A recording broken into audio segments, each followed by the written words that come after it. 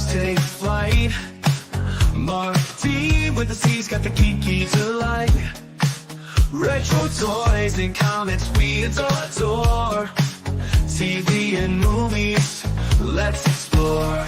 Sunday Night Geekery, it's the place to be. With Marc D with the C, let your nerd run free. Old school vibes and stories untold. Tune in, tune out, let the magic unfold.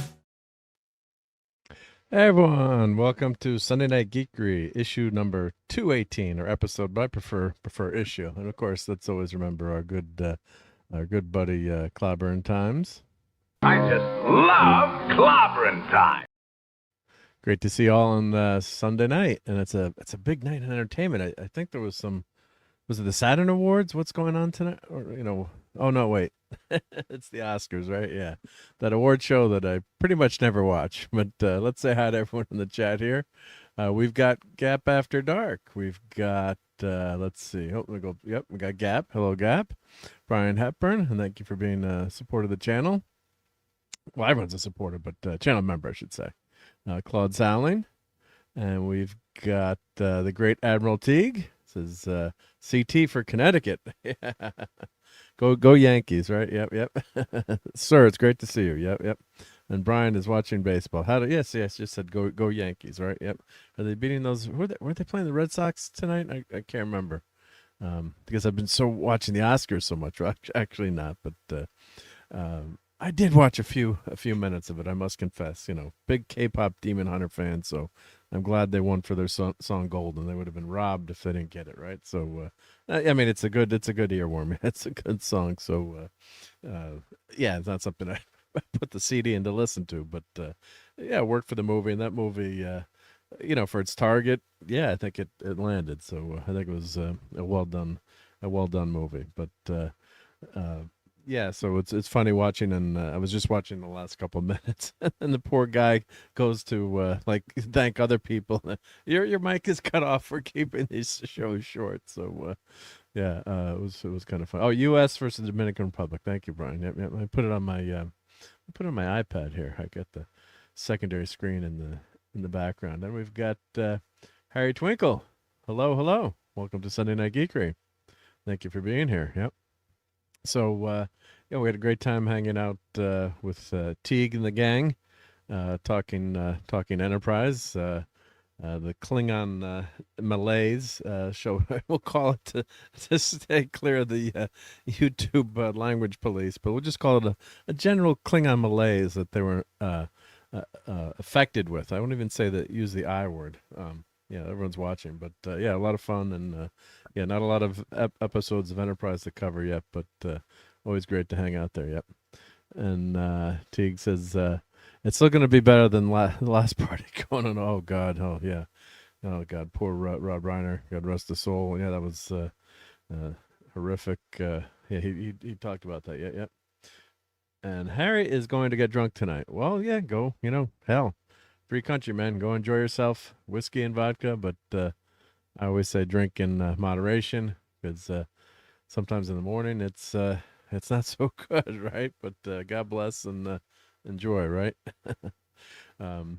Might make some of the new Star Trek we've been watching go down a little bit easier. But yeah, so there's a ton to cover tonight. Yeah, you can put the Overland. So we've got some. We got some good entertainment going, right? We pick on modern day entertainment a lot of times, but we got some winners this week, in my opinion. So we got Monarch. First episode was very monster heavy, kind of like, a premiere. They always give you the adult full frontal nudity in the first episode. I guess you keep watching to get more of it. And the second season, first episode, wow, ton of monsters in that one. Yep, not as many monsters in 2 and 3, but still very good. Yep. And hail to Daniel Barry and Sports Highlights, and check out his channel. And yeah, don't put any UConn highlights up, because UConn got clobbered by St. John's, so that was freaking ugly. But happy Sunday. Yep. And the party's in a few hours. One Piece, yes, One Piece has been really good. Yet Monkey D. Luffy very. Yeah, I love that show. I'm not a big manga fan. I don't like the art style. I don't like the animation. Just it's just me. Um, can never really get into it, but wow, the live action show really enjoy it. Maybe I'll try to watch some of the episodes, but just that animation and that drawing style just never did it for me. Yep. Um, the dinosaurs are naked. Yes, the dinosaurs are all naked in Monarch. That's for sure. Yep. Well, we're going to talk a little bit about One Piece tonight. I'm not an anime expert, Ultimate Dragon. Welcome to Sunday Night Geekery, but I'm a normie enjoying One Piece, right? So I guess that's a perspective. I'm a huge, massive comic book collector, still collecting comics and buying comics every month. To the chagrin of many people who make fun of me for buying some new stuff, but yeah, there's some good comics out there, and it's always fun to pick up a title and really get into it. And like Ultimate Spider-Man, I thought that was a pretty good run. I thought for the new Ultimate Spider-Man, which ended with issue 24. I think that's been pretty good. The Conan series has been good. So there's some Ultimate the Absolute Batman. There's some fun stuff out there. But how dare you? I watched every anime. Yeah, I better start catching up. One Piece, it flashed on the screen on Netflix. So you finish the episode, and then it's like, what was it, like 29 seasons or something? I'm like, oh man, I gotta catch up to 29 freaking seasons, and I'm sure they're all great. But yeah. And Ultimate Dragons, I'm slightly peaked about One Piece. Movies are garbage. Please don't buy them. Geeked out about One Piece movies. Okay, so the Netflix show is garbage or the movies? Yep. Let me know, guys. Yep. I've watched a really good anime. It's called. Oh, yeah. Just kid. Yeah, don't put that stuff. Come on. Yeah, don't kid about that shit around here. All right. That's not good. Yep. All right. Yeah.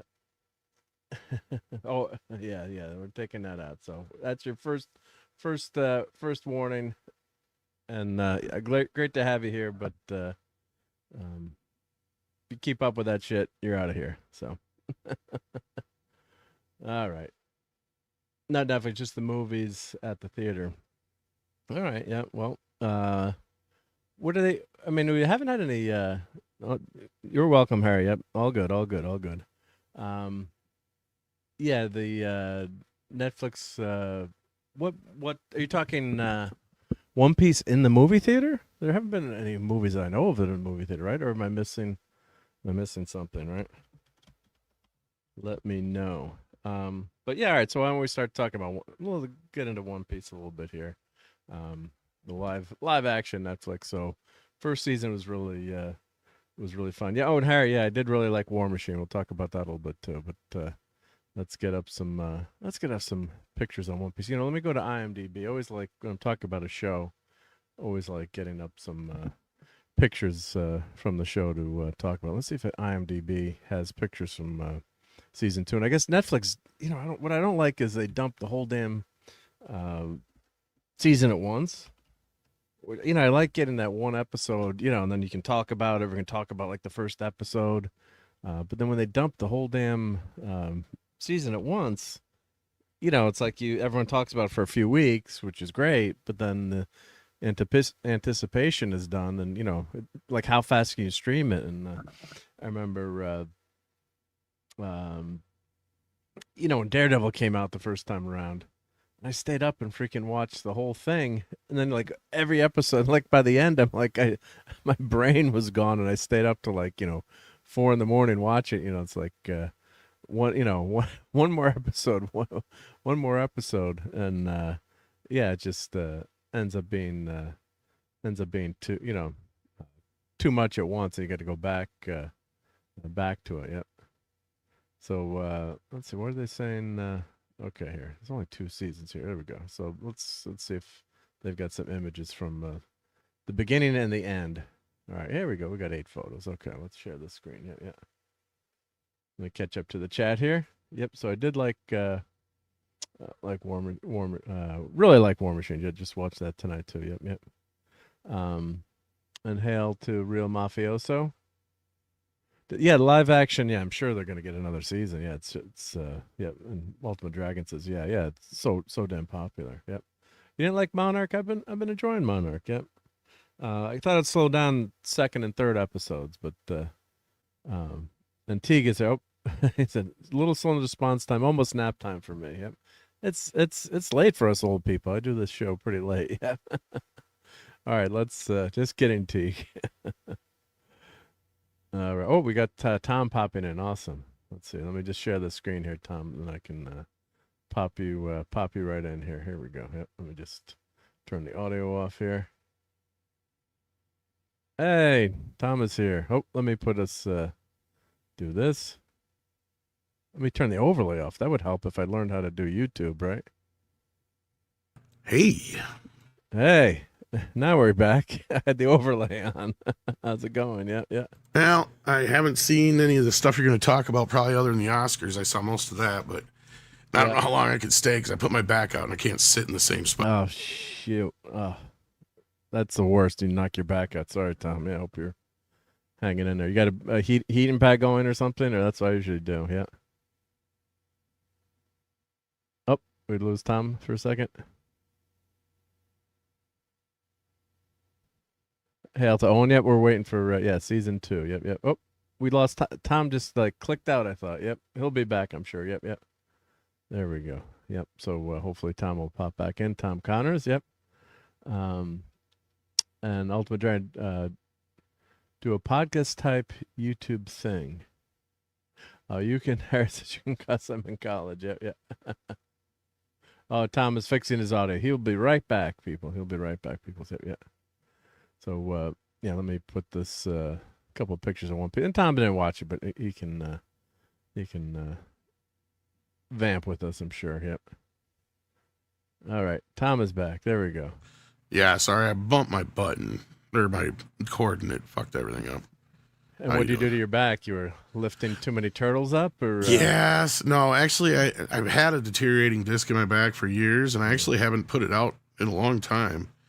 And we had big gusty winds the last couple days here, and it blew over my recycling bin like a big tall garbage can thing. Yeah. So I just literally bent over to lift it back up and pop. So it's hard to say. You just felt it. You felt the go, right? Yeah. But I think I need a new bed. That's a bigger problem. But I can't afford that right now. I can't even afford Netflix or Apple. That's why I haven't seen any of the shows. So. Yeah.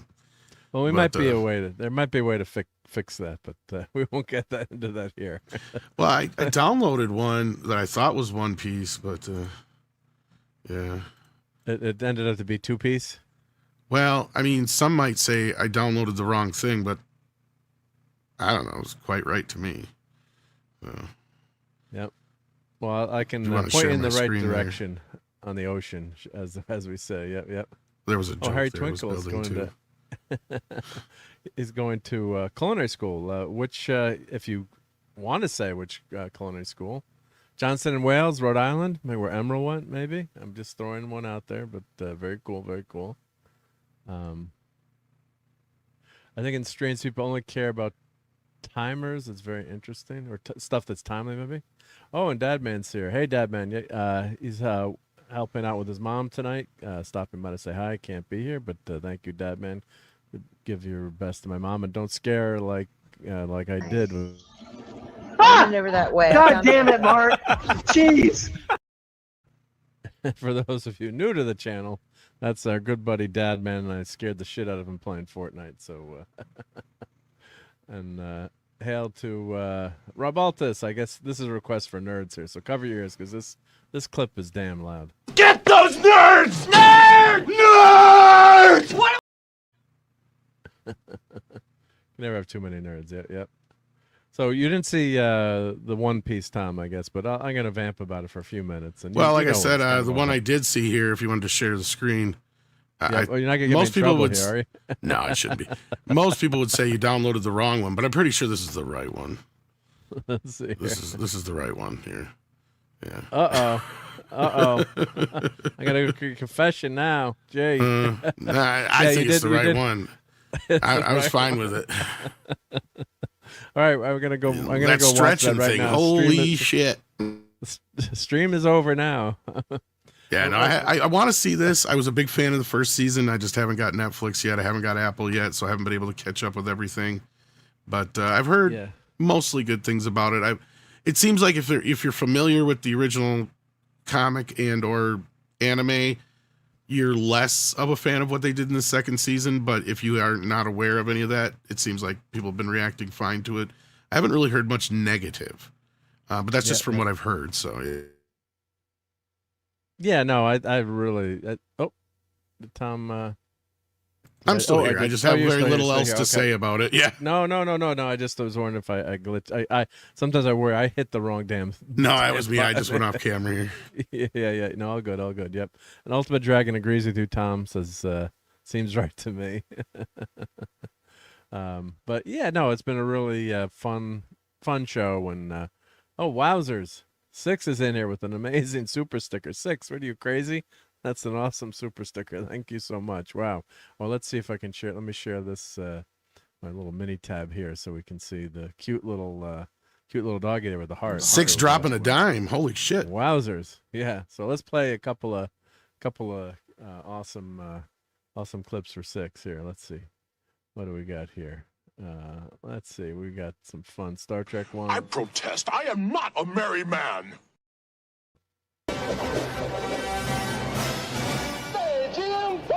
Excuse me.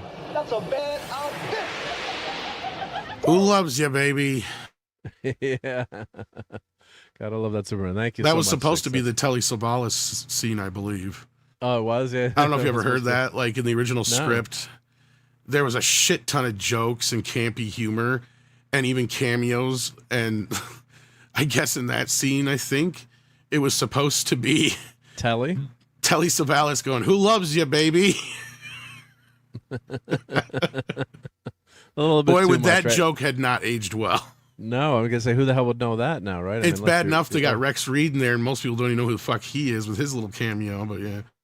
Yeah, so that's yep, and that's the one that 6 always sent to Klobby. So yeah, let's see. Yeah, we'll play this. I just love clobbering time. It's clobbering time.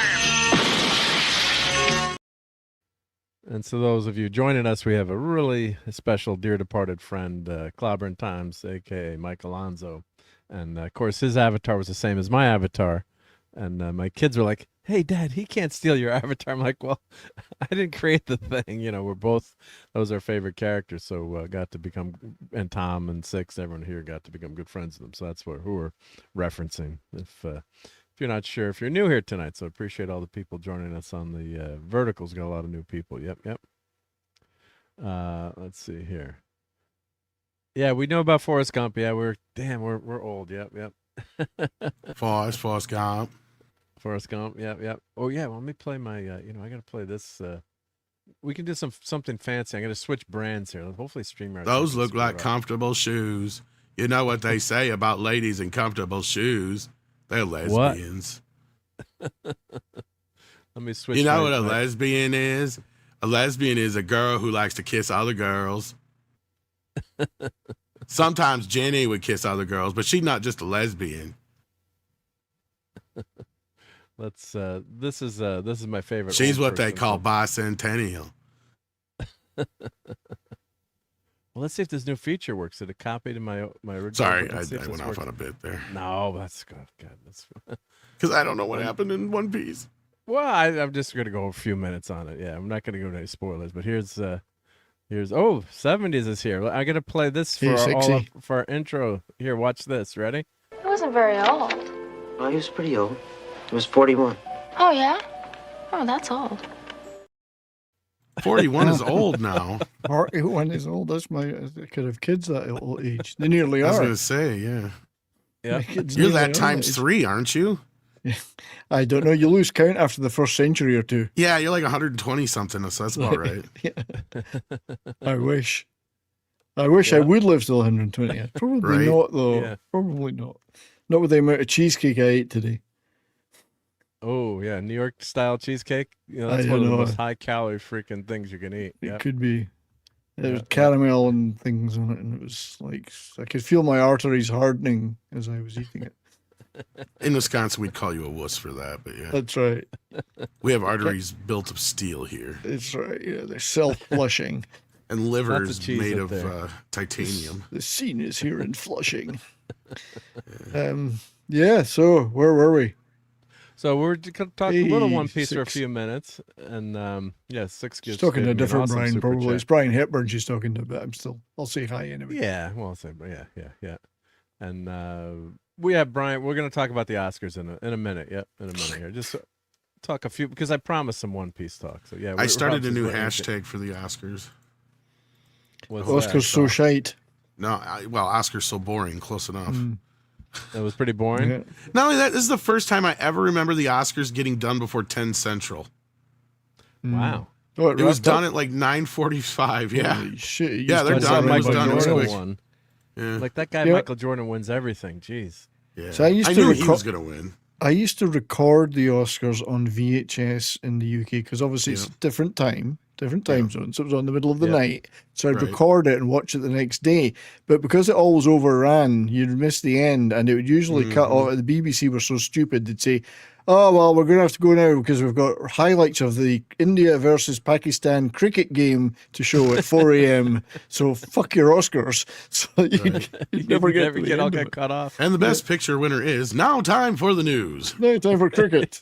Yes. In cricket, Well, that's Or like the they'd say, famous. we're putting the Oscars over to BBC Two. Here on BBC One, well, your VHS doesn't switch. no. Switch, right? Yeah, and it wasn't bad. Like back in the day, you could go to YouTube and like watch the show. Which Oh, I was missed it. fucking I'm just gonna go. insane. You could set it up if you knew it was going to switch over, I guess. But like, yeah, If it you that's knew, but you complicated. didn't. You didn't. right. So, Yeah. fuck it, No, you this is survived just what I insane. saw. But first of all, I don't know if you want to talk about One Piece first, then we can get to the Oscars. I can wait. We'll finish up One Piece, then we'll get to the Oscars. But no, great. No, to I've have only you seen here, the Brian. first 2 episodes of this. I've only season. seen the first episode, so that's Oh, why I've seen the first need to 2. talk a lot. Seen the first 2, yep.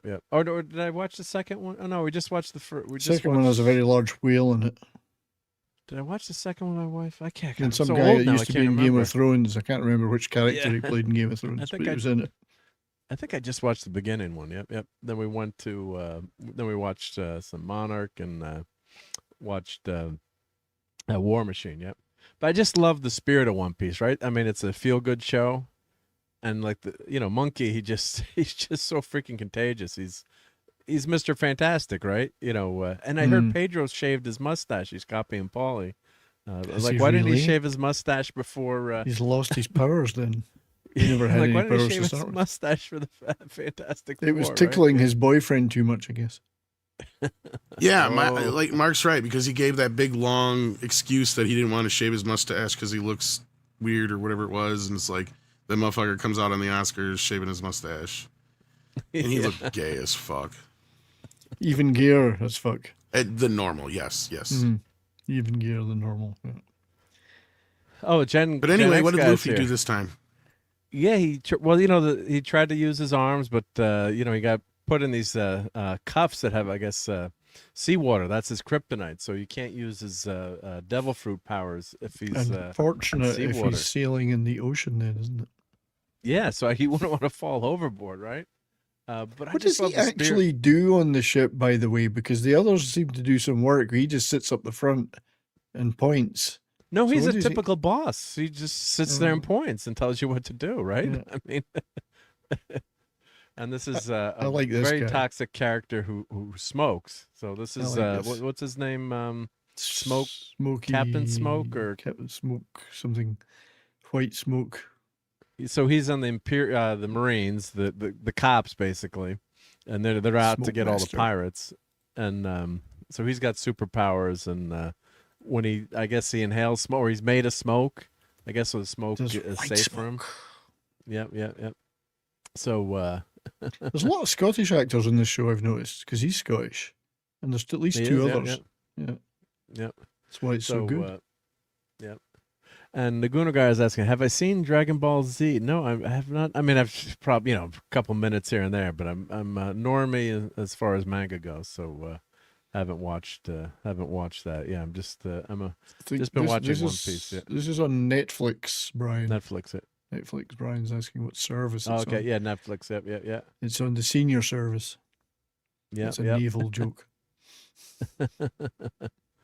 Oh, you hate the live action? You know, I've talked like we mentioned our buddy Clobberin times. His son Jonathan was massive anime fan, and Clobby's like, "Oh, I really like One Piece. Let's watch the live action." And he couldn't watch the like. I think he watched one episode. And he's like, "I hate this." He's like, "I'm Really? never watching this." So some people don't like it. Yeah. Often you're one or See, the other. Because I don't watch a can't lot stand of the anime, right? Like, because the anime is a style of, just in general, the style of Yeah. anime, the way the stories are told, the way the characters act.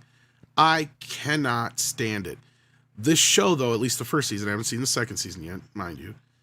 From what I could tell, the difference, because I tried watching the anime too, and I just couldn't get into it. I think I got about 5-10 minutes into it, and I shut it off. Because it had all the hallmarks of what I dislike about anime. And I'm not trying to,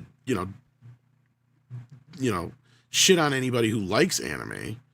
I'm just saying it's not my thing. And I think a lot of it's just because I didn't grow up with a lot of it, so it wasn't in my wheelhouse. I'm more into Western animation and Western storytelling.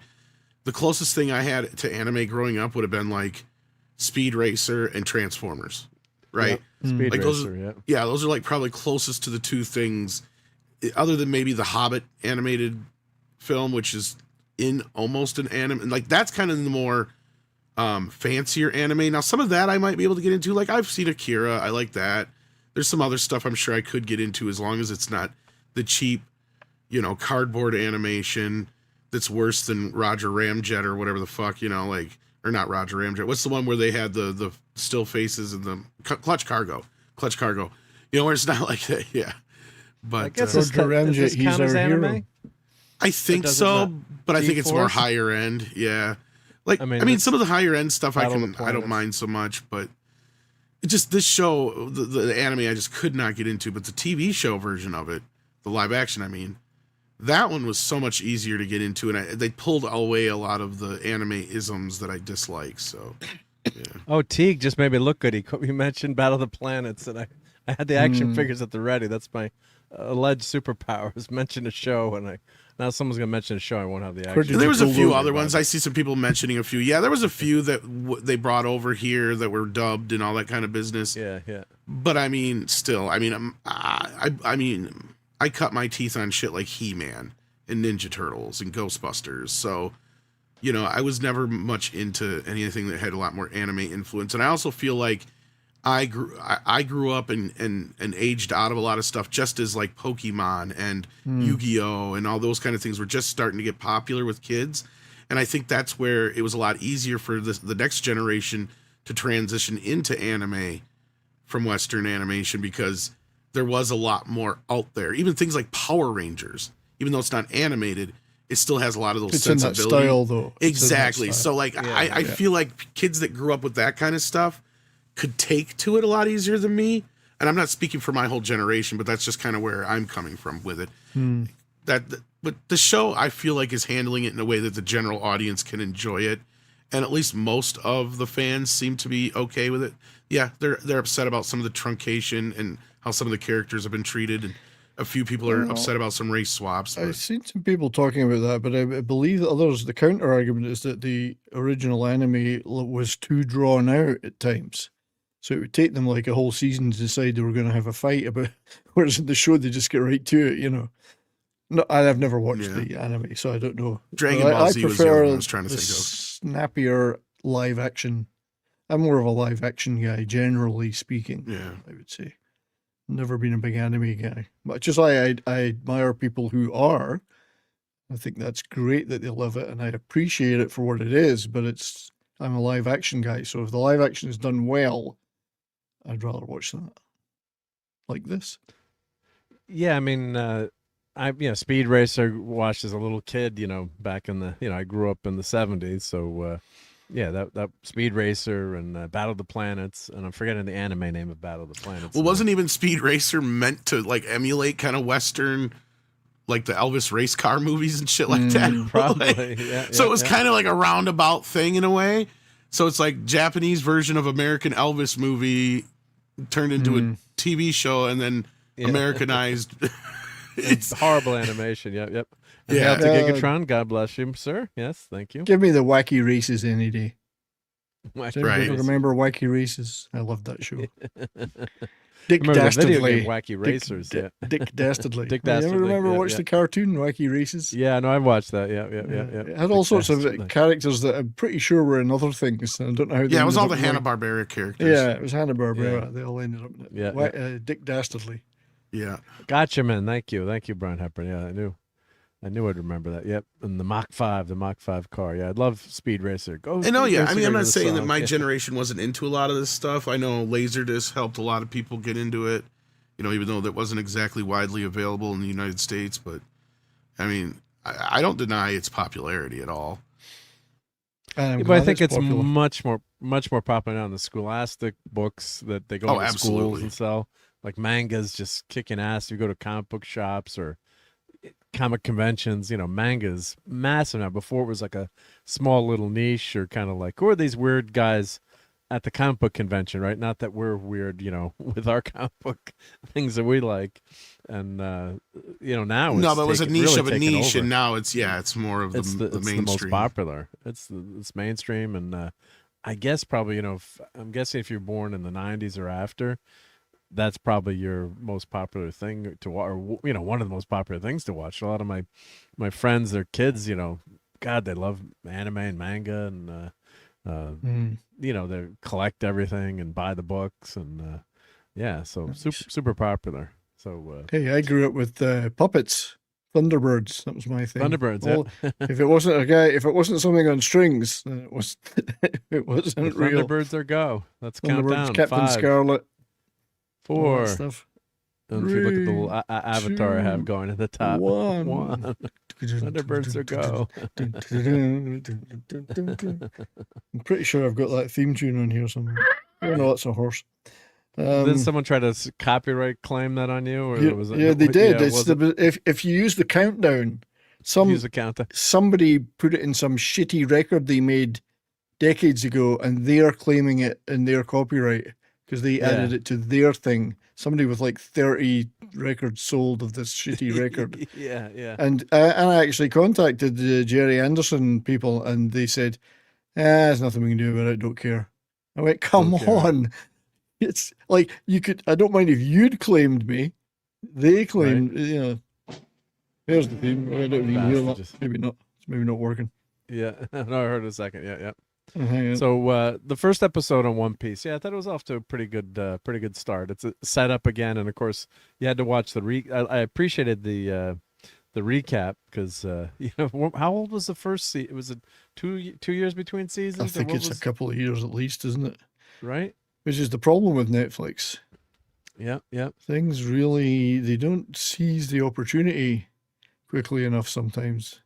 2 years between seasons is a long time. Yeah, we've discussed that outside of. momentum. Yeah, we've discussed that outside of this show and just all the shows in general, especially on Netflix, where they take way too long between the seasons. Yeah, It's just ridiculous. you do forget. Yeah. Where do you fall out pull of I was these love. asking from, about Mark? Amazinger. Where do you pull these out of, Mark? I know, right? He's like me with my movies. Where do you pull them out of? And he's Actually, I have fast. two. Wait, don't answer that. Yeah. He must have them all categorized somewhere. Just get them under his desk. Oh, he's just broken it. It's gotten to the point where when people even mention movies, I don't even go to grab them anymore because it's almost pathetic that I can just grab it. I'm just thinking of a There's a movie I new could Mazinger mention right and an now. old- Tom. Let's think of old something really Mazinger. obscure and see if Mark really does have it to hand. Stitch. Come on, No, it's something not obscure shit. really obscure. I'm sure he's got to have a Stitch somewhere. Yeah. I'll think of something. Let's see. Do I have a Stitch? Something from Dune. Think The of original, Dune. not the new one. Have you got the? Have you got I any do have Sting something from, from Dune? Dune.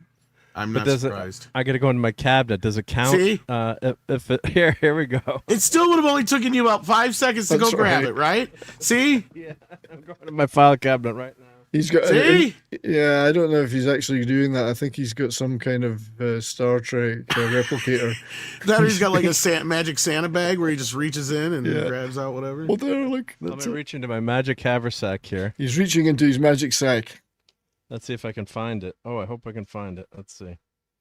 Let's see He's which- going to forget to switch his camera on and claims he did show it to us. Yeah. Did I find it? Is it in my Star Trek file? It's taking Let's a see, bit let's too see. long, Mark. You might be Taking a little losing, bit too long. you're This losing is- your yeah, grip. see- You're losing Nope, your I grip. found it. I found it. Okay, here we go. You're Hold on. losing your grip. I'm losing my grip. Zendaya is not going to go out on a date with me. Oh, no, she's married now anyway, right? She's got no grip.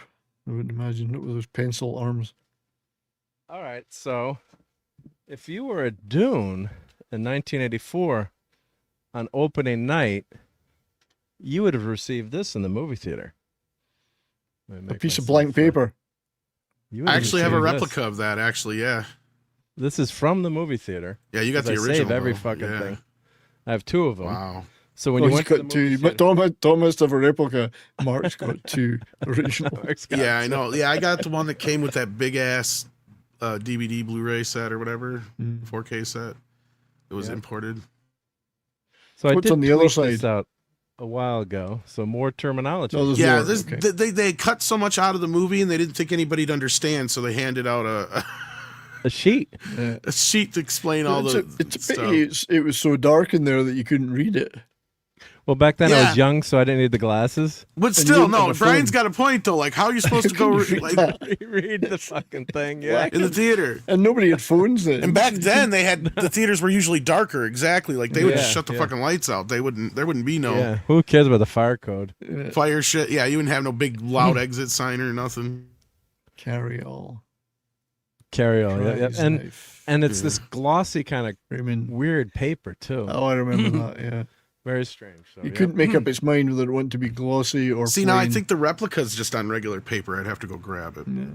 Go grab it, Tom. I can go grab that set. Go get It's the actually movie. pretty neat. Go get the set. Well, I was trying to let you guys talk about One Piece. Oh, Mark just wants to What show we shit do on off. Sunday Night Geekery. That's typical we of go Sunday Night random. Geekery, though. Yeah. Yes. Yeah. Yeah. This is typical, but I mean, yeah. Getting back to the episode, yeah, I thought it was a lot of fun.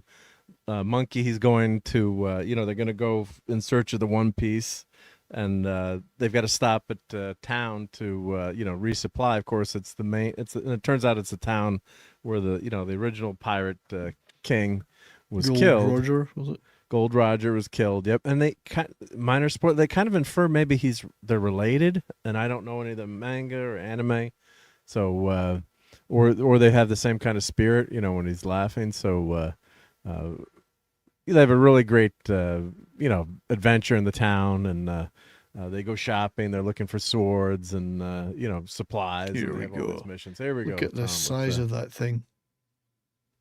That's what The, she mo- said. the movie's quite big too. All right, let me put my headphones back on here. That doesn't So, help yeah, the this glare. is an It's still pretty import bad from- glare.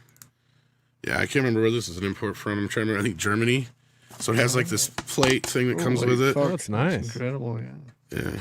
Nice. That's really nice. And then you have the actual set itself. Jesus Christ. That's hell. And then you pull this thing Is off. that the and just- script in there? I don't think so. I think it has a bunch of other shit though. Just a lot of The lot Ark of the literature. Covenants in there, I think. Basically, yeah, you get a comic book adaptation, Nice. which Yeah. I think I already had, but I have that version too. So who produced this? I mean, This is out of Germany from Koch or Coach. however you say Oh it. yeah, okay. Get it out. Here we go. Okay, so then we got a poster, which I'm not going to bother opening. Another poster. I I'm love not sets gonna like bother that. opening. Yeah. I thought I had that paper in here. Where'd it go? Or maybe it doesn't. Maybe I just had a copy of it from Andre because I know he had it too. Unless it's in here. No. I could have swore I had a replica of it, but I guess I don't. Fairly substantial. And then it's not in there, or just it's missing. I thought or it do you think was. For some reason, it's not. could be tucked away in the pages someone somewhere. Someone could goggle that for us and let us know if it's supposed to be in there. Or... Maybe it wasn't, and I just thought it was. I know Andre has it too, so I have seen it before. So maybe I just misremembered. It's a but- pretty weird. It always stuck with me. I'm like, this is a damn. I know we used it for the documentary. damn weird thing to hand out in a movie theater. It's like This big bulky ass your bitch. movie's going to. We're just telling Yeah, it's everyone our huge. movie isn't going to be very easy to understand. Oh, I'm hitting the wrong things here. Luffy. Luffy, Luffy. Yep. Goofy So, Luffy. yeah, so this actor is really good. How do you say his name? Inca Godoy. I got a But he's- T-shirt that says I was Oh, I don't roofied know. by Luffy. Yeah, I don't know how you pronounce that. It's got the funny thing above the N, the squiggle. Well, he's the only guy who can diddle you from the next room, you know. He's just like Mr. Fantastic. Yeah. Inyakai Godoy. I'll just say that. That's Yeah. not really Well, how it's God bless pronounced. him, man. No, but he's got a good, fun spirit. Like watching One Piece, I went back and started watching the first season because it's so much fun. Like they actually love the Mhm. characters. It's not dark and depressing, and it's like shit. This is just great to see. So Mm-hmm. yeah, so they're in Logue Town, which is I guess is that one of the main islands. You know, I know so little about the, you know, all the history and all the different episodes, but you know, the fight with Admiral Smoke, that was really, Smoker. Yeah. Smoker. Is it Smoker or Smoke? I get Smoker. Smokers. Okay, yep. Smoker. Yep. So he kicks ass in it too. So It's a great fight at the end. Yeah. yeah. And Zoro gets his swords. So he goes to a sword shop and he let's see, let's share this tab instead. Yep. And he you know, he's able to grab some new swords. That's from the first episode. I believe this is from the second episode, but the cast is really good. And of course you know, they've filled in the crew. I guess I don't know if we're going to end up with any more crew at this point, but the girl in town kind of remind me of Velma and Scooby Doo a little bit. Yeah, that Bit they nerdy. do. Yeah, Yeah. Emily Rudd. She's a bit like that. Yeah. Is that Except Miss better- Wednesday? Is that her name, Miss Wednesday, or is that or no Tashigi? Who is, or is that Tashigi? Who is the Emily Rudd? She's no Nami. Tashigi? That's let's see what Tashigi is. There's Miss Wednesday, or that is Let's that see, not Tashigi? the? No, that's someone else. Yeah, Yeah, because there's Miss Sunday. it's Miss Tashigi. Yeah. Yep. Is that Tashigi? Is that the girl that was in the town that was trying to get the? Yeah, her. Yep. Oh right, yeah, I know. Yeah. Yeah, no, she was really good. So that was a nice intro to her character. So yeah, just that stuff with Zorro, and it's just a freaking It's fun. It's just a fun. it's a fun show. fun show. Yeah. So episode 2. Roranoa. I think. can never pronounce it. I have to work at that. Roranoa Zoro. Yeah, I can't say. I can't I have say to it really either. think about that one. Yeah. Oh, Good Whale Hunting. Yeah, I did not see Good Whale Hunting. Yep. So let's share this tab instead. So Good yeah, Will no, One Humping. Piece is Will Humping. Yeah. So So I'm I've giving seen it a the thumbs second. up. I have seen the second episode. Okay, it looks and pretty it's wild. Wow. Pretty good. Wow, look at that whale. Pirate And whale there. Features oh god, what's his name? Anyway, there's a character in it who's was in Game of Thrones, and his name's escaping me now. Oh shit! Yeah. It'll come back to me. It'll come back to you. Yeah, it'll come back to you in like 5 minutes, right? That always happens, Yeah. I get lost with the Yeah. confused with the names, but yeah, there's the cast are really good. Yeah, Namie is fun. good. Yep. Redheads are always good. Oh, yeah. Extra points. I'd give her one extra point. There is. There he is. That guy there.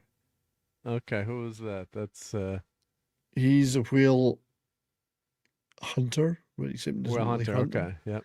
I don't know. He just how you say it. He doesn't. I don't want to give too much away. But he's got a nice looking drink there. Yeah. But Miss Wednesday is also in this episode, and well, all the usual fun people and a few new ones. Yep. So yeah, no, yeah, if you haven't watched it, give it a shot. Let us know what you think. But man, it's fun to see something with bright colors and something that's not dark and depressing. I mean, the Marvel universe has just gone so far off the tracks, and this is just a nice revelation. And just love watching something uplifting fun sense of humor, and he is kind of. I didn't know when I first started watching him, like he's Mr. Fantastic. He's got Mr. Fantastic powers, so. Not exactly the same powers, but very, very similar. Clive Russell, that's the guy. His character, the whale hunter's Crocus, and it's Clive Russell who was what was he in Game of Thrones? Big, tall Scottish guy. And hail to Hepburn Jeremiah, and he's asking Tom about One Piece. Tom has not seen One Piece yet. He only saw the other version of One Piece that we showed earlier. But it's a reference to Kill Bill. I'll let you know about that when I catch up to the show. Yep. And he was saying, he was a doctor on the Roger Pirates. Okay. And hail to RJ Godzilla. And we're going to talk about some monsters too. But why don't we segue to the Oscars? So let me call up the Oscar winners here. Who is there? Let's see if there's a website I can find all the winners here. Let's see. Oh, NPR's got something. Let's see. Who's got the list of who won what here? Let's see. I'm just going to go to freaking Grok. I've been using Grok more and more. It just works a lot better to find what you're looking for. Brendan Blackfish Tully. That was the Clive Russell who's in this second episode. Big, tall Scottish guy. He's been in a ton of stuff. Now, did it's funny Sinners because there's another character, one of the other. No, was it him? I think it was him. My wife was saying, "Oh, that's Bryan Cranston." I said, "No, it isn't. It's not Bryan Cranston. He's not in this. It's not him at all. Look at him. It's nothing like him." Nothing like she him. was convinced it was Bryan Cranston. I said, "It's not Bryan Okay. Cranston." Jesus Christ. That happens sometimes, right? Yeah, when you're watching, and you're like, "That's got to be that." Talking actor. about women. Yeah, well, don't get in an argument with your better half about that. Yeah. Well, it's funny. I just later on I found this knife sticking out my back. I don't know how it got there. Ouch! Yeah. All right, so I got the main. Looks like the main winners up here. Let's see. Let's see. Oscars 2020. Was it over? Well, Tom said it was over. Didn't it? It's over. Yeah, it's over. Yeah. Who cares? So Tom, well, what did you since you watched it and I didn't? I only watched a few minutes. What did you think of the presentation? Conan handling the Oscar presentation there. Let's see, is Tom still? I've seen some clips, and I thought it was really awkward. It just seemed really awkward. It didn't seem like it was flowing. Like he seemed. Not disjointed, nervous, but disjointed. Telegraphing the jokes, which were awful, many of them. Yeah, it just seemed awkward, the whole thing. I've only seen clips though, so it's out of context. Yeah. Well, I think there's so much pressure now too on that stuff. With you've got to have a good presentation. Then worried about politics on both sides and what's going on in the world and. Instead of just having a fun celebration, yeah. There were some pretty lame jokes that were designed to keep the audience in the theater happy. Yeah. Like comparing CBS News to North Korea. Because obviously they've moved to the center. Yeah. Because they've moved to the center, yeah. Somehow that's a threat to free speech. Yeah. Like just actually trying to be even handed is a dreadful censorship of nut bars, Well, they need to read Bias by Brian. What was the author's name? He was on CBS News for years. Yep. So he wrote it. Yeah. Let's see. What was it? Anything that isn't 100% propaganda for the far left is terrible, awful. Bernard Goldberg. Yep. However, great as I book, say, I've only seen clips out of context, so maybe it flowed better when he had his whole. Yeah, they got to do that anyway. Yeah. And, I like Conan. Don't get me wrong, I like him. Yeah. It took Best Picture, of course it did. No, I haven't seen that. Is that supposed to be a very political movie? It's extremely. It's Antifa the movie. I'm back. Basically. You're back. Okay, thanks, Antifa Tom. the movie. Yeah. Stunning and brave. Brian was talking about the Oscar presentation. What you were saying too was pretty boring. Oscar's so boring. Yeah. Really boring. Yep. Yep. Yeah, I missed like no the first slaps? hour, but yeah, what I was gonna say before is that first of all, it was a pain in the ass to get to it. It's on ABC, but I don't have broadcast TV available. But it was supposed to be live on Hulu, right? Yeah. So I went through the Disney Plus thing. You can't get to it through the Disney Plus Hulu app part. You actually have to sign into Hulu to get to it. So finally, I so it's on sorted the all Hulu- that out. Oh, so you have to go actually to Hulu or whatever it is. Yeah, to the actual right? Hulu Yeah. app. It wouldn't go like because I have the regular Disney Plus thing with Hulu from my kid because he gets Verizon, so he gets it for free or whatever. But I couldn't get to the Oscars through that. I had to go to Hulu, use his sign up from Disney to get into Hulu, and then I was able to get to it. Oh, what a pain in the So ass. I missed like the first hour, 90 minutes, and then as I was watching it, it was so fucking boring. Like, I mean, I'm on pain pills right now because of my back, but I mean, I wasn't nodding off. I was just, I just wasn't paying attention. It just got to a point where I'm like, on my phone and doing whatever because it was just so fucking boring and by the numbers, and they were done so early in compared to what they usually are. I don't know if they started earlier than they normally do, but I couldn't believe they were done at 9:45. We discussed that a little bit before, but yeah. Yeah, so it really was, and no great jokes or yeah. No, and I like Conan O'Brien too. It just Yeah. they didn't really give him shit to work with. Yeah, so it's it's and then the politics. Yeah, you always had political jokes, but it almost has become like an overarching thing that's like felt like hanging, the hanging rule- over it. It felt like the rule came down that they couldn't mention Trump, so they danced Yep. around him all night. Yeah. Like even Jimmy Kimmel come in and he had a lot of cracks, and I'm just sitting here going, dude, seriously, how pathetic are you? But yeah. They're just talking to themselves. Yeah, and it becomes when it becomes too big of a thing, it's like I'm so stunning and brave right now, and it's like you're just falling in line with everyone Yeah, else. you're right? doing It's what like- everyone else has been doing every day for Yeah. years. How can you be stunning and brave doing it? Yeah. There's nothing, scary about having to say that, say certain political views, right? They're safe. They're safe views to give. So I Very just hate safe, when that. yeah. I mean, yes, politics and entertainment does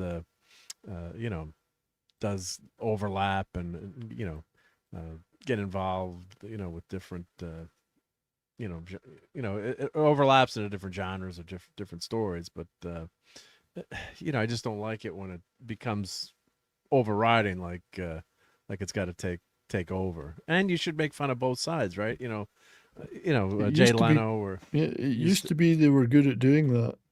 yeah, and you got to be able to laugh at yourself.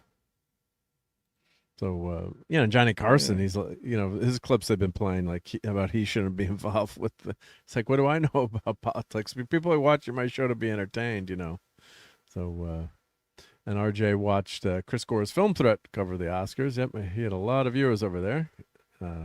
Chris is the guy to watch for the Oscars, right? Yep, got a lot of good live coverage, I'm sure. Yep. And Michael B. Jordan won Best Actor for Timothée Chalamet. I'm kind of surprised, but not surprised by that. I knew he was going to win because he played two parts. Yeah, So he that did was a two roles. gimme. They should have won twice. Well, Could and have been everybody's best like, actor oh, and best Timothée supporting Chalamet. actor. Yeah. Everybody's like, oh, Timothée Chalamet wasn't going to win because of his comments. And like, most of the votes would have been in already by the time he made those comments or they got like viral. What did he 'cause say? what did he- Anyway, What did he do? He was say saying something? like, I don't remember the exact words, but I think his context that he was trying to get across was, like he's not interested in like opera or ballet because they're dying arts. He doesn't want to keep making movies after movie theaters are gone, kind of thing is what he was getting at. seems Like- Not a reasonable bad to me. comment, all right? Yeah, that, and again, I'm paraphrasing. I don't remember the exact comments offhand, but I guess he got a bunch of bullshit for it. It's like, dude, it kind of reminded me of the Scorsese thing. It's like, yes, I get it, your knee-jerk reaction to what he's saying, but motherfucker is not wrong, right? Like, you can sit there and No, pretend yeah. all day long. You can love Marvel movies all you want, but they are not traditional cinema. They're not made the way a movie normally is made. And what Scorsese was saying is that basically, like Tarantino had to explain it. It's like these kids nowadays wouldn't know what to do with a movie like Taxi Driver, right? Oh my but if you God. make it a Joker movie, they get it, right? Because kids nowadays are all grown up on IPs and stuff like that. Because like what Tarantino said is all these kids nowadays have grown up on nothing but Marvel movies and Harry Potter. Right? Hmm. Yeah, they're used to these long franchises where we used to just get, yes, there were sequels, but you want to get these overarching They used to be franchises. embarrassed of sequels. Yeah, yeah. That's why they put Roman numerals all the time, or just totally remove the number so you don't know what number they're on now. Yeah, yeah. So, and John's not doing, his back is not doing well too. Yep. When are we getting geeked? Yeah. Hopefully all the time. This is Sunday Night Geekery. There's geeks we're everywhere, geeking. right? Well, here, But I'm yeah, gonna geek I mean, you. F1 Cover your one, I ears. think, So a we're gonna sound. geek everyone right. It was only up for Sorry, sound, Doc. wasn't it? No, it was up for Best Picture too, I believe. Oh, right. Okay. But that was Let's where I get- think Paulie and I were talking the other day. It'd been hell of an upset if F1 had won. They I would have knew lost they were their going to fucking go for minds. they were going to go for the Antifa movie. They always were. I figured Get those nerds! Nerds! What? I just had to. Sorry, I had to geek. That's geek, all right. Geek. But I geek agree, John we're there. geeks. We're not nerds. Yeah, yeah. So get the Jigs at nerds. Ballet is dead. Yeah, yeah. Was it ever really alive? Well, there's certain groups of people. Ballet, ballet always be there, but You like the Nutcracker, the don't audi- you? You're a big the audience is- Nutcracker fan. the audience has become very niche. Oh, speaking of nutcrackers, let me grab one to show you. Hold on, I'll be right back. Oh, of course he's got one. probably got 5 or 10. He's got no nut is safe in Mark's He's probably got the house. whole Star Trek Enterprise crew. Nutcracker Nutcracker and form. cigars cutter. He's got all the Stop paraphernalia. breaking my nuts. It's, no nuts are safe in Mark's house. I'm breaking the no politics rule on the Cracking channel. that Well, nut we would don't be have a illogical. no politics rule, but there we go. Let's see if you can guess what this is going to be. I'll do a slow reveal here. Let's make Don't it- show your nuts, whatever you do. Let's see. Oh shit! No, She's is a it ball breaker. in the box? Is it the balls in the box? Oh shit! And here I thought it was going to have the whole Star Trek It's a crew as nutcracker. nutcrackers. I thought you might have a lockbox where she keeps them. Yeah, yeah. Ain't no way her legs are that strong. She never uses them. No. Oh man, this now. And Why would you guess do who else- such a thing, Mark? And guess who else I Not have? even Bill would do that. Oh man! Now watch Wasn't me. this. Wasn't me. Wasn't Oh me. my gosh! Oh, I'm he's- got a corkscrew. Corkscrew. Well, he is kind of a pig. Were me. So I've got Bill and Hillary together. So yes, I do have nutcrackers. Yep, yep. Ah, That's quite funny. I like those. so you never know what you're gonna get on Sunday Night Geekery, right? Yeah, that's, Black Swan Over there. I Admiralty. hope He's we talking get some- about. That was not a bad movie. It was okay. Black Swan. yeah, yeah. They made a big deal out of it. It was all right. But that's got to be 20 years ago now. Let's see what am I missing in the chat here? Okay, so Godzilla says Conan had one good joke about putting the abusers in jail. Yeah, that's why no one from England is here. Yep, yeah. And Rob is sick of the award shows. Yep. Let's see here. One battle after another. Fuck's So sake. former senator. Hey, Professor R2, how's it going? Let's play something for R2 here. Where's my Star Wars? I can't play Star Trek. I got to play Star Wars. It's because a droid don't pull people's arms out of their sockets when they lose. And he likes toast. Would you like some toast? Mm-mm. Some nice hot crisp brown buttered toast. Professor, Greetings. greetings. Thank you for Hello. joining. Yeah, glad to be here. Thought I'd pop in for a few minutes at a moment. Awesome, awesome. How are y'all doing are this you- evening? I'm Well, very jealous very of well, your sir. enterprise. How are you? Oh, yes. Yes. Many people have expressed their jealousy. You have one coming, though, don't you, Mark? I do, but I'm waiting. Yeah. I checked. I'm like, where's Yeah. my order? I'm like, then I double checked. You get nervous. I'm like, did my order come? I'm like, did I really order this like 2 years ago? I was looking at my It email. has like, been a when's that something- can while. happen. That can happen. it You has actually been a while. forgot. You forget to press the final Yeah. button in the sequence. Yeah, I was waiting for that. So Tomy has a brand new Enterprise that's shipping, and this is something to really Does it geek have out about. detachable warp nacelles? Does not have detachable. Then it's warp not a nacelles. real starship. Then R2, do you have to have the forward struts on it for support, or it looked like some people had pictures without the forward struts on it? I do, because I'm not taking a chance. This thing weighs a ton. So, yeah, here, ton, tell you, right? hold on a second. 32 inches. See, they're showing it. They're showing it without. So it's optional to. I mean, I suppose somebody could do that, but the dish is a lot of the weight of it. The saucer. Retroblasting had a picture without the struts on. and he was showing 32 it. inches. That's incredible. Yes, it is. Yeah, yeah. Anything over 12 inches is a waste, I think, though, when it comes to models. Does that bill have a candle? Yeah. And hello to Stacy. Welcome to Sunday Night Geekery. And yeah, we're gonna definitely get to that, Brian. I have not seen one battle after another. I was hoping Battle of the I Planets. think would it's win. a dreadful choice made entirely for politics. I guess they could, on the back of winning Best Picture, they could send it out to the theaters again to lose yet more money. That would be a good idea. Right? Yeah, yeah. So, well, I'll just make this full, totally embiggen for a second. But yeah, this model is freaking gorgeous. It's, hop over to my camera. Okay, here we go. Yep. Let's Now, is it just a model, or does it do neat things? Oh, it does neat things. Yeah, yeah. Okay. Oh, there we go. That's what I'm talking Ooh. about. No, that's nice.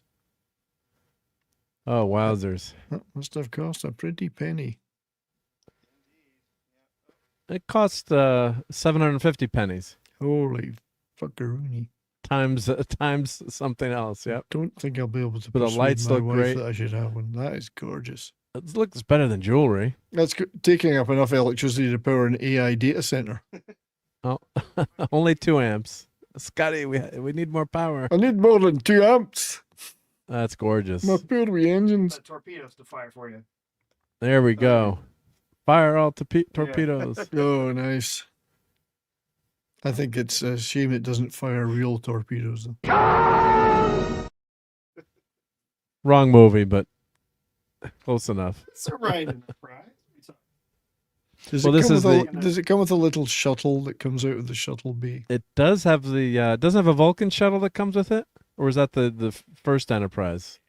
Yeah, let me find it real quick. Hold on. Yep, yep. That's glorious. Yeah, And I want to so, see the shuttle exit. I don't think it's the scale. I think No. it's a bigger. I think it's a bigger scale. We'll see when R2 shows us. So 32 There- inches. Okay, so there is a shuttle, but it's not the shuttle. It's the It's a Surak Vulcan. Vulcan shuttle. There. Yeah. Yep. And then Is it to scale with the ship, or is it kind of bigger? yeah, actually it is. Hold on. Yeah. Sorry to make you go through all. No, this, no, but it's I don't okay. have It's one just yet. Yeah. it's So sitting when you- here at the back of the room. So When you look through Yeah, the yeah. window at the top of the saucer, can you see little people on the bridge? yeah, you can't see people on the bridge, but you can see in, and you can see the what do they call observation deck behind the bridge, Yep, yep. and you Okay. can see the I'll see if I can show you, but you can see the arboretum through the window. Oh, So Yeah. okay. So you're able to see some of those details. Yeah, yeah, yeah. Nice. So is this living in your office or? Oh, so it is the scale. Yeah, yeah. Because that's where Spock they mate. Yeah, the ships dock together right So there. there's docking involved. There's docking involved. Yep, yep. Not docking. Oh, look, you can see in. Yeah, I can see in there. Yeah. That looks Oh, is awesome. that just an image on the plastic glass? There's the whatever? arboretum down there. Yep. So no problems with your model. I've been seeing a lot of people having like decals that are missing or screw ups. Oh, but, there we go. That's nice. That's so awesome. See, who needs a Barbie dollhouse when you can have an Enterprise playset like that? That's freaking awesome. That's really good. Yep, yep. Yeah, so this... yeah, very cool. Have to wander away from You're the happy mic to with do it, but Yeah, yeah, no, that's okay. yeah, I Yeah, haven't noticed anything wrong with it. It seems good. everything's here. I noticed some small painting issues. Like minor. There's the real minor stuff. I'm not gonna freak out about. The major paint stuff is outstanding. Like the pearlescent paint that they did with nice, the Aztecing and stuff on top of it. Looks really good. Incredible. Oh, just yeah. Also, it's unbelievably massive. I couldn't believe you read this, you read the stats on it and you're like, that's all right. I can handle that. And then it gets here and it says, the delivery weight was 46 pounds. Holy shit. Wow. And then once you get it out of the box, it's like 40-ish, 41 pounds outside of the box and everything. It's enormous. Now, is there any assembly, or does it's all attached so together? So when it arrives, the entire model is together. Okay. Except for the base. So the base is separate. So you just take the model out. Boy, I mean, you got to handle it just right to get it out of there. But you just take the model out, you set it on the base, and then you have the little rods, the little stabilizer rods for the saucer. But again, that's because most of the weight is in the saucer.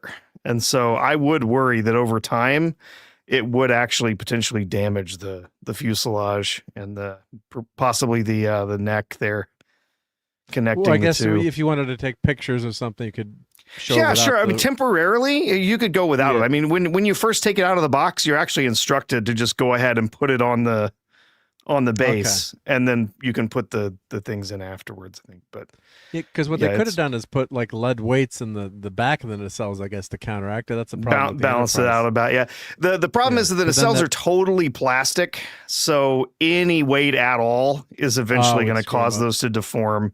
Yeah. Because you add weight to that, then that's a problem. Yeah. But when you actually first power it on, the startup, it goes through just like in the motion picture, where you get some of the lights come on and then some of the other lights come on, and then very slowly the light in the deflector comes on. It's gorgeous. It really is. We got to play the Star Trek theme, I guess, in the background, the movie theme. Yeah. And Headcase is saying, "Don't watch one battle after another. Trust me, Mark, it's terrible. It is awful. It is that bad. Absolutely terrible." Ouchies. Yes. When Price did his review of it, I was like, really? It's that? He's like, it's insane. It's so bad. I actually went to India and watched it. And I was like, wow, I can't believe I wasted my time with that. On the plane, yeah. Ugh. Well, when I watch movies, I have, if I have the movie, I can watch it double speed sometimes. So I do that, or especially like in the Toxic Tuesday movie. I've seen it like 20 times. I'll watch it at 1.5 or 1.25 speed just to get through it. So thank you for the advice, Headcase. I might, just since I hear it so bad, I might like watch it at double speed just to see. Yeah. Brian's confirming what you said. Yeah, recommended to have the struts because you have one too, right, Brian? Yep. For regular display, it may lean and hurt the connection between the base and the ship without them over time. It can cause it to get all busted up with the weight there. Yep. And some weird guy keeps saying Spock in the chat. And hail to Jessica. And let's see here. Rob says nice. Yep. But did you get the Klingon bird of prey or? No. It's funny because someone was asking about. They're like, "Wow, that's a lot to spend on that." I said, literally, if this were any other ship, I mean, the TOS Enterprise, the other, like, this is my Enterprise. This is the ship I have adored since childhood. Having the first Star Trek I was introduced to by my dad. Before he passed away, were the films, right? So that's where I started seeing Star Trek, and I love this Enterprise. I've probably built, earlier today, I was telling somebody, like, I've probably built the plastic kit models, I probably built this Enterprise like 4 or 5 times. Yeah. From plastic kit models, because I love it. I love it so much. And I was like, if it were the D, if it were the Excelsior, any of those others, that's awesome. That's great. This one is the one that's getting my money. Yeah, for the price. Yeah.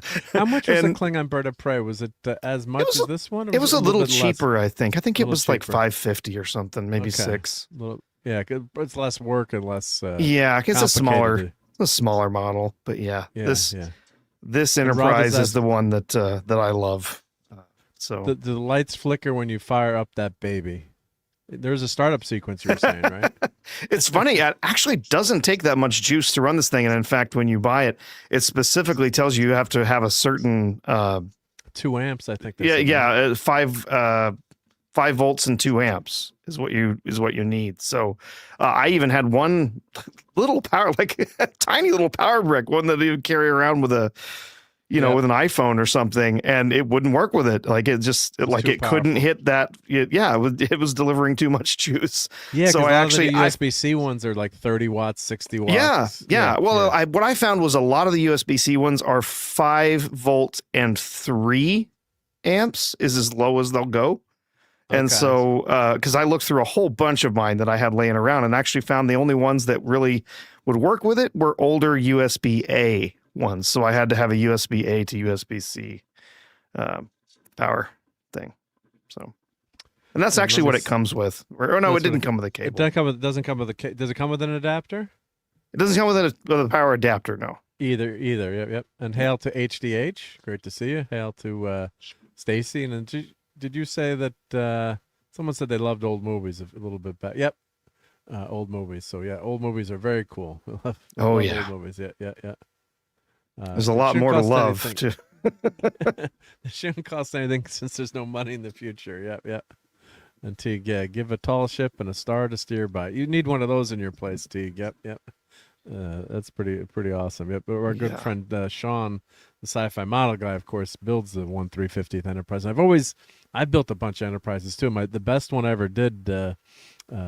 Unfortunately, the nacelles sag over time, like some of us do as we get older. Yes. So the nacelles had fallen off, and I'd pinned them at one point, which I thought was an ingenious solution as a teenager. But I should have used like metal rods. But I took the nacelles off and put pins in it, which weren't that great, but helped a little bit. Sewing pins instead of using dowels. And I had this sucker at college, so when I had the Enterprise at college, my friends would put Kirk and Spock, my Migos, and every day we got a new pose. I'll just leave it at that. With the two, with Kirk and Spock and my Enterprise. I do have some of the pictures, but I'm not going to show them on TV. And hail to Dustin. Great to have you here, Dustin. And then I had, you remember everyone had those halogen lights back in the day, the round lights with the halogen lamp in the top. Yes. Those floor lamps. And they get to be like 8 million degrees. And actually, I think they recalled them all. Well, now we've got LED lights, but they would start a lot of fires because they would fall over.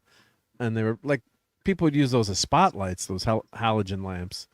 So I have one of those halogen. I put it in the basement, and some bitch, I had the Enterprise to be repaired on pipes above the light, and I turned the light on really bright, and I forgot the Enterprise was up there. Yeah, it melted a lot of the Enterprise, and that was one I had mixed all custom paint colors. This is before you could buy the Aztec decals. So I painted each panel individually on the Enterprise, and it looked gorgeous. I thought I did but I thought I did a pretty nice job. So the whole freaking dish is all melted. So I might have I could sand it and model it or do a 3D piece, but it was just what you got to do. So that one. Turn into the destroyed Enterprise. Exactly. Yeah. You turn either do a little work on it and make it look like the Wrath of Khan Enterprise with all the scars and stuff on it, or go full, search for Spock and just blow the end of the the dish off there. So mentioning, so now we're just gonna pull something else from the room. So here we go. We mentioned Wrath of Khan, destroyed Enterprise. There you go. Although this is supposed to be from the box says, what does the box say? The box says Wrath of Khan, but this is more like Star Trek 3. Yeah, that's a little more damage than even Wrath of Khan. yeah. Not as nice as that other one, but is that these Playmates? It's Playmates Playmates or Diamond Select? I think it's Diamond Select. Yeah, I got the box behind. Oh, okay, yeah. I missed out on there was a Diamond Select one of the refit Enterprise that I tried to get at one time, and I missed out on it. I didn't get it ordered fast enough. Yeah. So yeah, I could turn, but the depressing thing is I'd done so much work on painting it and did such a nice job. Yeah. I'm like, yeah. Fudruckers. I'm like, yeah. This is going to keep going. If you hold the button down, it does every sound effect. Yeah. In order. I will say that's one thing that's been frustrating about the Enterprise here, the Tomy one, that the touch sensitive, the capacitive buttons are kind of irritating because you don't actually know that you've touched them, right? You don't know that it's registered that you've touched it. So there's different functions. Buttons? No, they're not. They're touch sensitive. So sometimes you'll think you've tapped it 2 times and it only registers one of your taps, or you tap it 3 times and it only registers 2. And it's a little, it's kind of a pain in the ass. And then the other thing that I was a little disappointed by, it's not the end of the world, but when you fire the phasers on it, there's only one set of phasers on top and one set of phasers on bottom that actually light up. The others don't. So I thought that was a little cheap, but yeah, they call this Wrath of Khan Starship Legends, and this is Art Asylum Diamond Select, but it's really realistic battle damage. It's Star Trek 3, but I guess that was more popular. So. But that's the box, and I've had that behind me, waiting to do a review of it for a while, but haven't gotten to it yet. Very cool. Yeah, Art Asylum did some nice stuff. The stands would always break on those, would screw it up. Yep. Hi to Black Sapphire's Rumor. Hello. Yeah, I still have to find somewhere to put this monstrosity, because where it is right now is okay, but unfortunately it's an area that the cats like to climb around on a lot. And I guess a cat could really. And I don't want them like bumping it or yeah, because it's so heavy, right? Yeah, because it's super heavy, and I don't pushing it around and getting it, messing with it. So yeah, I'm gonna. Well, and it's just it only barely fits on that shelf too. So I'm gonna put this exactly. Yeah, I put it right next to me. Yeah, I do. I'm gonna have to find another spot. The other big Enterprise that I do have. Let me segue up here. I wish you could hang it from the ceiling. Let's see. Oh shit. Oh, action figure disaster. Hold on. Yeah. And with Mark and his desk, it's like dominoes. You knock over one action figure, it's going to take like 17 others with it. And he ruins his pension plan in one go. Yeah, I'll say that's one thing I told when I was selling my wife on this Enterprise. I said, the reality is if I decide I don't want it anymore, I can sell it for 3 times what I paid for it. So it's not really a problem. I almost wanted to buy 2 of them. Yeah, because the first one has basically tripled in value at this point in the secondhand market. Yeah. There we go. But I had like my camera stuck there, so it pulled the shelf up, and I knocked a bunch of figures. But I'm gonna have to fix it. There's no vacuuming allowed in my office because I always got to check the floor first for action figure pieces. But that's the Playmobil Enterprise, which is sweet, and they designed it so you could actually hang it from the ceiling. Nice. The line is gone defunct now, and they used to have an app for it that would work with your iPad, and they depreciated the app, so the app no longer worked. Like they didn't update the app. See, that's why. That's why I hate all these app-powered toys and devices and stuff like that, because they're like, you know what? We decided not to do the app anymore. Great. Thanks a lot. Yeah. So a guy, I've got to do a review of that too. A guy came up with an app, like he backdoored the app, or he reverse engineered the code, and he figured out how to do the whole damn thing.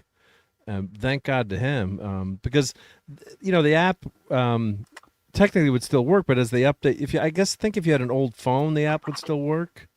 On an old phone. Like they didn't update it for the latest operating system or something. It's a dead app, so it won't work on the new new operating system. Trying Yeah. to find the name of the. There's name been a of the couple app of now. there's been a couple of people that have proposed laws that would make it so that if a company had some sort of device, your car or Yeah. your tractor or various different other devices, like if they decide to stop supporting it, where they would be basically forced to say, okay, we have to open source the code for this. Yeah, if we're no longer going to support it, but none of those laws have ever really gone anywhere. Yeah, they're not gonna. Yeah, so like this is what happens if you do the Playmobil app. Let me call it up on my phone here. So here's the app. I'm gonna try to start it. There we go. It's gonna load the Playmobil Star Trek app. Disclaimer. Whoop. Crashed. Back to the crash. Yep.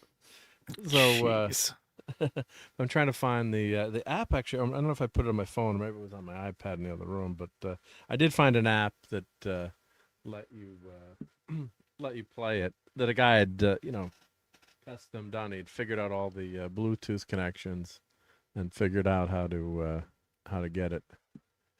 So, I gotta put all these action figures back. Yeah. I gotta make Several days channel, later. So, yeah, it's all my little Lego minifigs. So I gotta remember to check like which ones are missing. Yeah. Oh shit. Yeah. So and Godzilla saying, "Oh, the Constitution class model is good. My favorite chip is the TOS. Yeah, I love the TOS too. Yeah. But just the A is just takes it to that next level. Like, a lot of people love the classic TOS one. And honestly, after I saw the final model, the Tomy one that they made, I was like, dang, I wish I got one of those. That's really nice. But when they announced the next one they were making was the refit, I was like, oh. I'm in. That's probably why I got mine already, Mark, because I think I ordered it on the first day. You did order the first day. Yeah. And hail to Lenrod.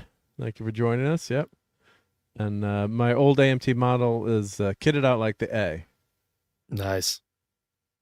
And is Keto Simple here? I didn't see. Did you see Dustin here, or is he here? Did I miss him in the chat? I don't know. I might have said sub to him. I've got the bot that's your bot always is, mentioning my friends. My bot. Your might have bot works mentioned it. hard. She works hard for the money. Yeah. You've got the biggest bot of all. Yeah. On that note, my friend, I'm actually going to have to leave because I'm old and I need to go to bed. And I'm also exceptionally jealous of that enterprise. So I'm going to go and sit in the corner and sullenly You're not the only one. I'm going to go and sulk in the corner. Oh, yeah. So why don't we obviously plug your awesome channel with your I have an awesome channel of awesomeness every day. I do have an awesome channel. I do. I really, really do. I'm almost at 2,500 subs now. Almost there. Like, nearly. Getting there. All right. So anyone who's new here tonight, make sure you go sub over to That 70 Rock Fans Brian's channel. And he covers not just rock. He covers roll too and movies and old stuff. Tomorrow I'm just doing a gaming stream. I'm playing Expedition 33. I'm playing like 3 games at once at home. But on streams, I'm usually only playing Expedition 33. But Crimson Desert's How do you like that game? out. I hear that's really good. Do you enjoying it? Yeah, I love it. Really love it. Yeah, it's beautiful. It's very different, beautiful. But Crimson Desert's coming out soon. So what am I going to do? I'm running out of minutes to play things. I really want to play Crimson Desert. And it always feels like it's feast or famine. It is. I've got a big too backlog. many things to play or I nothing do have a at all. backlog. I've got a backlog of games, so that's good because most quit of your this- day job. Most of it, Screw the did along mortgage. here. And next Monday, though, my show will be about this movie, The Sea Wolves. A bit Ooh, I of don't think naval I've seen it. daring Let's see do. who's- David Niven, Gregory Peck, And Roger Roger Moore. Moore. My name is Now, is Roger that a Moore. submarine? No, battle, it's My name is Bond. James Bond. it's no, they're just blowing up some German ships. I don't know if Okay. there may be submarines involved. I don't know. It's Well, kind yeah, but of it's not a follow up to the Wild Geese, but only Roger Moore is in both. So, okay. but anyway, I love that's Wild kind Geese. it's the kind of stuff we talk about. Nice, You yeah, know, yeah. Wild just- Geese was a very difficult movie to get for many years. It was, and we did a very, very enjoyable show. You did a good show on that one. Yeah, About yeah. it. It was fun. So that hopefully the Sea Wolves will be fun too. And I do a lot of shorts on my channel. I get every day, right? Pretty quite a much. few You got your views, collection. Got 2 or 3 shorts every day, different stuff. So they're working out okay, for a modest little channel like mine. So, Well, it's getting big now. It's getting big. It's huge. Well, soon be 2,500 YouTube subs. So that's not bad. I mean, it's only taken me 5 years to get them. I mean, you've no idea how hard it is to create 2,400 fake YouTube channels so you can sub to yourself. That's a joke, by the way, YouTube. That's a joke, YouTube. That's a joke. Just kidding. I mean, that's a day job in itself, right there. It would be. So enjoy the rest of your night, and I will see you all soon. I hope we'll see you. Yes. Tomorrow or Tuesday or somewhere. Cheers. Oh, Mark, Tom's still here. Good night, Tom. I'm still there. I'm around. Yeah. I miss you, brother. Yeah. Why was somebody talking to me before and I didn't answer? Did I miss No, something? no, not at all. No, not at all. I heard they did a bit of a Robert Duvall snub at the Oscars. Though. Like they gave him a pitiful memoriam, whereas others got a ton of stuff. But, well, he's an old white man, so that's true. But so was I don't Robert know. Barbara Redford. Streisand sang for Robert Redford for like 20 minutes. Yeah. Exactly, and he was an old white man too. She's an old white man as well, but that's a different rumor. Hey-oh. Right. Good night, all. Stay well. Don't skip your meals. Live your best life. I don't. See you. Take care, Brian. Yeah. Oh, God. But awesome having that 70s rock fan here. Yep. Oh, and Lenron, I do have a box of USB power bricks too. Yep. Old but useful. Yeah, it's like old man uses piece of wood that has been saved in the basement for 30 years. Scrap piece. I don't throw any cables out. I have so many freaking cables, and you buy new cables, and I've got from the beginning of USB to not, thank God for USB-C because that does make it easier. But I think someone was saying too that you got to use a USB-A or you can't use C to C for this too. You've got to use A to C. If you have just the right adapter, it could work. But it seems like it's had some issues with a lot of the C to C connections. It actually seems to work better with an A to C. Just because I think it's a more common. The 5-volt 2-amp is a more common voltage across the A to C A to C connections. A to C. So. Yeah, because I've been doing some LED lighting of some of my 3D prints, and I sent a sign to Paulie for his show, and it didn't light up. And I should have sent him an A to C cable. I'm trying to explain to Paulie like what an A to C cable is. Unless you're a geek and a nerd, he's like, "What?" I'm like, "The fat USB to the new skinny USB." I'm like, to the new iPhone, and like the fat end on the other side. And I don't know if it got damaged. Maybe one of the connectors came out during shipping, but so the sign doesn't light up. I was all pissed, but I'll have to send him a cable the next time around to see. But yeah, certain cables work. I noticed that too. Some of them were working, and some of them weren't. So because I put USB-C connectors in the models when I do them, because why not? It's much smaller, and it's a pain when that doesn't work. Yeah, the poor enterprise. Yeah, let me catch up to the chat here. Apologize everyone for being way behind in the chat. And then we're gonna get to the more of the Oscars here. Yeah. Let's. You mean we didn't cover them enough? Why they were so boring? I guess. Did you, Tom? I watched a couple of bits, but then when they won for the Demon Hunters pop, golden song, whatever, and then the poor guy, like, do we have anyone else to thank? And the girl finished, and the guy like starts talking, and the orchestra comes up and drowns him out. I was like, nope, you don't get to talk.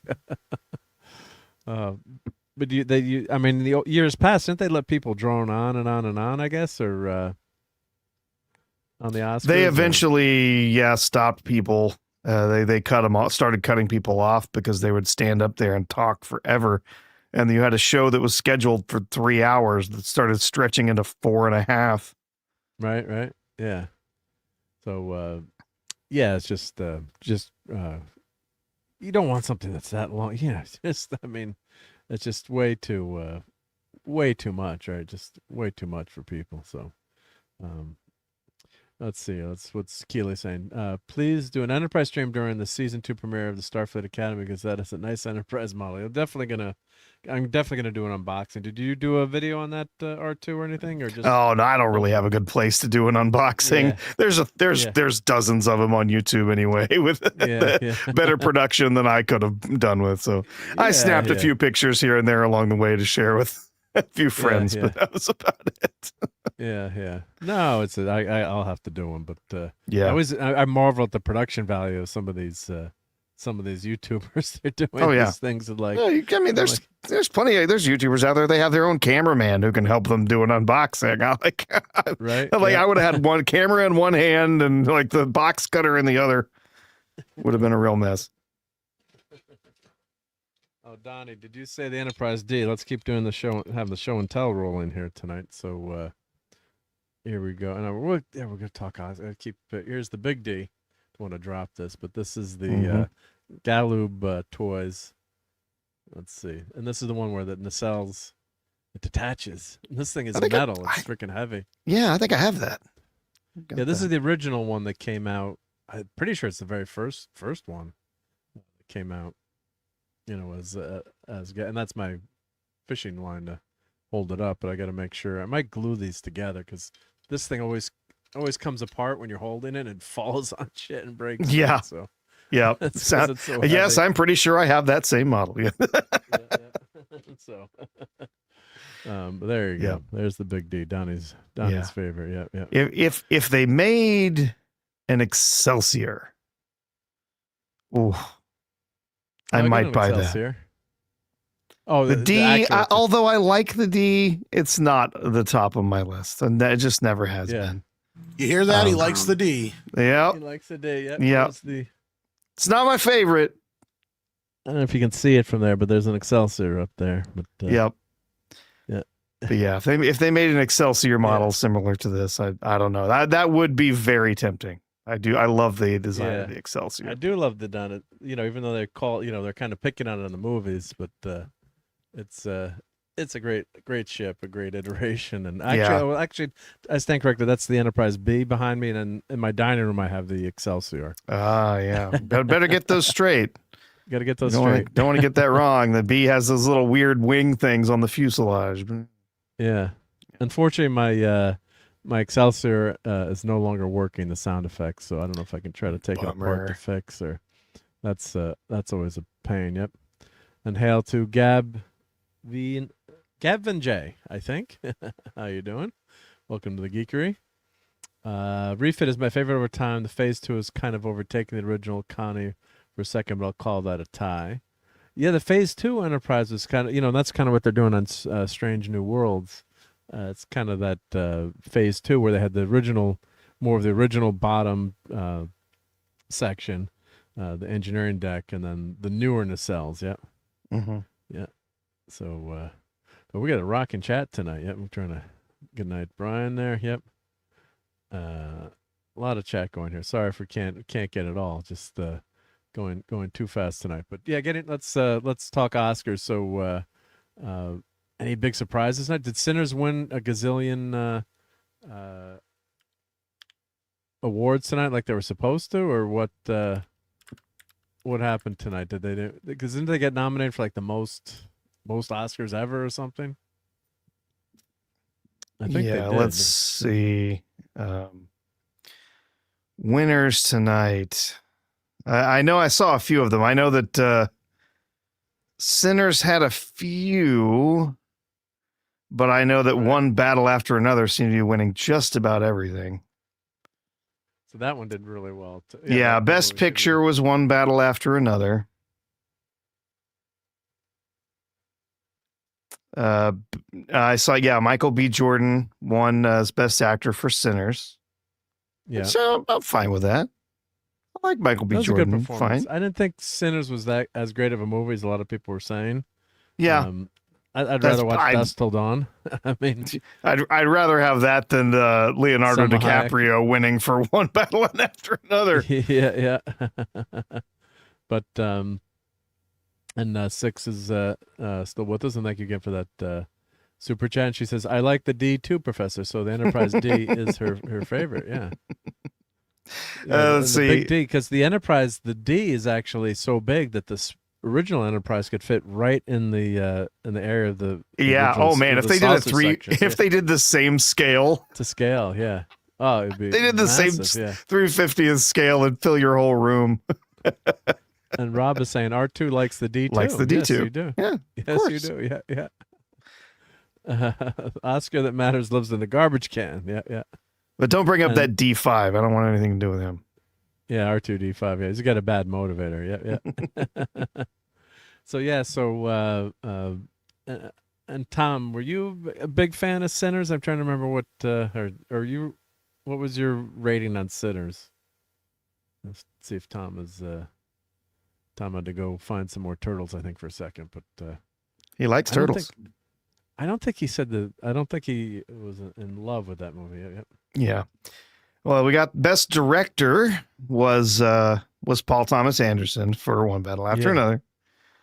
K-Pop Demon Hunters pulled away a couple. It got Best Original Song as well as Best Original Animated Feature. Which, I'm sorry, but Paul Thomas Anderson is an overrated hack. He absolutely is. Ever since I saw Magnolia, I thought this guy sucks. I didn't see what was so great about Boogie Nights.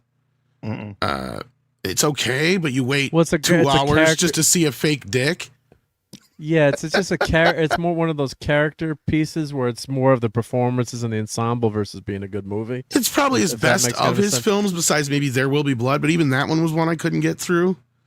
Oh, you couldn't get through There Will Be Blood? Yeah. Nah, just too much. I didn't love that one either. I got to agree with Tarantino. Paul Dano kind of ruins it. It just, yeah. Everyone just talking about how it's this incredible film, and I sat and I watched it. It's got one great speech. Yeah. I drink your milkshake. That's it. Yeah. And Dano ruined it for you? Why? Because he's just such a... It's just, he's not... I can understand why Tarantino picked him. Not Matthew Lillard so much, but because that movie, it's a very pretentious film on top of it all. But yeah. It's one of those movies where, it's a decent film, but his performance just isn't as good from my memory. And just, I don't know, Paul Thomas Anderson is one of those guys that strikes me as he thinks he's much more smarter than he really fucking is. I watched Inherent Vice, another movie that I thought was fucking retarded. I did not see what was so great about Punch Drunk Love. Everybody's always like, oh, Adam Sandler did great in it. I'm like, are you shitting me? He just yelled and screamed without being funny. He does the same thing he did anywhere else. And I'm sorry, the end of Magnolia, I waited 3 hours for the motherfucker to rain frogs. What the fuck? And you leave how many of the storylines just completely open? It's like you just didn't know how to end your movie and you just decided, fuck it, I'm going to make it rain frogs. And I don't want to hear about some stupid metaphorical bullshit. It is so fucking pretentiously stupid. I never even seen Licorice Pizza, so I can't even comment on that. But the name alone, I haven't seen that one either. You know, but like Inherent Vice was one that really pissed me off because I thought it was going to be good, and it turned out to be garbage. I was just like, and why is everybody saying it's so great? Movie, Josh Brolin, Owen Wilson. I've never watched that. I haven't seen that. Yeah, it's supposed to be like some detective noir type thing, and it's just, I don't know. I just didn't care for it. Yeah. Again, if you liked Paul's movies, great. I'm not trying to shit on your taste, but this to me was the biggest gimme award of the night. Yeah, well, I do enjoy Boogie Nights. I mean, I did enjoy it, but well, like I said, that's probably the best of his. For Magnolia, God, 1999. That's so old. Yeah, Boogie Nights was a fun movie. Punch Drunk Love. That's the Adam Sandler one. And that's the one, where everyone says, "Oh, Adam Sandler can act," and then you were talking about. All he did was not be funny. Yeah. He did the same shit there he does everywhere else. Yeah.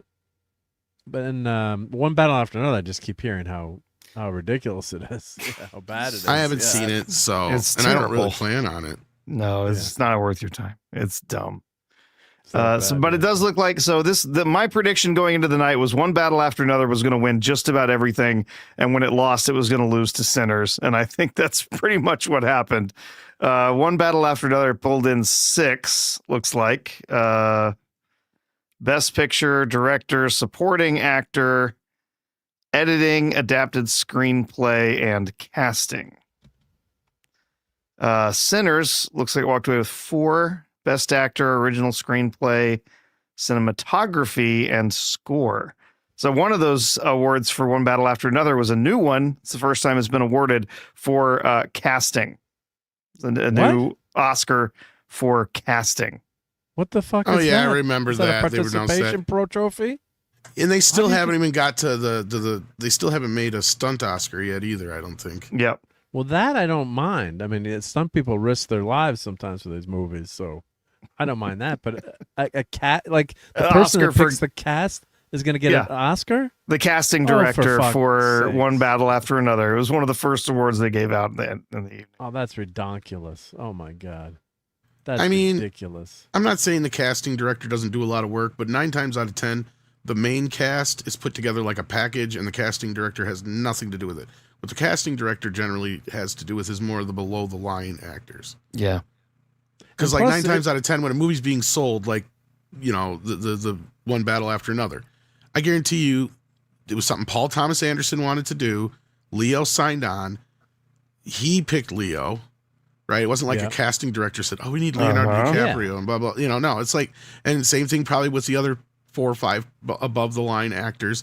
The director generally gets to pick them, or they come with a package. And what I mean by a package is the managers of, like, say, Paul Thomas Anderson and Leonardo DiCaprio probably have the same agents. Does that make sense?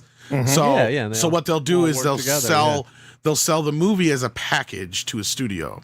It's not like it used to be back in the day where, you know, a director would come in or a writer would come in and pitch an idea, and then the producer would be like, here's a few $1 million, go write that, or a few $1,000 and go write that. They don't do that kind of shit anymore, really. It's more or less you get sold a package. So you get sold the director, the star, the story, sometimes 3 or 4 ancillary stars just because they work with that agent, and it's all this big package deal through these agencies. And the studios are receptive to them, because otherwise then the agencies will say, well, we won't come to you anymore. And if you want to do movies with Leonardo DiCaprio or Tom Cruise or whoever, insert your actor, actress here, then you generally play ball. So for the past 20, 30, 40 years, that's how most movies have been made, unless you have an independent film that gets picked up, right? So that's the balance of this all. So this whole thing, like a casting director winning a fucking Oscar is so stupid. Ridiculous. Well, do you know what, to me, what this feels like as an academic, what it feels like is like grade inflation. Like we're going to tack on a bunch of these extra little Oscars so that now, you know, this movie can walk away with 14 Oscars instead of 12. You're not totally wrong, but you know what else I think it is actually, R2? What I think more so it is? This category, there's probably more women that are casting. Oh, I'm sure you're right on that one. So the categories they've been adding generally favor women. See, that's the thing. And, you know, even Bill Maher had this great speech about the Oscars so white bullshit. The only thing he missed in his speech is that he forgets to point out the obvious that I always do, is it's not the People's Choice Awards. It's not our fault the Oscars were so white. It was your fault. The individuals who were at the Oscars. You are the voters. You are the members. We don't vote. You decide, not us. You. So you trouncing around with that Oscars so white campaign, trying to make us feel so white guilty, was bullshit when it was all your fucking doing. Okay. And then, so Bill didn't say that part, but he did talk about how basically there's not a bunch of racists in Hollywood, but they sure are afraid of being seen as racist. So that's why they nominate and bring in all these, you know, extra categories and are nominating people that normally probably wouldn't, just because they're either women or women of color or of color. Right. Like that's the whole thing.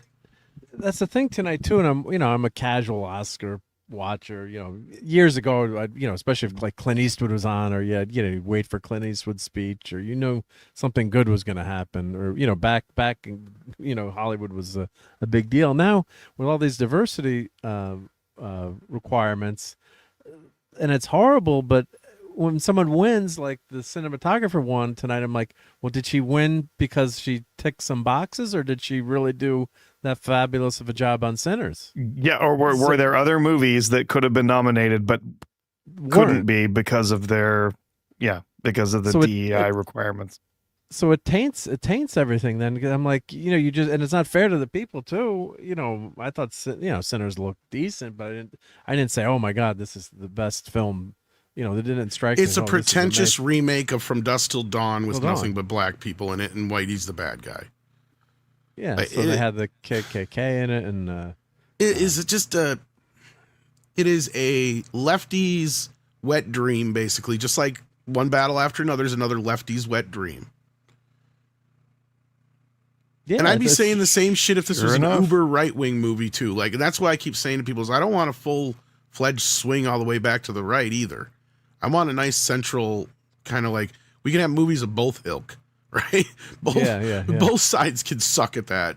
And I mean, I'm somebody who's coming at this as more of a centrist than I always have been. But to me, it's like, I don't mind certain things once in a while. I know what Oscar bait is. And let's be real, one battle after another and Sinners might as well have been called Oscar bait the movie. Because Sinners is just a highbrow remake of From Dusk Till Dawn. That's all it is. Yeah, because in December they're putting out Academy Award winning. They're hoping to put out some Academy Award winning movies. And you can see the movies too when they're like, this is just not gonna, what these little minor movies, but they're hoping to win an Academy Award, and they throw them out in December. But Sinners was a surprise, but not a surprise, right? I mean, was that one of the best movies I saw last year? I didn't think there were, phenomenal movies last year, but was in the top 10 I saw, I guess in the top 10, but I think to me personally, F1 was the only one that deserved to be on that fucking list of best pictures, to be honest with you. I did enjoy F1. Yeah, F1 but I've said that's like an Oscar winner. I'm just just saying that because there was nothing really great in 2025 that I can say, oh my god, it was a good year for mediocre, middle of the road type movies, but no, meh, right? I'm kind of surprised Wicked didn't get more nominations, but I guess that second one left a bad taste in a lot of folks' mouth. But maybe because of the money didn't make the big money in the second one. I mean, I guess Frankenstein was the one I probably enjoyed the most. I'm thinking. See, now that one they kind of tried to snub as much as they could because they don't like to give Netflix any more attention than they can't have to. Right. But like it used to be, like you're not wrong. See, the Oscars used to be 90% of the films that were nominated was stuff you had heard of, unless it was a foreign film. Or they would randomly throw in that Oscar bait type movie that nobody saw, but then everybody would see it after it get nominated. See, that's the thing. Yeah. And then Weinstein came in and what I call English Patient Zero, right? Because at that point, he came in and started buying up the Oscars with these huge campaigns. And everybody kind of figured it out the year that Shakespeare in Love won. They're like, what the fuck? How is Shakespeare in Love better than Pulp Fiction or Shawshank Redemption? Oh, yeah. There's just no fucking way. It's better because it was bought and paid for than or whatever else came out that award. year. I'm thinking of Forrest Gump, the year Forrest Gump won, but still, like otherwise Weinstein swept most of those Oscars if it wasn't Forrest Gump or Lord of the Rings, and Titanic I think was the only other one that he had nothing to do with, right, in that stretch of a decade or better. And then at that point, all the movies started becoming these highbrow, pretentious shit that nobody went to see.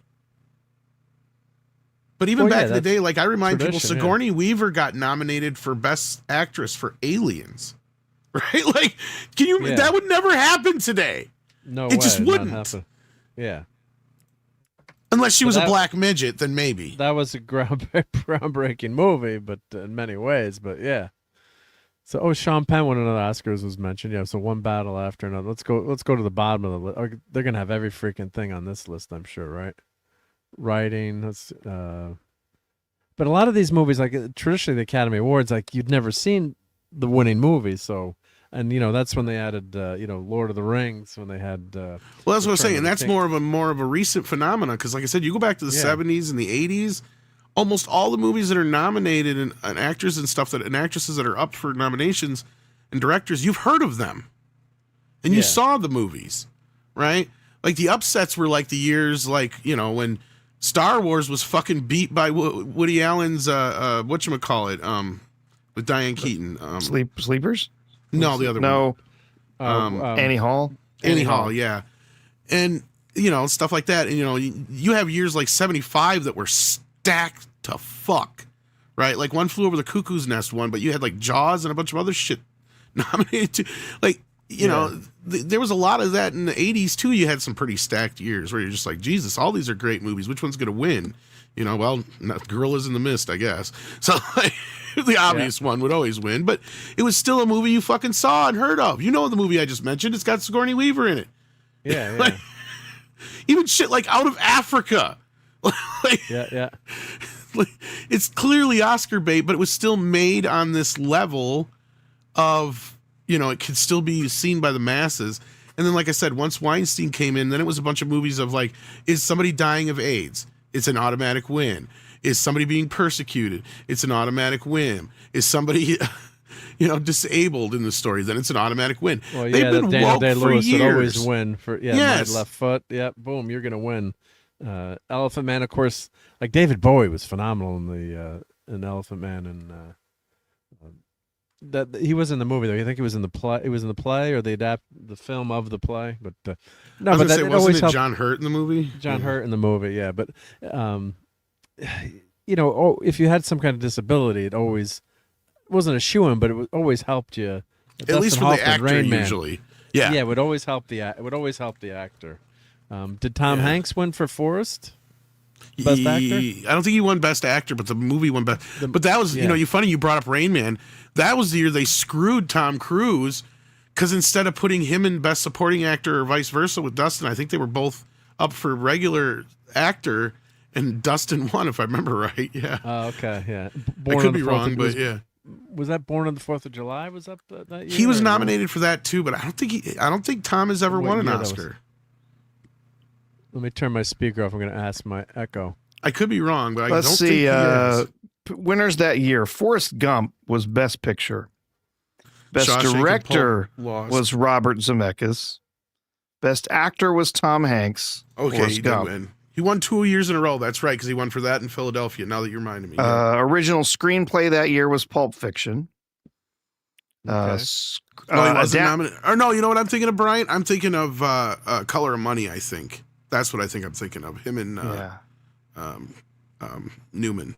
So that was that year. Looking, that was also the year that Martin Landau won for Ed Wood.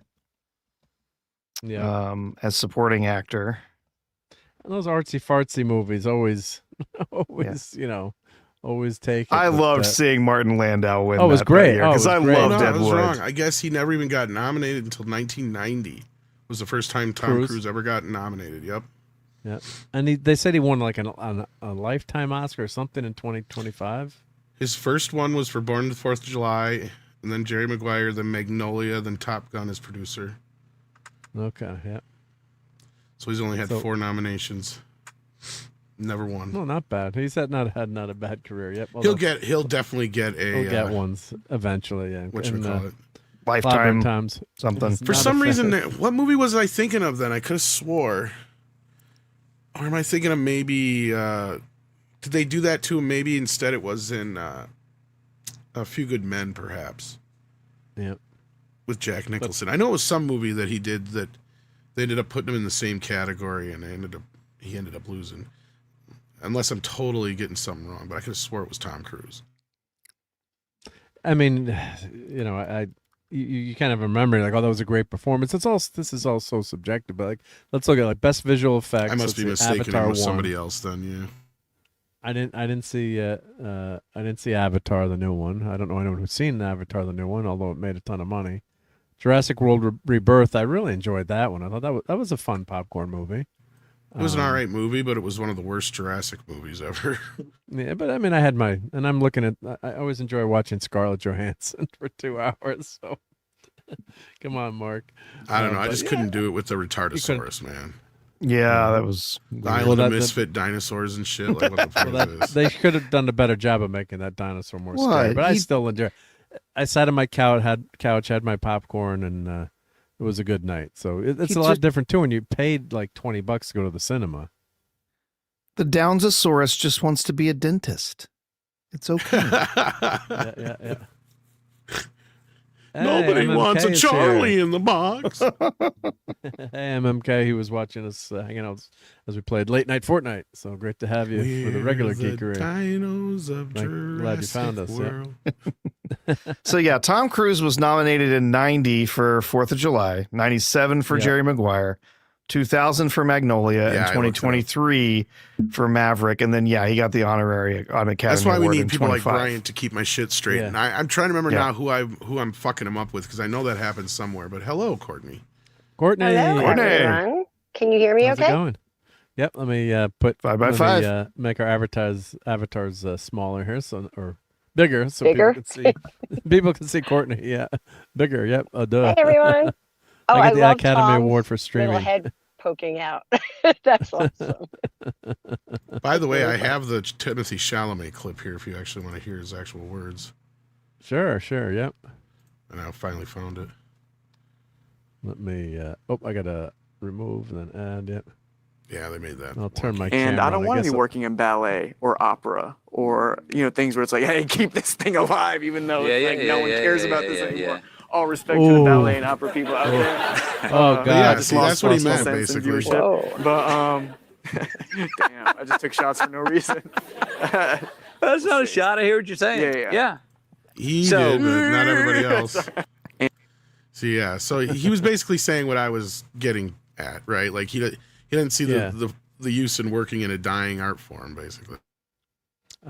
Super chat. Well, there's going to be people who are passionate about that, who want to work in those areas, but he's right. It's just like, he doesn't want to work in a medium that's, just struggling to stay alive and suddenly becomes a very niche thing that only some people are interested in. Well, even script doctors predicted, once something else comes along, movies will end up being just like plays, like, yes, they still exist, but it used to be plays were your primary source of entertainment like that, where every town would have a playhouse and you'd have a group or a troupe that would do them all the time and blah, blah, blah. And just, that went away. And now you got to go to big cities to go see a play. Well, eventually it'll probably be that way for a movie. You'll have to go to a big city to see a movie. That's so weird. Yeah. Yep. Let me cover this awesome super chat from my buddy Sean Carter, who we were talking about you earlier tonight. All good. I don't know if you saw the big enterprise that Professor R2 has, but if you rewind later, we were showing off his big enterprise. So let's play a couple of Star Trek clips as a thank you to Sean. Really appreciate that. Thank you. No bloody A, B, C, or D. Women! I protest. I am not a married man. Klingons do not allow themselves to be probed.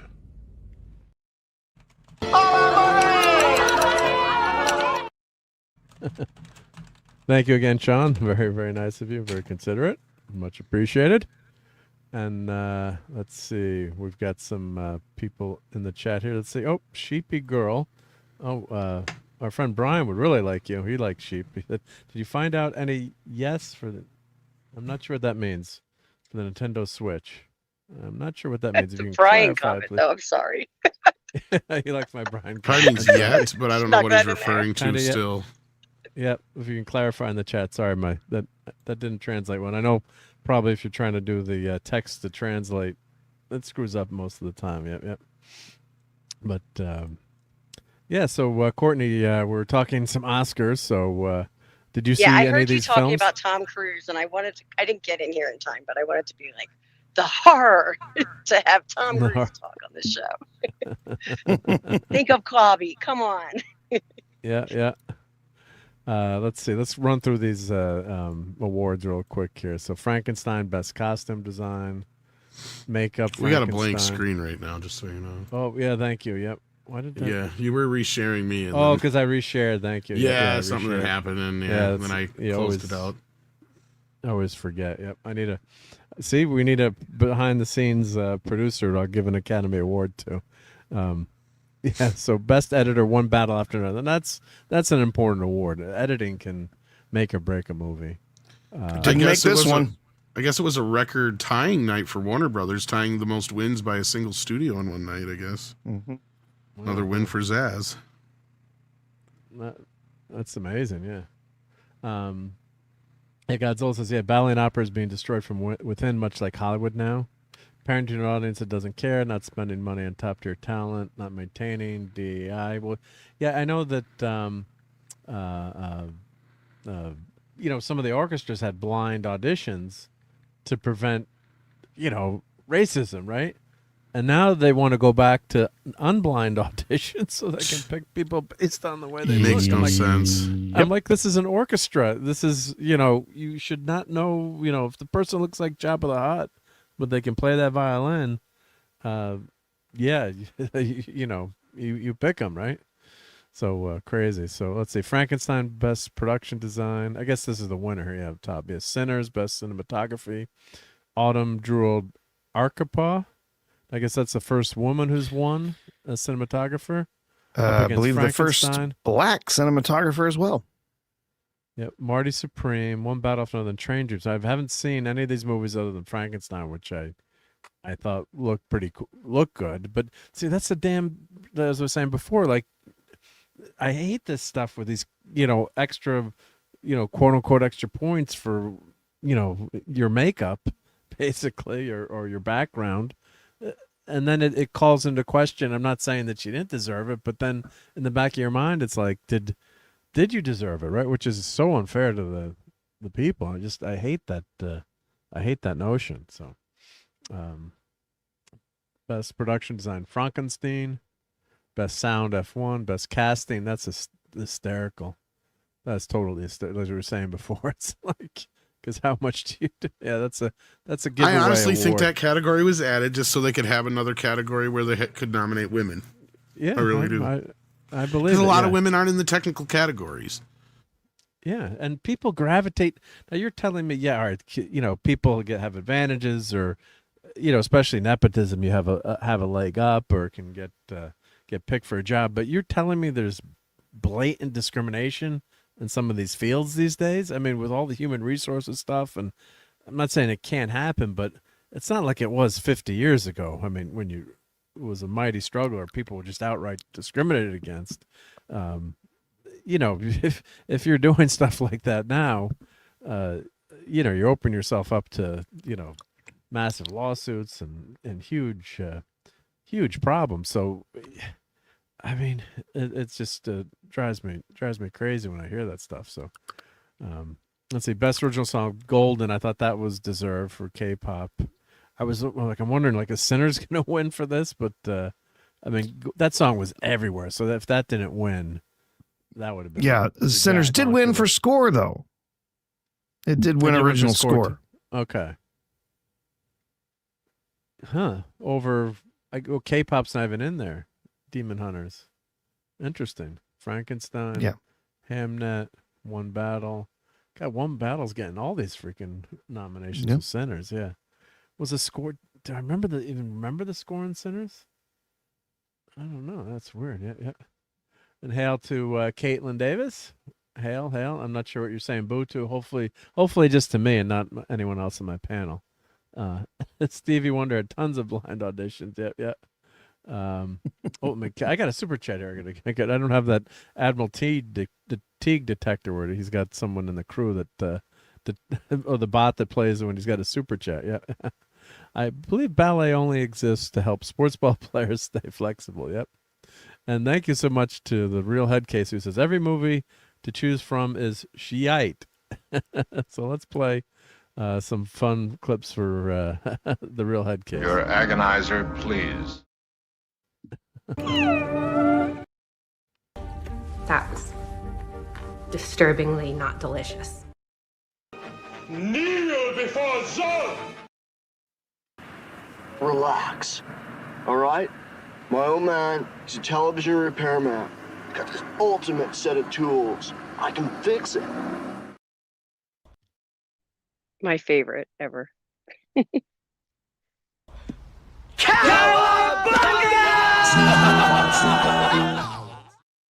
Thank you, Headcase. We started off with some depressing ones, but we finished on a high note. So thank you so much for that super chat. Much appreciated. Yeah.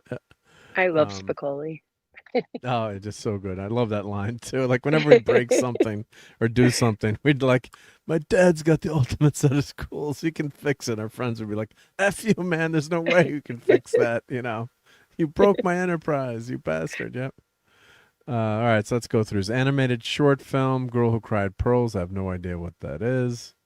Live action short film. Yeah, don't know. Documentary film, Mr. Nobody Against Putin. David Bornstein. It must be about, I'm guessing, Ukraine war. And sometimes you get some cool documentaries here, but I don't know anything about that. I don't know if anyone on the panel does. Let me know. Best All the Empty Rooms. No idea what that is. International feature film, Sentimental Value. I got no idea on that one. Animated feature film, K-pop Demon Hunters. Well, that's pretty much a no-brainer to win, right? Zootopia, which made more money, K-pop or Zootopia? Probably Demon Hunters, right? I would guess so. Right? I would think as well, yeah. Although it did it stay in theaters as long as? It was only in theaters twice, so yeah. Oh, that's true. K-pop technically didn't make anything in theaters, but fucking Zootopia made like $1 billion. $1 billion, right? Yeah, thank you, Tom. Yeah, I thought because it was in that first weekend. It made $18 million, so that sing-along weekend. But then you were telling me that they actually it was free to go. It was something they had to rig in terms of showing that movie. Yeah, it was the same thing like with their Stranger Things. They can't technically sell tickets because of the way that the actors' contracts are. So what they do is they sell you like a popcorn package, and you basically get to see the movie for free. Right. So technically, but it was very. When you think of it, though, the movie's free to watch on Netflix if you have a subscription. Grant, you got to pay them Netflix money, but it's, so people would take their whole family, typically kids, to go watch the sing-along, and it made $20 million one weekend. And then it made even more money. I guess they brought it back for another weekend, and it made even more. So, and it's been doing so well on Netflix too. I guess it's been huge for them. So let me see. I'm clicking on the history here. How much did K-pop make? Let's see. Budget $100 million, box office $24.7 million. Yeah, but it's streaming, so yeah, it's. But it was probably between that and Zootopia. Yep. Best writing, One Battle. Best writing screenplay, Sinners. Supporting role, Sean Penn, who was Dad's got a great set of tools.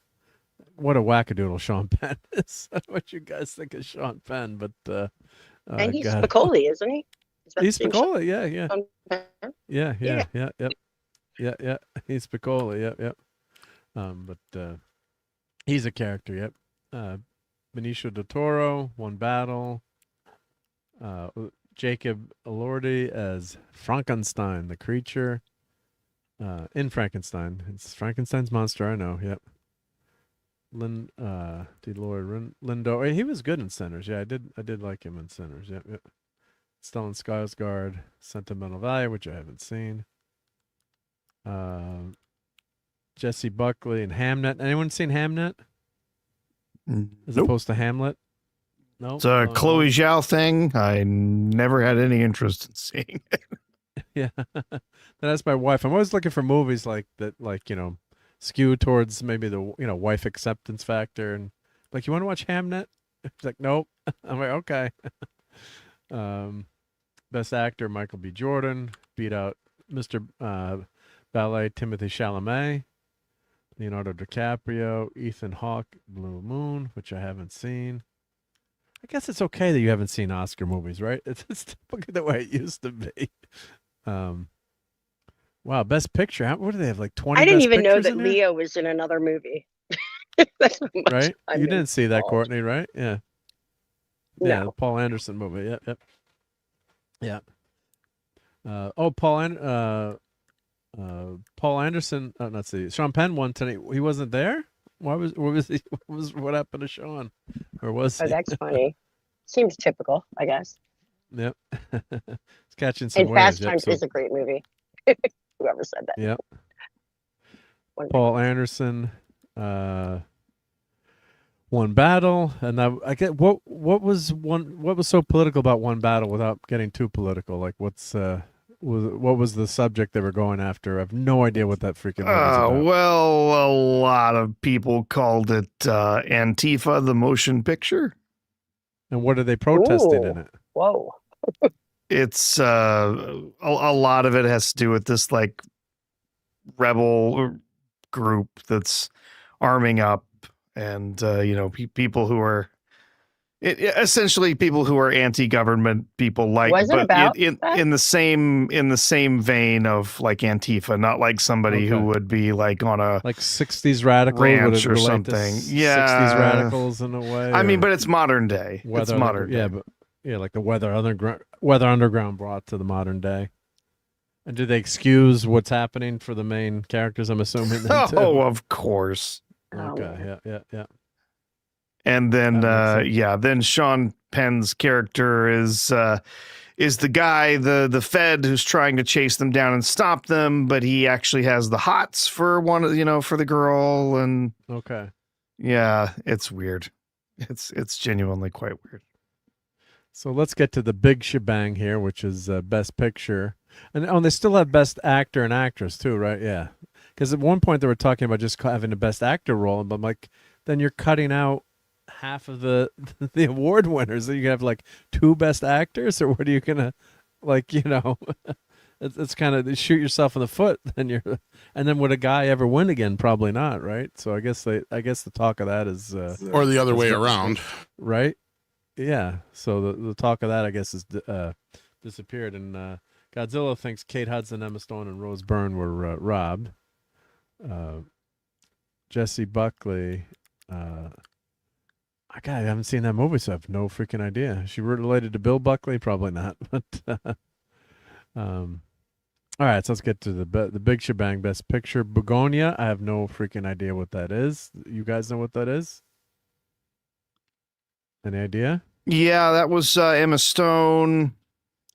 She, well, can't really say too much without spoiling it. But can't say it.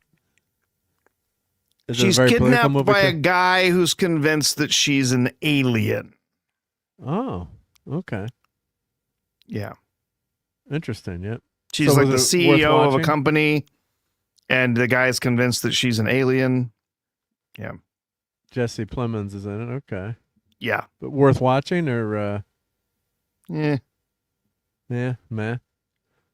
I'd actually see all of it. Yep. See, that's how like I now I'm vaguely remembering that movie, Jesse Plemons. F1, of course. I think everyone universally liked F1, right? Oh yeah, I liked it. Courtney, did you get to see F1 or? No. No. Sorry. Okay.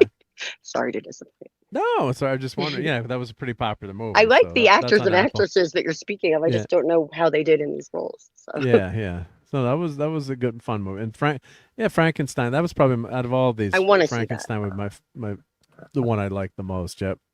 Period drama, and it was very, very well done. Yeah, really enjoyed that. Hamnet, I have not seen. Historical drama, novel, family life of Shakespeare and his wife, Anne Hathaway. So sounds freaking depressing. Steven Spielberg was involved in that. Marty Supreme is about the ping pong player with Timothée Chalamet.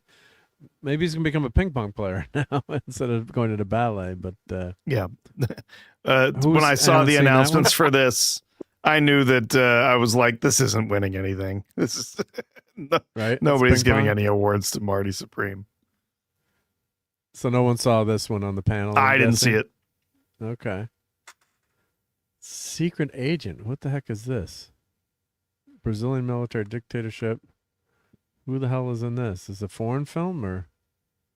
Never heard of it. It just makes me want to sing the song. I've never heard of Secret Agent, man. I have no idea on this one. Anyone on the panel have any idea about this movie? Ever hear of it? Not a clue. Right? So I don't know that one. Seminal Value. Wacom Trier. You have sisters Nora and Agnes in a reunion with her estranged father Gustav. Stars Ellie Fanning. Okay, she was on stage tonight when I was flicking through for 5 minutes. Okay, no idea what that is. Sinners, of course, we've talked about. And Train Dreams. Is this about Thomas the Tank Engine? Let's see. Film stars. No idea what this movie is. So and it's selected there. It's another Netflix movie. Yeah, this was going to Netflix. So this I could watch right now if I wanted to. Yeah. Yeah. Yeah. So just no idea what that movie is. I guess yes. Yeah, I've heard a few people say good things about it, but I have not seen it. But I mean, yeah, I guess you could. Back in the day, if a movie won a bunch of Academy Awards, and like Chariots of Fire, right? Am I going to go watch Chariots of Fire? But Mom's like, "Oh, we're watching it tonight because it won the Academy Award, and it's on two VHS tapes. Wasn't it a freaking long movie, Chariots of Fire?" Yeah, I think so. Right. So, it's just certain movies. Yeah, it gets you to watch the movie, but with sales and rentals, back in the day, you'd buy DVDs or you'd go back out. They'd re-release the movie, and you go back out and see it. But and I was inspired by the airplane. Well, that MFer is not real. That's Sean Carter. Yep. And hi to Jamie Lynn Simmons. I was watching the Oscars, Baby Yoda, and hi Lemon Pie. They really need to require movies to be more widely released to be considered for an Oscar. Screw Netflix. Yeah. So, yeah, really, really interesting that all these movies, you had no idea. Well, here I thought it'd be fun. Here, let's show all the Oscar winners by year. How far back do they go to the Oscars? It was 1931, 32. Cimarron, Cavalcade, It Happened One Night, Mutiny on the Bounty. That's the 35 one, not the remake that was done later. Great Ziegfeld, Life of Emile Zola, You Can't Take It With You, Gone with the Wind. Everyone's seen Gone with the Wind, right? Everyone on the panel's seen that, right? Courtney, you've seen Gone with the Wind? Of course, assume? yeah. It's been a very long time, but I've seen it. Yeah. That's probably the most popular movie of all time. Gross dollar value and adjusted for inflation. Got to be Gone with the Wind, probably. Rebecca, How Green Was My Valley, Miss Miniver, Casablanca, Humphrey Bogart, made during World War II. That's one of the all-time great movies. Going My Way, The Lost Weekend, The Best Years of Our Lives, Gentleman's Agreement, Hamlet. I was going to ask what Hamnet. I yeah. All the King's Men. That's not about Watergate. That comes later. Yep. All About Eve. An American in Paris. The Greatest Show on Earth. From Here to Eternity. Now, the scandal of that movie. Here, my mom would tell us how From Here to Eternity she wasn't allowed to see because she was too young. Scandalous. They had people kissing in bathing suits on the beach. Could you imagine that, Professor and Courtney? And unbelievable. Next thing you know, they'll be showing two married people in bed together. It's can't believe shocking. It. Right? Yeah. And Oliver says, although the budget of Netflix Frankenstein was $120 million, Guillermo del Toro made it a cinematic masterpiece. Money well spent, and its 3 Oscars trophies made it worthwhile. And Ali Shipley, hello. Did I watch BFDI? What's BFDI? Help me out, panel here. What's BFDI stand for? What movie acronym is that? I have no idea. I was going to. Not sure. Yes, but I'm not sure. Yep. I don't know if that's. I don't know if you mean one battle after another. I'm not sure, but thank you for being here. If you could put it back in the chat. Yeah. Oh, the Bible story. Did you watch Adam and Eve, the Bible story? Well, I've read my Bible. I don't think we had. Was there a Bible story movie this year that I'm missing? I know there was a Christmas animated movie, but anything come out this year? I'm not sure. I am not sure. All right. My AI doesn't know what to say. Yeah, I'm not sure what that is. AI has no idea what BFDI is. Yep. All right, well, let's keep going on some great movies here. Battle Marty, for Dream Island. Oh, yeah. I got to go. I'm out of order here. Let's see. That made me laugh. Hamlet, All the King's Men. Yep. All About Eve. Yep. American in Paris. Greatest Show on Earth. From Here to Eternity. On the Waterfront. Could have been a contender. Marlon Brando. Marty. Now this that was that Ernest Borgnine in Marty, right? So that's about a guy that can't get a date and he's given up on women. He's too ugly, and he ends up. It's a great love story, and they almost didn't cast him in the role, and it changed his life getting that Academy Award. So check out Marty. It's a great movie if you haven't seen it. Around the World in 80 Days, all-time classic. Bridge on the River Kwai, of course. Amazing, phenomenal, amazing film. World War II movie. That's who's the David Niven, and who's the lead in Kwai? Is that Niven, or is that who's the lead actor in Bridge on the River Kwai? You let me know in a second. I'm drawing a blank, but yeah, just picturing his face there. Yep. Gigi, Ben-Hur, another remake winning an Academy Award. Ben-Hur, of course, the original was. Alec Guinness. Guinness, oh my and God, William Mark, Holden are the other two big. Yeah, and Niven's in it too, right? Yes, yeah. Niven is. Yeah. Obi-Wan is in it. Yeah. So Ben-Hur is a remake. I think. Right. Yeah. Right, go on. I think Ben-Hur is with a I know there's a silent version in the 30s, and I think there was a black and white in the 50s. So I think Ben-Hur has been made 3 times. Or maybe even more. Yeah. And they just remake it again? But yeah, all-time I Charlton don't Heston. know. Yeah. The Apartment. And of course... The Apartment is one of my favorites, by the way. I think that movie. Yeah, that's a great movie. And that's what I was kind of replying to RJ, was asking if that's the John... or the... Oh my God, I can't talk right now. Yeah, Jack Lemmon thing. He plays Bud, I think, on it. Yeah. Okay. Yeah, I don't know if you mentioned his really early Academy Award was All Quiet on the Western Front. That is still an amazing film. That was like 1935 or 37. Here. Let's see. I don't see All Quiet listed. Is it not listed? It's right there. Early years, All Quiet on the Western Front. Yeah. Variations. Okay, Wings, Broadway Melody, All Quiet. Very first one, I guess. Why don't they listed as? And it is still a great film. Or maybe they had 3 movies that year or something. That's weird. Yeah. The thing that I found is funny is how Green Was My Valley beat Citizen Kane. You're right. Which Citizen Kane is considered the all-time greatest.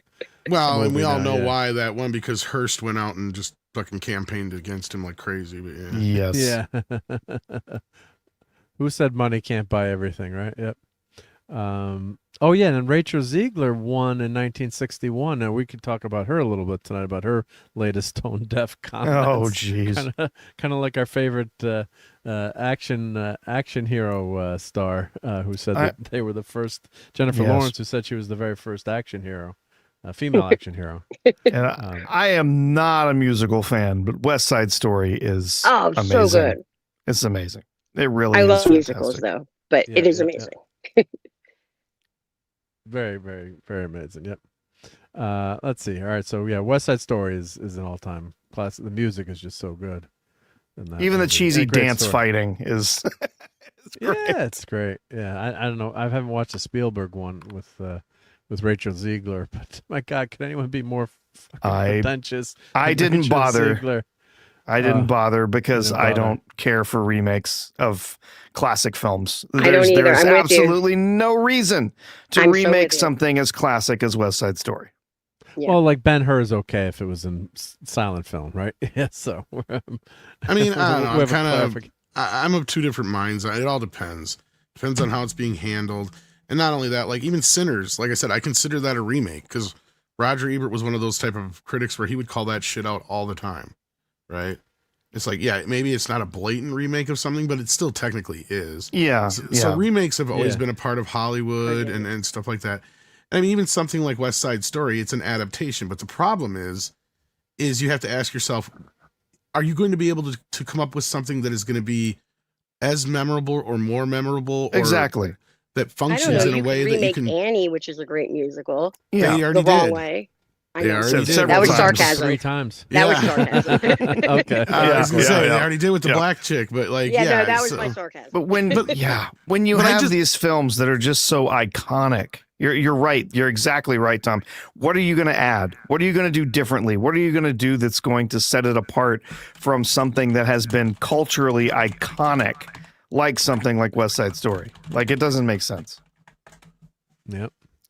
And Well, all right, so we I go, mean, I would have never thought a Death Wish would have been a good remake, but I just watched the Bruce Willis one again last night, and I'm like, God, this is not as bad as it should be. I mean, sometimes I've never remakes are watched all that. right, but it just depends. Like, now is it as good as the original? No. But what works for that is you got Bruce Willis, who's somebody is the same caliber as Charles Bronson, yeah. or bigger, and that makes it worthwhile. I mean, even things like Aliens or not Aliens, The Thing, right? Like, it's so different from the original, but at the same time, Yeah. it's got a stellar cast. You got a director behind it. You know, you can say the same thing about Cronenberg and The Fly, because shit, the remake of The Fly is 10 times better than the original. The original is hokey as shit. Except for the ending, scared 10-year-old me to shitless. Help me, help me! That freaking scene in the spider's web of Vincent Price and throwing the rock at it. My Was God, one of that your was like scenes the which spider. terrified you? Oh my, yeah, like yeah, you're right, Tom. It is hokey and cheesy, but I mean, it's freaking watching that as like a certain age and a young kid. Oh my God, that freaked me. That freaked me out. Mark, That scene. That's okay. If you remember that 80s movie, A Cat's Eye, they had the I don't Drew remember that one. Barrymore. She's in bed and the little troll that comes Yeah. out of the wall and takes her breath. That was my scene. That was your It's scene, like right? so Yeah. cheesy when I watch Yeah, like it don't now. be afraid of the dark would scare everyone. Yeah. Yeah, so the next movie, Lawrence of Arabia, Peter O'Toole. I mean, that's just a genre bending, but not bending, but defining movie. Yeah. And that, there was a guy in town that I used to do a lot of computer consulting with, and he was, I shouldn't say Jesse was eccentric, well, kind of eccentric, but in a good way. And when he got into the subject, he went all out. So he was loved Lawrence of Arabia so much, he collected so much stuff on Lawrence of Arabia and researched it, that he actually donated it to a library or at a college. And then his next thing that he did was Ulysses and James Joyce. And I transcribed an audiobook from cassette tape to CD form so he could listen to it in his car. And he was writing all these articles. He was very big into James Joyce Ulysses, and he actually just donated his whole collection last year to Fordham. Let me see if I can find. Let me find what else he collected. But the funny thing, well, this is not so funny, but someone broke into his car, and it was like 30 freaking CDs, and I had to listen to. Well, I didn't listen to everyone, but you had to play them in real time. So it was like 1-to-1. It wasn't the digital. So someone like stole the CD case with all the CDs in it. Oh, He jeez. probably put Goodness. put the audiobook in. He's like James Joyce Ulysses Introduction Chapter 1, and he's probably listening to it. And I'm like, it took me. I had them all back on, backup on MP3, so I had to reburn them for him. But this was before you had like, iPods or anything, and it was. It was like we're joking. We're like just imagining the guy putting the CD in to play it and getting James Joyce Ulysses in the freaking CD player. But oh my goodness. He had done. So he'd also done Lawrence. So you saw his library and all this Lawrence of Arabia stuff. It was just. And I just put the article about James Joyce, and it's funny that they have the audiobook now on CD. I wonder if he put my CDs in there that I burned for him, but it was like 30 CDs to burn the audio to. Yeah. So let's see. Let's keep going. And on hi, the Wes. So Lawrence, Kegel's in the Wes chat. Kegel's here. Awesome. Yo, Yeah. thank you. Yeah, I'm missing when I'm looking at the other screen here. Yeah. Oh, the Blob remake is pretty darn good. Yeah, I do like that. Yep. Let's see. Wes Cagle is Yeah, I mean, head kissing. we just got to a point where like something like Total Recall is a good example of something not to do. Ghostbusters is a great example of what not to do. Agreed. Right.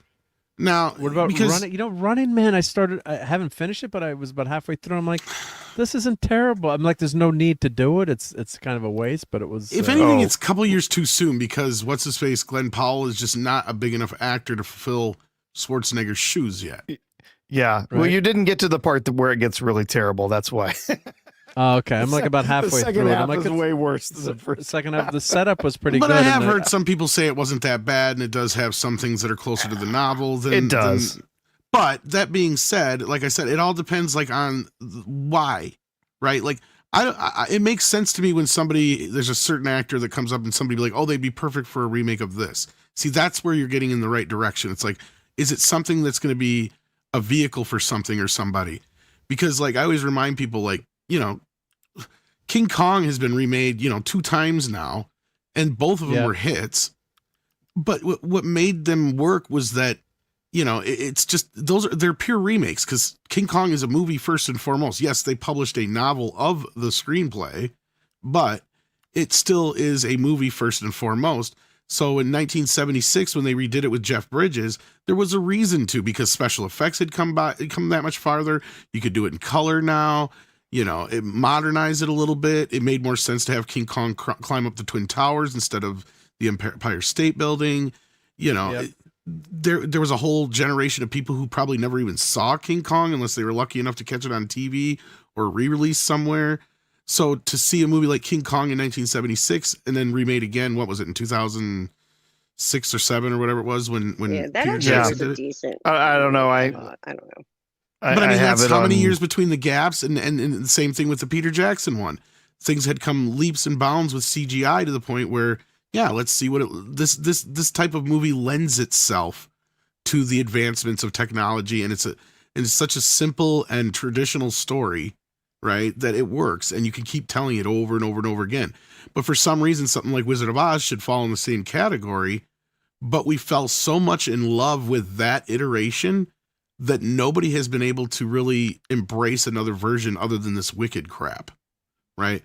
Like every other time they've tried to do something Wizard of Oz even related to the original or not, it has failed miserably. This is the only time they've had anything that was a hit. And again, because Wizard of Oz is not something you should probably touch. There's something about it that just doesn't need to be touched. Citizen Kane is Orson Welles, right? Same kind of thing. Like you don't want to mess with that. Why would you want to? It's his thing. Just like nobody wants to see Michael J. Fox or anybody but Michael J. Fox playing Marty McFly or certain other things. You can get away with CGI only so far.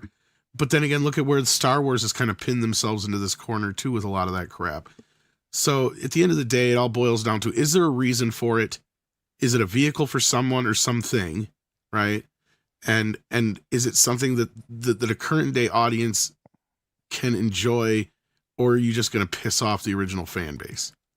That's the thing you got to keep asking yourself. Aren't they going to remake Back to the Future with Eric Stoltz, I heard? Well, they keep threatening us with possibly allowing them to make a movie of the musical, where I'm just like, no, absolutely not. Oh no. Eric Stoltz is still Rocky from Mask to me. Yeah, but and apparently, so we're talking about that last week or 2 weeks ago. You were saying it was a Tom or someone was saying that they shot like 3/4 of the movie. I always assumed it was just like a few scenes, but apparently they did quite a bit of the movie with Stoltz. Back to the Future with Stoltz. Back to the Future. Yeah, they filmed for 3 to 4 weeks. They didn't film that much. Yeah, because it wasn't that long. The producers actually stopped. They shot a lot. They shot a lot of his scenes, but they didn't. There was a lot of the rest of the movie that was missing. So how it worked was not necessarily actually, because they shot all of Michael J. Fox's shit that he shot was stuff that Eric Stoltz had already shot, because they had already pretty much shot the entire movie when they shit canned him. So they didn't have to shoot all of the opposite stuff. So everything that was already shot, they just went, it was already there. But they just pile drived all of Michael J. Fox's scenes as much as they could in that last 2-3 weeks, because it was initially only set for like a 4-week or 5-week shoot or something like that. So they were that far in already. So like all those scenes where like Doc is talking to Marty and Marty's not on screen, he's talking to Eric Stoltz. because they didn't reshoot any of that shit. They only reshot anything. Too much money, right? Yeah, the only things they reshot with anybody else were anything that they interacted with Eric Stoltz. Otherwise, he just had to shoot all the opposites of whatever was left over. And that's where they just came in and they crammed all they could in and got done. Because there is a version, and this is what Zemeckis is trying to do, I guess, with a documentary or two, is my understanding, where he did shoot about 2/3 of the film, like as Michael J. as Marty. So they have a version of the movie where it's like almost 100% done. All they'd have to do is fill it out with a few Michael J. Fox scenes or CGI, is what he was saying basically, because they shot most of his stuff, but it just wasn't working. And Spielberg made the deal with Sid Sheinberg and Ned Tannen that if it wasn't going to work with him, they could start over again with Michael J. Fox. And that since they made that deal, that's the only reason they got to reshoot it. Otherwise, they were stuck with Eric Stoltz no matter what. Because how bad was he? He just was not making the movie they were making. The chemistry was not there. Yeah. And he didn't have the comedic timing. So so what I can find is that he was on the production call sheets from November through January, about 7 weeks, and that the film was scheduled for 14 weeks of shooting. But they had front loaded a lot of his stuff. Okay. So yeah, they had produced a lot of Marty, a lot of stuff. Yeah, because the film is not With shot in Stoltz. order for newsflash, right? Yeah, for everyone. Yeah.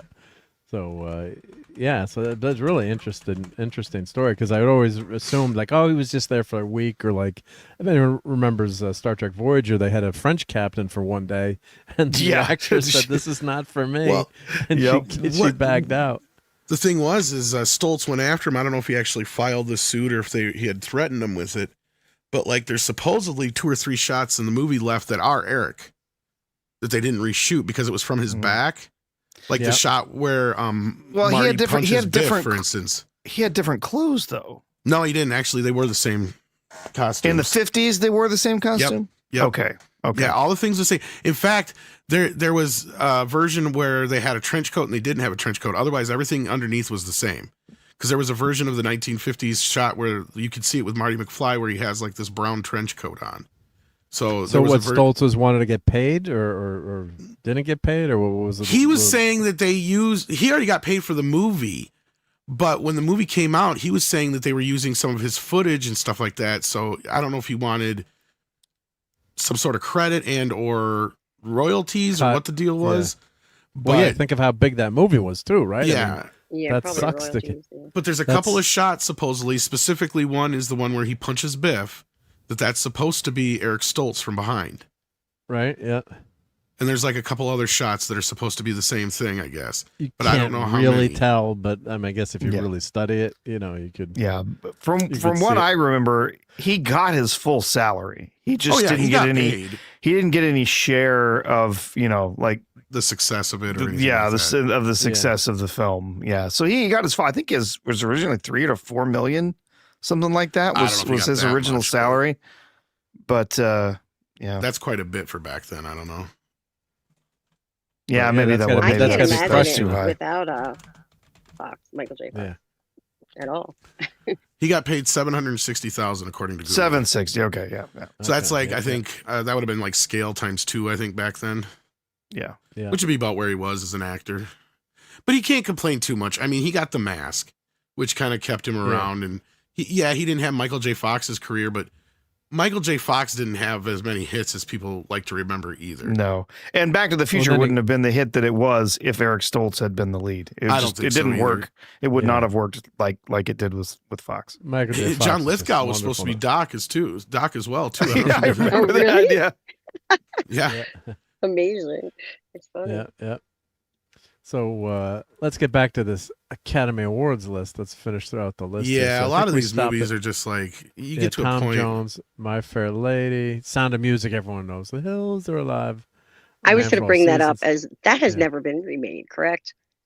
Not no. They better not. It shouldn't be. Yeah. I bet somebody remade it for television. Didn't Disney do something a couple years back when they bought Fox with it? like a live. Someone in the chat will check for us. They might have done swear, something. But I love that's one of my well, favorites too. Didn't they? They did a live Disney performance. They did a few of them. Yeah, like live. I think a live performance. Yep. They did like Little Mermaid and some other ones, and I could have swore they did a Sound of Music one too, but I could be wrong. Yep. If it's like Sound of Music on ice or something, I'm not going to get upset. Well, what's really interesting is to see what else was nominated these years. Because once you hit the 70s, like I said, they are so loaded with movies. It's hard to pick some of them. Well, maybe I'll do that list next year. Let's see. We got Sound of Music, A Man for All Seasons, The Heat of the Night, Rod Steiger, Oliver, Midnight County, Hoffman, and Redford. One of my favorite all-time movies, Hoffman Patton, and John Voight. Yeah, Midnight Cowboy. Yeah. And that was originally rated X when it came out too, wasn't it? I think it still technically is, isn't it? Wait, which movie are we talking about? Midnight Cowboy. Midnight Cowboy. Oh, that's a good movie. Yeah. Patton, of course, one of the all-time great movies. Yep. And of course, I've got. All right, continuing the theme of showing stuff that I have. Who else has a little Lego minifigure of General Patton? Right? No shit. Of course. From the Patton Museum. Yeah. Focus on the General. Now I want you Legos to get out there, and I want you to give them hell. Give it to them good. Don't fall apart. Pick up the pieces. So we're Americans. We may be made in Sweden, but we're Americans. Some of you might be afraid that you won't know what to do when you put your hand into a pile of goo that was your best friend's face. Now it's just a bunch of random parts. You can't tell which end's front and which end's back. I do love that film. Oh, cinematography in that blows me away every time. And talk about someone who would win for best cinematographer. Yeah. And George C. Scott didn't accept his Academy Award that year either. Yep. Did you know that Francis Ford Coppola wrote Patton? Yeah. What? Yeah. He did? Yeah, like Francis Ford Coppola was like a god from like 1971 on. Like, and he pushed the shit out of everything he could. Did he do French Connection too? No, that was Friedkin. Yeah. And that's who just passed away, one of my favorite actors, Gene Hackman. Gene Hackman. Mm-hmm. The Godfather, of course. One or two, we might have seen that. The Sting with Redford and Paul Newman. Classic Godfather Part 2, which some people would argue is better than Part 1. I would say so. I'd say it's better. They're both Three is not amazing as good, films. obviously. Yeah, they're both amazing films. But I give Part Part 1 2, the edge for Brando. I don't know. Yeah, Brando is fantastic in that film. Yeah.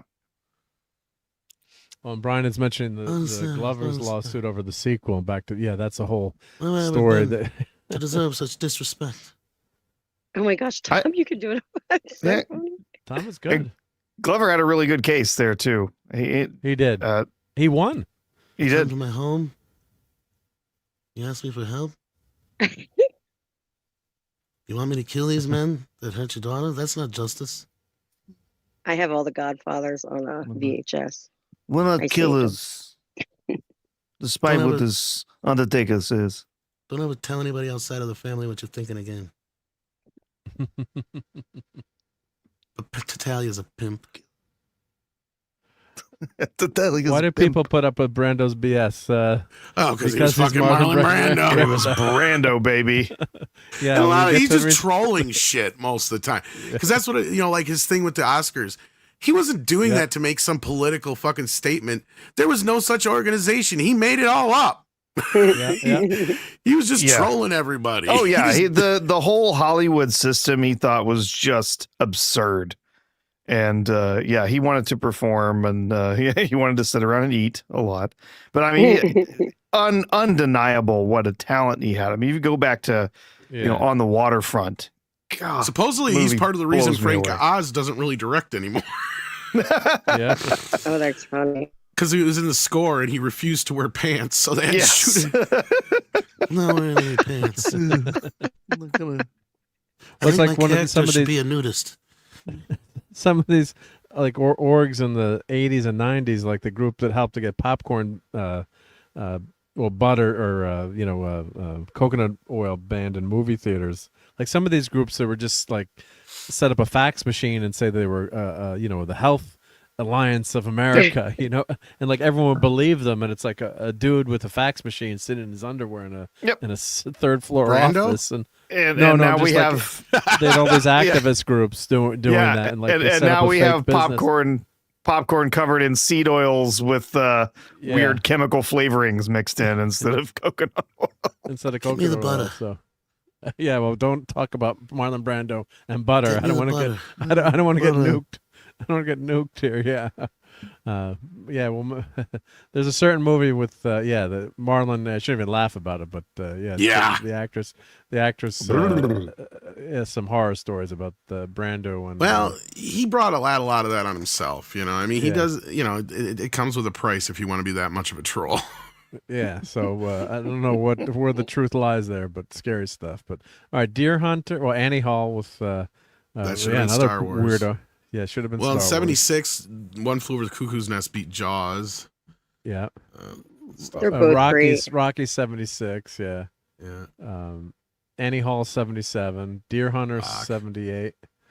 Kramer versus Kramer. That's is that Newman or no? Is that Red? No, it's Dustin Hoffman and Hoffman. Yeah. And what's her face? that's a divorce movie. Yep. Ordinary People. That's Timothy Hutton was the kid in that, or who was the kid in Ordinary People? That's Mary Tyler Moore. Was she the?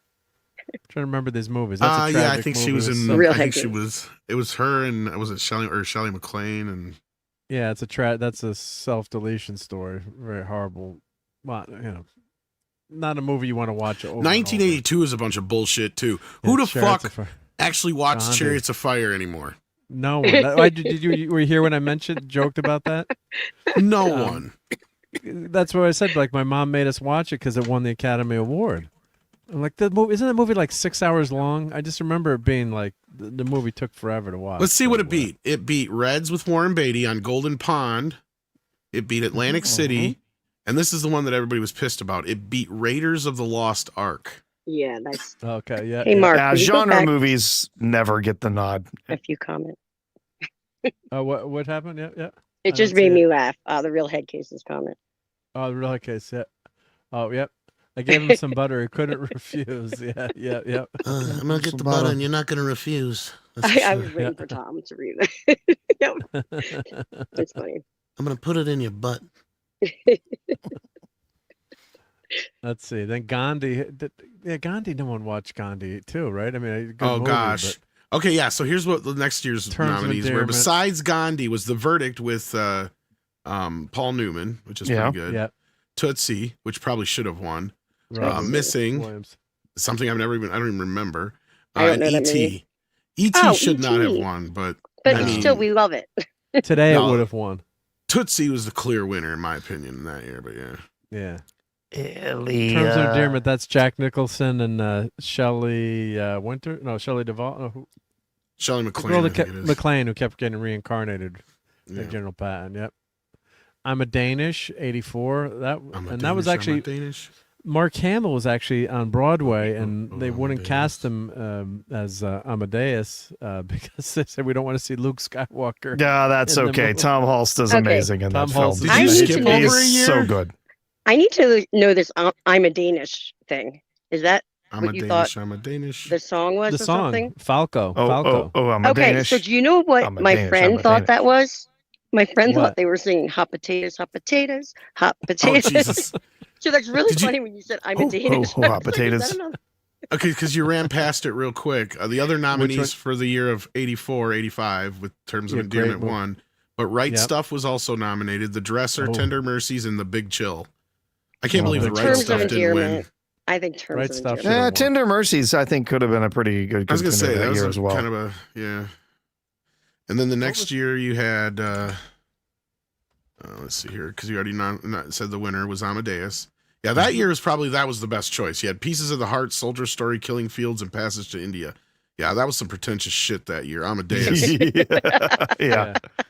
clear winner there. Yeah, and a fantastic film. I love the four. I recently picked up the 4K of that, and it is great. I'm so good because for years, ever since they went to Blu-ray, the only thing that was available was the director's cut, which is inferior. Better. No, it's inferior to the theatrical. You don't get the tits in the other version. Nah, it doesn't matter. You also get a bunch of other crap in there that slows the movie down. I got used to that version. I love it.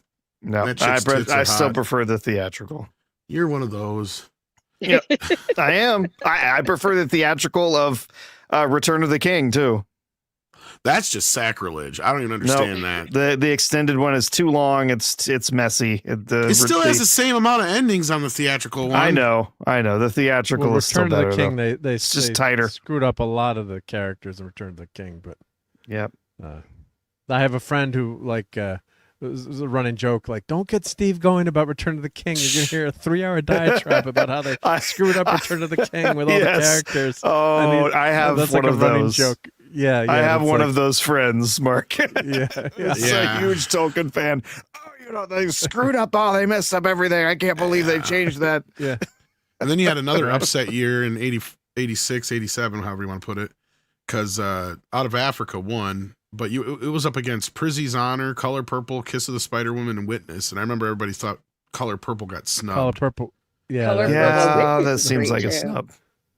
Yeah, Color Purple. Yeah, and it just got snubbed because Spielberg directed it, basically.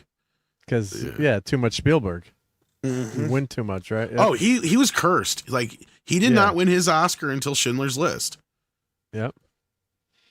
So Really? let's see. We had Is that true? Yep. Yeah. Yep. Oh, wow. So, Platoon, 1986. Some bastard keyed my dad's car. We went to go see that. No shit.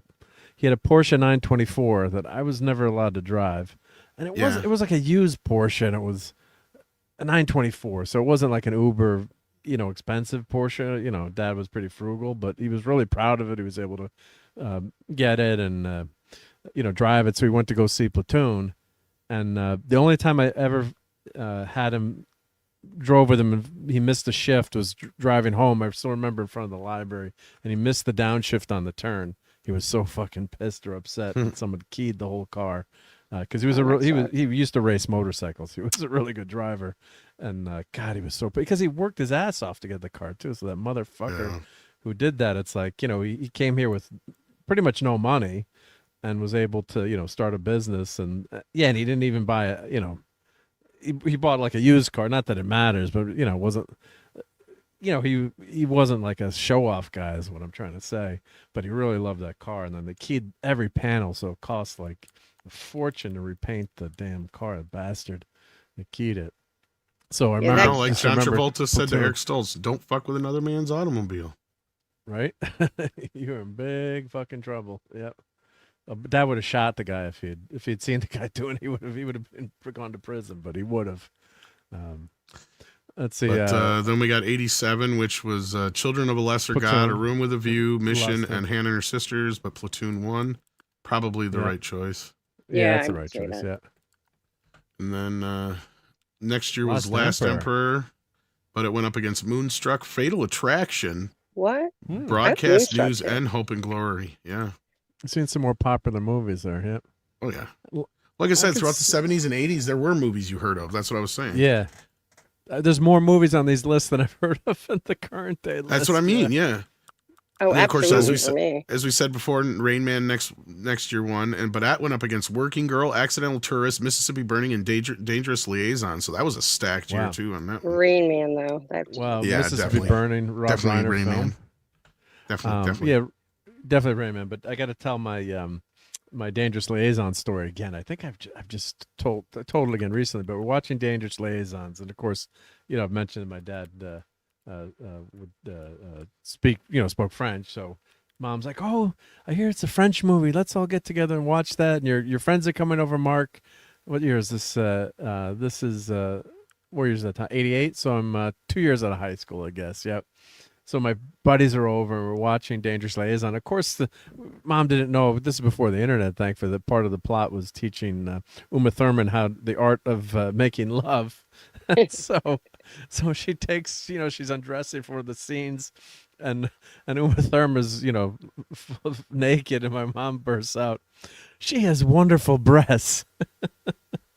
and we're like, "Mom, that's our line," But she just like explained out. It's like, if I ever meet Uma Thurman, I don't know if I should tell that story, but we just were all dying laughing, like, "Your breasts are beautiful, so beautiful." So, yeah. That's something my mom would say. Right. So all right, so then we had Driving Miss Daisy in '89. What was that up against, Tom? Oh yeah, so this was another stacked year. This is the year this is the year I remember people were kind of pissed that Miss Daisy won. Because Dead Poets Society, Field of Dreams, My Left Foot, and Born on the 4th of July were the other nominees. Oh, that was a stacked ass year. Too. Yeah. Wow. And My Left Foot, what's his name, won Best Actor. Yes. Yeah. And the next year's stacked. I think the next couple of years are pretty fucking stacked. Yeah, Dances with Wolves, Kevin Costner. Beat out. You can't believe. This is another one that people couldn't believe because it beat out Goodfellas. Wow. What? Oh, that's the one that should have fucking That's won. the same year? Ghost was also nominated, and Awakenings and Godfather 3. Yeah, it beat all those too. Godfather 3 should not have been nominated. That was not. I disagree with you. You like 3? I do. The only thing I don't like about 3 is the whole cousin loving shit. But that is kind of a part of their culture. But had he casted Winona Ryder instead, like he was supposed to, I don't think we'd be having this conversation. You know what? Actually, I'm gonna take that back a little bit because I saw 3 in the theater, and actually saw 3 before I saw 1 and 2. Oh, wow. So maybe. And I suggest I was at that age, and I suggest people see the full extended cut. And I'm not talking about the Coda version that he just recut. I'm talking about the full version. 3. Yeah, because all this stuff, like you get rid of that cousin loving shit. The rest of the movie is really good, and it's actually based on actual shit that happened.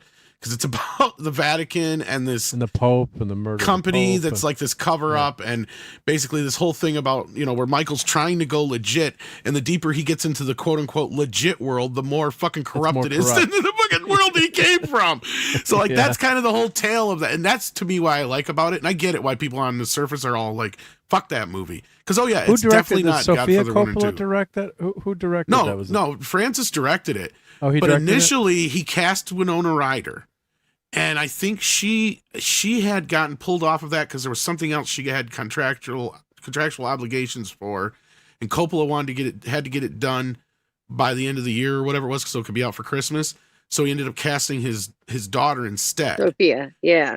And then turn around the other side. Okay, Sophia. But to make up for that, when Winona Ryder got Dracula, the first person she went to for director was Francis. And Francis is like, well, I don't really have a reason to do Dracula, but I guess I could just make a movie for the studio that could prove to them that I can make a movie, on budget and in the studio. So that was kind of how that worked out for him. But then she got pissed because Johnny Depp was supposed to be the part that Keanu Reeves was supposed to play, but the studio said, "Nah, we want a bigger star." That is so interesting. Star, right? Yeah. But Sophia Coppola became a. She did become a director, yes, a much better director, yes. Than she was an actress. She had the Virgin Suicides, I think, was one of them that she did. Yeah, and the one with Bill Murray and. Oh God, that Lost in Translation. Lost in Translation, yeah. That's one of my favorite newer. That's Scarlett Johansson's star vehicle. I love that movie. Yeah, that was really the breakout for Sophia Coppola. Was Lost in Translation. Then we go to let's see, 91, Silence of the Lambs. Got to get out our that was another here. Stacked year, yeah. Because that was surprising that Silence of the Lambs won. Because that was up against JFK, The Prince of Tides, Beauty and the Beast, and Bugsy. And I think everybody figured Beauty and the Beast or JFK was going to win. Yeah. Beauty and the Beast, this is before the animated feature. This is This is before that. Yeah. Yeah. So I agree with the winner that year. I do. Yeah. I like Silence of the Lambs better. It's a tough year. That was a stacked year. Yeah. Unforgiven. Clobby hated that movie, but I loved it. We'd argue about that. Yeah. What year was that? 93, but it came out in 92. Yeah, my friend is in the beginning of that movie. We were in high school. That's what I was asking the year. Talk about a stacked year. This year, you had Few Good Men, Crying Game, Scent of a Woman, and Howard's End that Unforgiven beat. Crying Game. I saw that in the theater. That was. My wife made me watch that, and then I said I'll watch it if you watch any movie of my choice. So I picked Clint Eastwood, The Outlaw Josie Wales, and she ended up loving it. I was like, "Damn it, you're supposed to hate it." It's a good movie, you dumbass. It's a good movie. I should have picked like Chud or something, like Kenneth the Human Underdwellers. Critters. Yeah, don't be dissing on Critters. Yeah, No, I love Critters. The hood. It's just not something that most women would enjoy. No, I know. You got to come up with an Uber guy movie. Like that's see, women like Clint Eastwood. Dusk Till Dawn. Yeah. Yeah, something like that maybe would have been better. Yeah. But I was too nice of a husband, right? But I'm like, I'll watch the Crying Game. That's why you got dear. married. Yeah, see? Now you know all there is to know about the Crying Game. Yeah, unfortunately. Yeah. Oh, that song's gonna be in my head. Your gun is sticking into my hip. Schindler's List, 93. That's okay. Well, here's the other nominations for 94. Really but, we got Fugitive, Piano, In the Name of the Father, and Remains of the Day. Again, the 90s are fucking stacked as a motherfucker. Yeah, until they're all good. English Patient Zero, that is. Headcase, I did watch War Machine, so we will touch on that tonight. Hopefully, we won't go too long, but yeah, we'll talk about that. Yeah, I did really like it. Yep. And then Forrest Gump.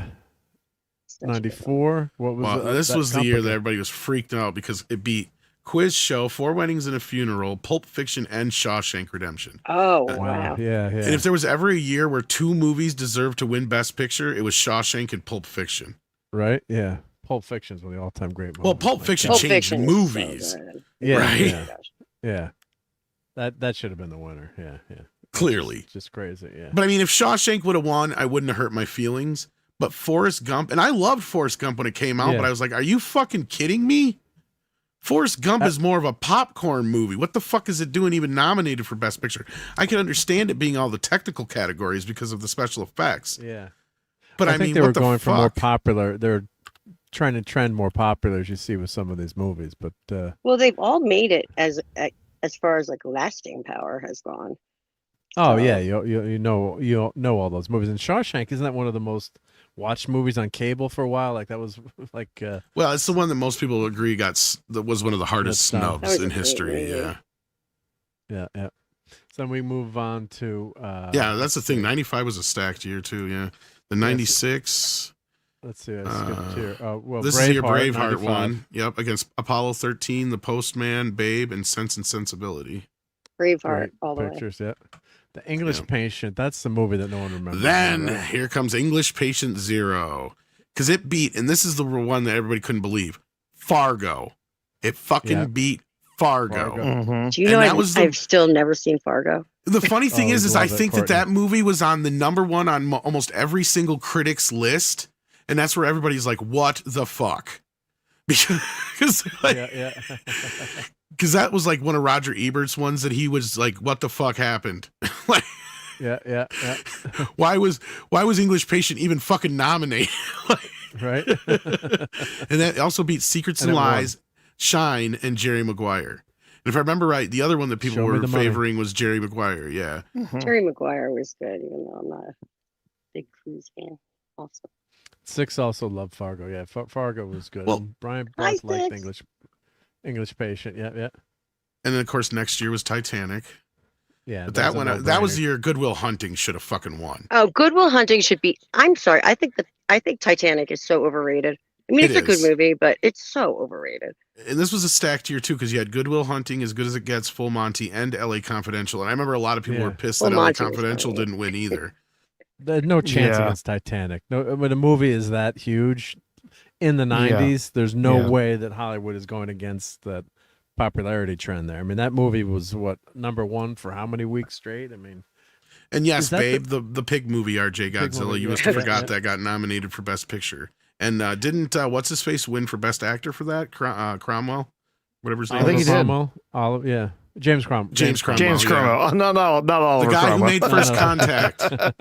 Well, he was the original Zephram Cochrane. No, just exactly. Ooby dooby.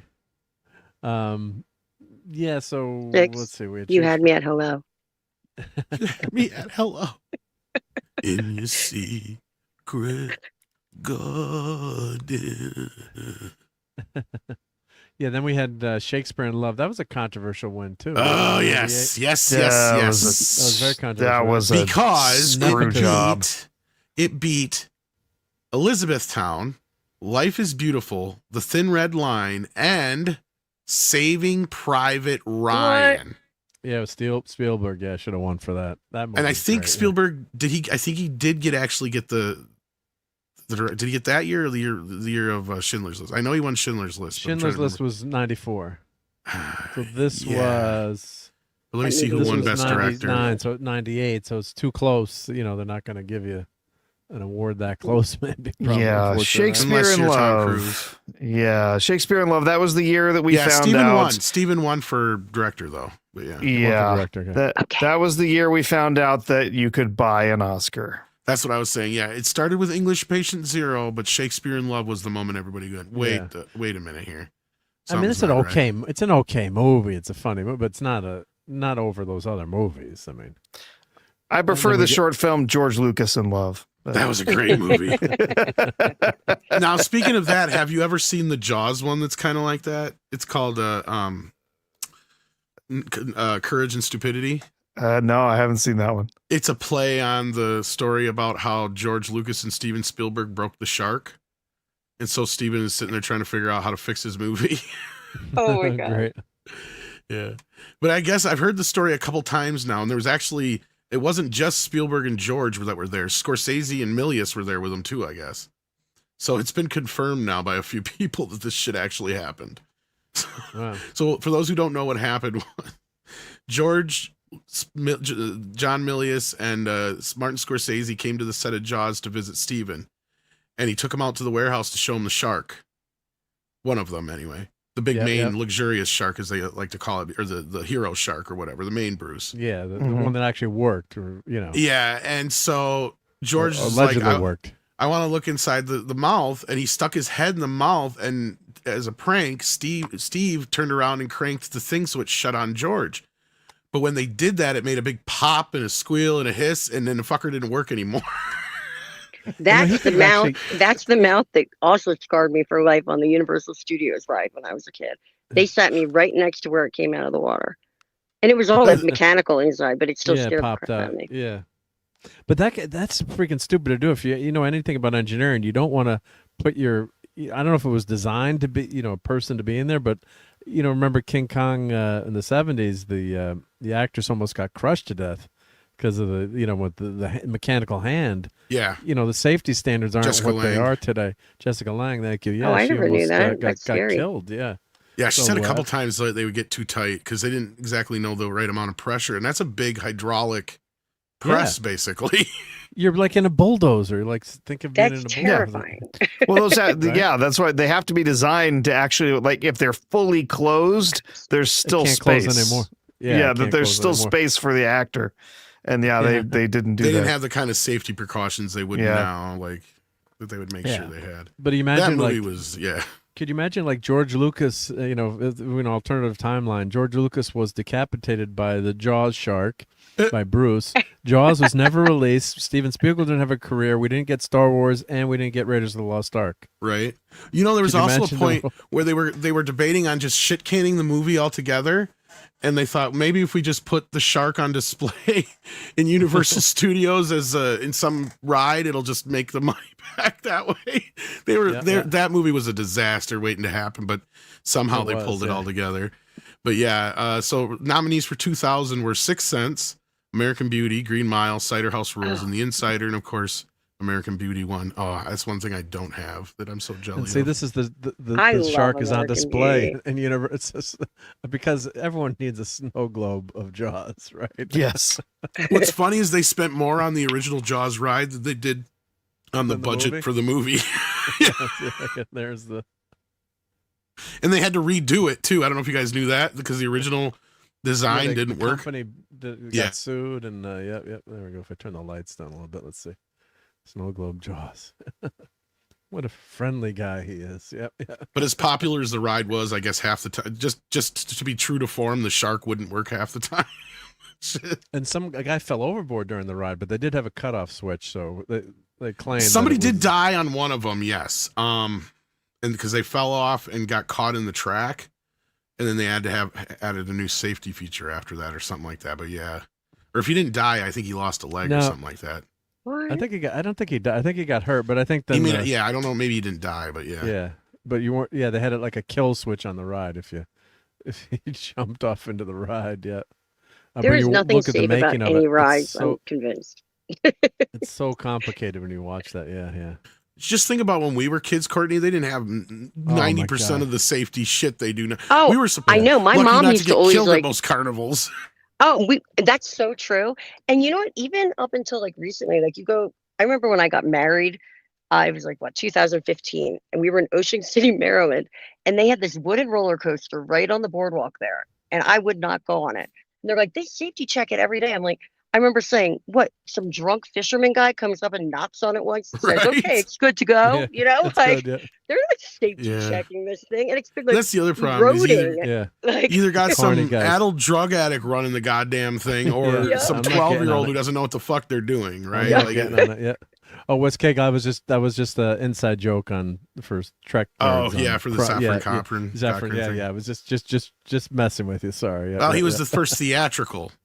Yeah. Oh, and Tom, I was also at Dorney Park. I think it was Dorney Park in Wildwater Kingdom. It was, but when a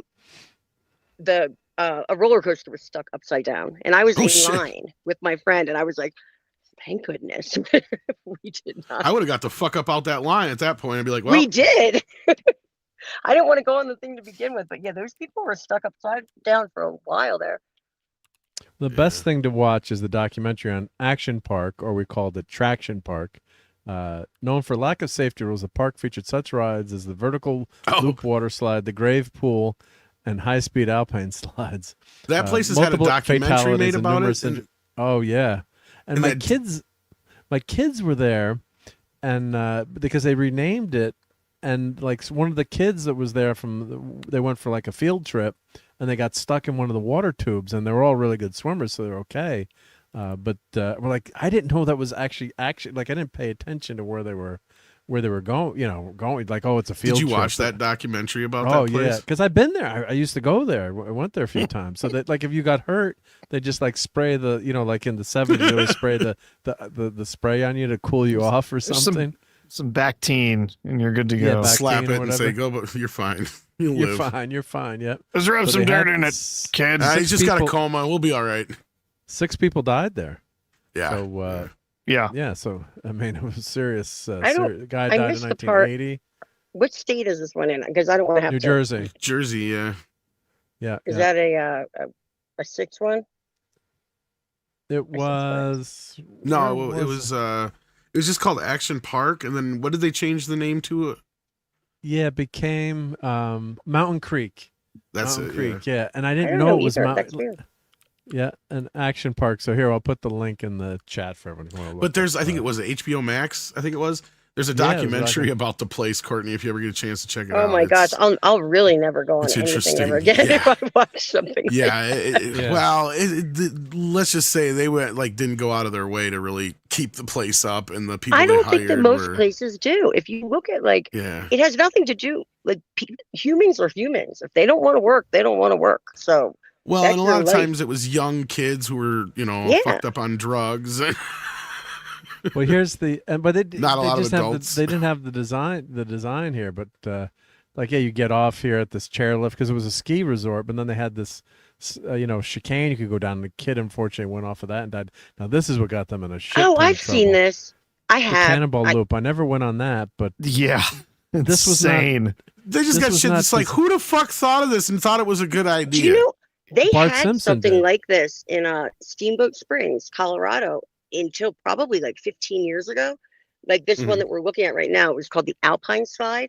And you were literally just it looked just like that. And you're in this little thing, trying to, it had one little thing to stop it and these hand things. And they had to close that down, probably because that documentary came out. Who knows? I don't know.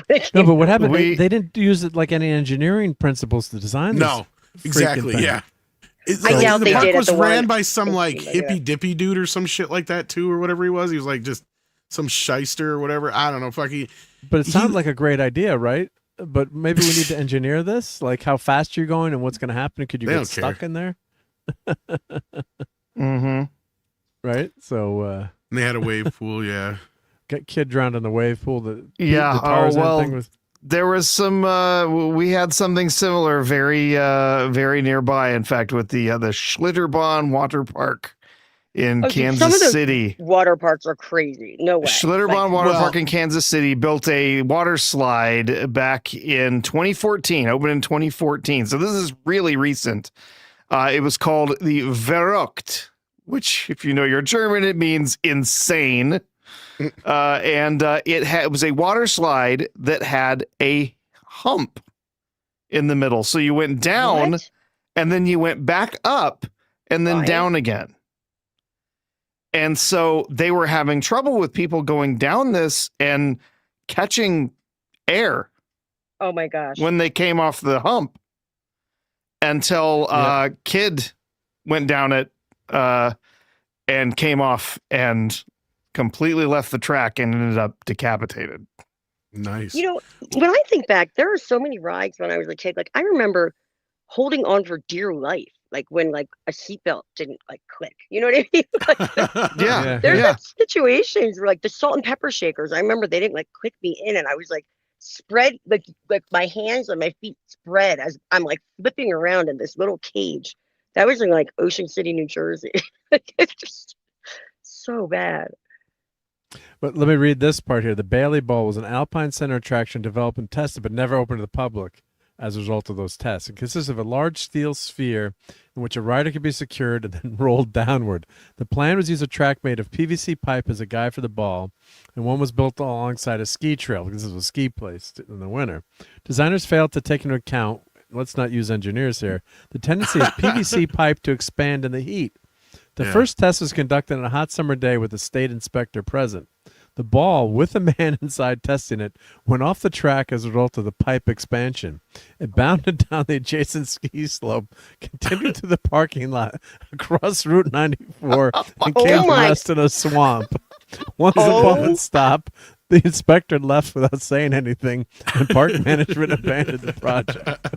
You know, like I live near the Dells. Now, Wisconsin Dells is. I love the Dells. Okay, back in the 80s and 90s, it reminded me a lot of Action Park because it was just a bunch of people doing crazy shit. And you talk about water slides. They had all kinds of shit.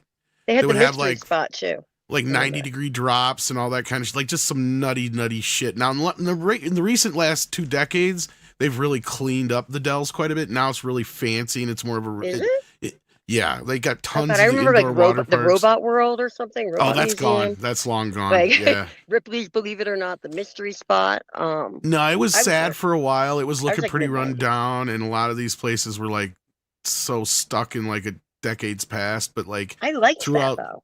Yeah, throughout the aughts, they've cleaned up the Dells quite a bit, and it also helped that they opened up the Ho Chunk Casino between Baraboo and the Dells, so like that increased. You know, Wasn't a lot there of like traffic. a Circus World nearby there too? Circus World is still there. Is it? In Baraboo? Yep. I love that place. That's in fact where I met the midget that I had sex with. Oh no way! Well, there's not a lot of jobs for midgets. That's the first time I saw an elephant pee. That's why, and I remember being like, she just worked there. I didn't meet her there, but yeah. It's so funny. I got to read this thing about the Cannonball Loop. So, in '83, Gar built an enclosed water slide called the Cannonball Loop. So intimidating, the employees were reported been offered $100, equivalent to $300 today, to test it. Fergus, who described himself as one of the idiots, took the offer, said $100 did not buy enough booze to drown out that memory. The slide was only open for a month in '85 before it was closed at the order of the state's advisory board on carnival amusement ride safety. A highly unusual move at the time. Yeah. One worker told a local newspaper there were too many bloody noses and back injuries from the riders. Some early riders came back with lacerations to their bodies, whose cause was later determined to be teeth that had been knocked out of the rider's mouth and become lodged in the interior walls. No. Let me read that again. Teeth that had been knocked out of riders' mouths and become lodged in the interior walls. And Wes Cagle had commented before, like how much was a New Jersey treasure. It made us tough as nails. A former Navy physician found that riders would experience as much as 9 G's of acceleration as they went through the loop. Which, that's like if you, to be a fighter pilot, you've got to be able to, train and to experience 9 G's, and you've got your G suit on. Yep. A story widely rumored and reported in Weird NJ was that some of the test dummies sent down before it opened had been dismembered and decapitated. His son has confirmed he was the first live person to test the ride afterwards, which he did wearing a full set of ice hockey protective equipment. The Cannonball Loop was not fun, he recalled later. It was more like a ride you had to survive than had to have fun. Yep. A rider also got stuck at the top of the loop due to insufficient water pressure, and a hatch had to be installed at the bottom of the slope to the route for future extractions. Those who rode the Cannonball Loop have said that more safety measures were taken than otherwise common in the park. Riders were weighed, hosed down with cold water, instructed to remove jewelry, and then carefully instructed on how to position their bodies to complete the ride. The ride was opened a few more times over the years. It was open in 95 and 96 before further injuries forced its permanent shutdown. Cannonball, it was there, remained visible near the entrance of Waterworld, and it was dismantled. Yep. Yeah. I mean, I've read some of this before. I remember reading about the tidal wave pool and then referring to it to as instead of the wave pool, they called it the grave pool. My goodness. Yeah. Because like several people died in there, like because the waves were too strong. Right. Oh my goodness. So what was the name of the movie? Let's see, Action Mountain or nonfiction book. But yeah, where's the? I kind of really want to watch it, but I kind of really don't. Yeah, I think it was. I can't remember what the Class Action Park. It was a documentary. Okay, but there was also the Johnny Knoxville movie was based on it too, and I'm trying to remember what it was called. Really? Yeah. The film was Action Point. Oh, Action Point here, I guess. Yeah. It's actually a movie, they said. Yeah, by Paramount Pictures in 2018. That's the one I'm thinking of with Action Point. Yeah, Johnny Knoxville. Oh, I have never even heard of that. I haven't seen it, but I heard about it. Yeah, I've seen the documentary though. Yeah, the documentary is really good. I'll have to watch that other movie. Yeah. I think I might have seen that one from Mashable. I think I might have seen that one on YouTube. So no, crazy stuff. Yeah. Well, let's finish up this movie list is really fun. So let's try to we'll just go through this quick. Now that you fed us nightmare fuel for 2001 was Aaron Brockovich versus Chocolat versus Traffic versus Crouching Tiger, Hidden Dragon versus Gladiator. And if I remember right, wasn't it Traffic? Traffic. I would Gladiator won. Gladiator won. Oh, I like we Traffic are entertained. Better. Yep. Then we go to Beautiful Mind, and that was up against. Yep. Go ahead. No, who was that up against? Beautiful Mind up against it. Moulin Rouge, In the Bedroom, Gosford Park, and The Fellowship of the Rings. Well, I'd go with Fellowship, but I could see why Beautiful Mind was an excellent movie. It was all right. I liked it. Yeah. Chicago, the musical. Chicago. Nick Weiser voted for that. Beat the Bob Hours. Fosse danced there. Gangs of New York was the one I think most people thought it should have won. And then Two Towers and The Pianist. The Pianist. Yep. Pianist was good too, I thought. Now, Return of the King, I don't think is the best of the three. I think. No, but they did all the awards on the last one. Yeah, they do that sometimes. I think the Two Towers was the best. Two Towers is the best. I think it was the films, best one from the Battle of Helm's Deep. Holy. Well, and they got and plus you got all the Gollum stuff. Yep. Yeah. I still love the extended edition of the first film, though. How can you watch an extended edition of anything that long? The ending with the Boromir's death and everything, just so good, so incredibly well done. Yeah. Well, and I would say I would admit that Two Towers I think is the better film. But how can you watch Return of the King where he's just like he will be no problem anymore when you had the whole fucking battle with Saruman and shit completely cut out?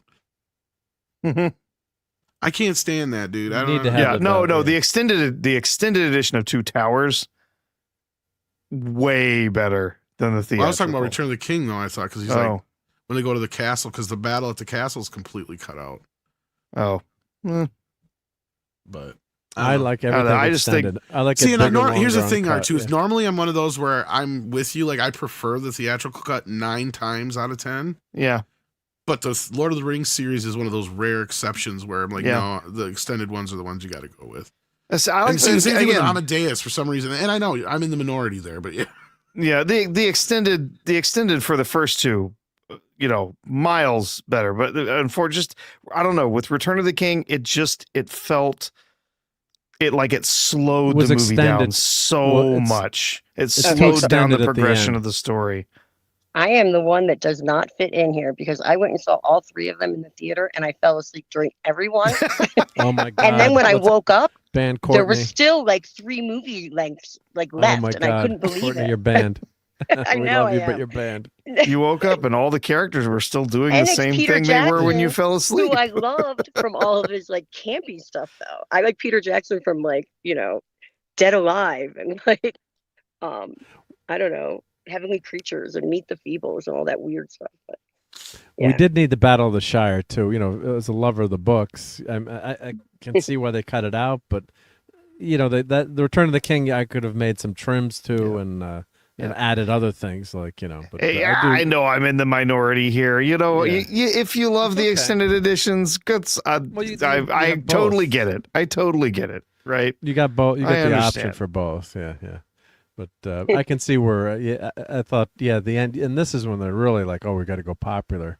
What did Lord of the Rings? What did Return beat in 2003? We got Tom here to. Oops, sorry, I was muted. I didn't realize it. Yeah, that's okay. Yep. Mystic River, Master and Commander, Seabiscuit, and Lost in Translation. That's a tough year too. Master and Commander might have been a that contender movie. on that one, but I don't know about the rest. Well, Lost in Translation is a typical Oscar winner, right? It's Oscar bait. Yeah, it's Oscar right about bait. that. It's a good movie, but yeah, that's an typical Oscar winner.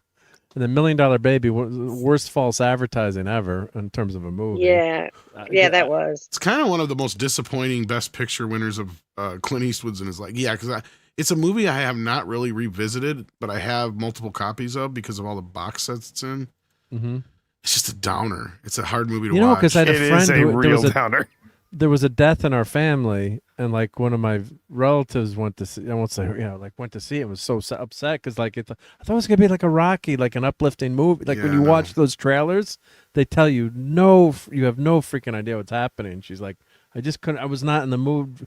Not that it's a bad thing to have a depressing movie, but you got to be in the right frame of mind or know what you're getting. And that was. I actually wrote a letter to the studio complaining about the movie. About the advertising. I'm like, you sum it up, you MFers. I'm like, I was so pissed for, we had something bad that happened in our family. I'm like, this family, I went into more detail in the letter. I'm like, you can't advertise a movie like that. Yeah, you can't give away the ending, but don't make it seem like this big uplifting Rocky movie. I wonder if I have that letter anywhere, but I never got a response. Probably thought I was freaking crazy. Not. But I mean, for me to be that angry, listen to you. To write, and back in the day, you had to write. It was an actual letter that I sent. I think. I don't think it was an email. I think it was an. You were literally Grandpa Simpson. You realize that, right? Grandpa Simpson. You know what? I wrote a letter to Billy Bob Thornton in like 1994, and I even got a response. Okay. Awesome. You didn't get a response. Then we put your name on the script and sent it in. Didn't you wonder why you were getting checks for doing absolutely nothing? I figured because the Democrats were in power again. That's my favorite quote in The Simpsons of all time. And when I saw that on TV, like your millionaire movie. When I saw that, I couldn't believe there was a actual conservative effing joke on TV. There was no millions or babies to be seen. Yes, yeah. And meanwhile, you got called a Karen in the chat. Figured the Democrats were back in office. So it beat The Aviator. It beat Sideways, Ray, and Finding Neverland. I think all of those movies were probably better than $1 Million Baby, to be honest. Ray with you. was good. Yeah, I love Aviator. Yeah. I think Ray should have probably been the one to win, but because it kind of broke the mold of the biopic in some ways, but it did a bit. Yeah. But then you had the next year, which was Let's see, Crash. Don't people hate that movie now? Yes. Well, it beat Munich, it beat Good Night and Good Luck, Brokeback Mountain, and Capote. So I don't know if there's Crash. I don't know if there's a much better choice, but Crash was like White Guilt the movie. Yeah, I guess I could see it's that. actually it's a reviled movie now in retrospect, right? I mean, I keep hearing how they kind of regret it. Even the night it won. No, actually, it always was. Even the night it won, there was a lot of people going, "What the fuck?" And and it was not like anybody could just point to one of the other films that should have won. But again, Capote, Munich, Brokeback Mountain, Good Night and Good Luck. Yeah. Most people still watch those movies. When's the last time anybody talked about Crash? I never saw it other than the first time I saw it. Right. But I liked it when I saw it that one time. I don't know. And as far as like, and this is where I feel like they should do I don't know what you would call it, but basically it's a makeup Oscar where you would go back and nominate and give an Oscar to a movie that was nominated and didn't win or didn't even get nominated from like whatever decade ago, especially when the winner was something like Crash that nobody fucking watches anymore. Yeah. And give the movie another movie retroactively a new Oscar. Because what's the big deal about Crash that people don't like? Because I really don't remember. Six likes Crash. Likes Crash, Oh, you're saying, yeah. Yay. Six, that's why I like you. The two of us yeah. like it, apparently.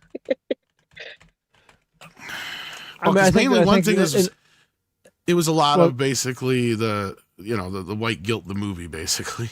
Yeah, I mean, I enjoyed watching it, but I think in retrospect, people have been saying that it's, it wouldn't work today. You couldn't do that movie today. It was culturally insensitive. For instance, the way it represented the way it represented race relations and stuff. Like even Roger Ebert criticized it for having misguided and dangerous messages that treated race superficially, reducing complex problems to simplistic, contrived encounters, as described in his article. And you got to understand about Roger Ebert. Motherfucker was woke back before woke was a thing. Right, like it's a movie. I guess I can separate myself and just see that. Was it before Rodney King, or this is after Rodney King? It was after, but it was very controversial even when it won because everybody was like, it was like the worst of the best picture nominees. And like I said, the one that we talk about the most still to this day, I hate to admit it, is Brokeback Mountain. Yeah. Like that one of all those films probably had the most impact.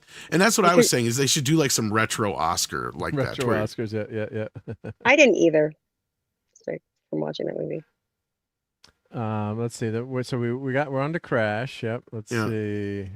Where am I? What year was Crash? Because I worked at a video that was when I worked at the mom and pop shop when Crash won, and I remember people coming in because in the morning time and renting it. Yeah. In the morning time is when I'd get a lot of my movie fanatics.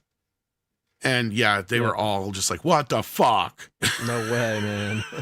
But it's a movie. It's not supposed to be. I don't know. Well, it's supposed to be the best movie of the year. Though. Yeah, when you're and again, like it or not, like a good movie. Like I said, Brokeback Mountain even had quite the impact back then, and I think everybody was like, "Well, how did that not fucking win?" Yeah. Well, I think it's because of the shock value. Like people thought that was really shocking to see. You know what I mean? To have those two big. It's funny because that was also the year I got Oscar screeners. But anyway, the next year we had Little Miss Sunshine, Babel, The Queen, Letters from Iwo Jima, and The Departed. Departed won, yeah. And Departed rightfully won. Yes. Yeah, that's a great movie. Little Miss Sunshine's good too, though. I like that one. But. Well, and that one, The Departed, was kind of like because Scorsese was another one that was always kind of jerked around by the Academy, and he finally got some notice there too. And then we had the Milkshake movie next year, No Country for Old Men. What a terrifying performance by Javier Bardem. Am I saying his name correctly? Javier Bardem. There Will Be Blood was nominated as well as Juno, Atonement, and Michael Clayton. No Country was probably the best of that year. That's the one, yeah. Most likely. Slumdog Millionaire. Now what was up against Slumdog? This was a shit year. We had Frost Nixon, The Reader, Milk, and The Curious Case of Benjamin Buttons. And I think everybody was expecting Milk to win. So Slumdog was kind of an upset. The San Francisco politician who was assassinated. Yeah. Yeah. And I'm pretty sure Sean Penn won an Oscar for that. Okay. Yeah. He played Harvey Milk. Yeah.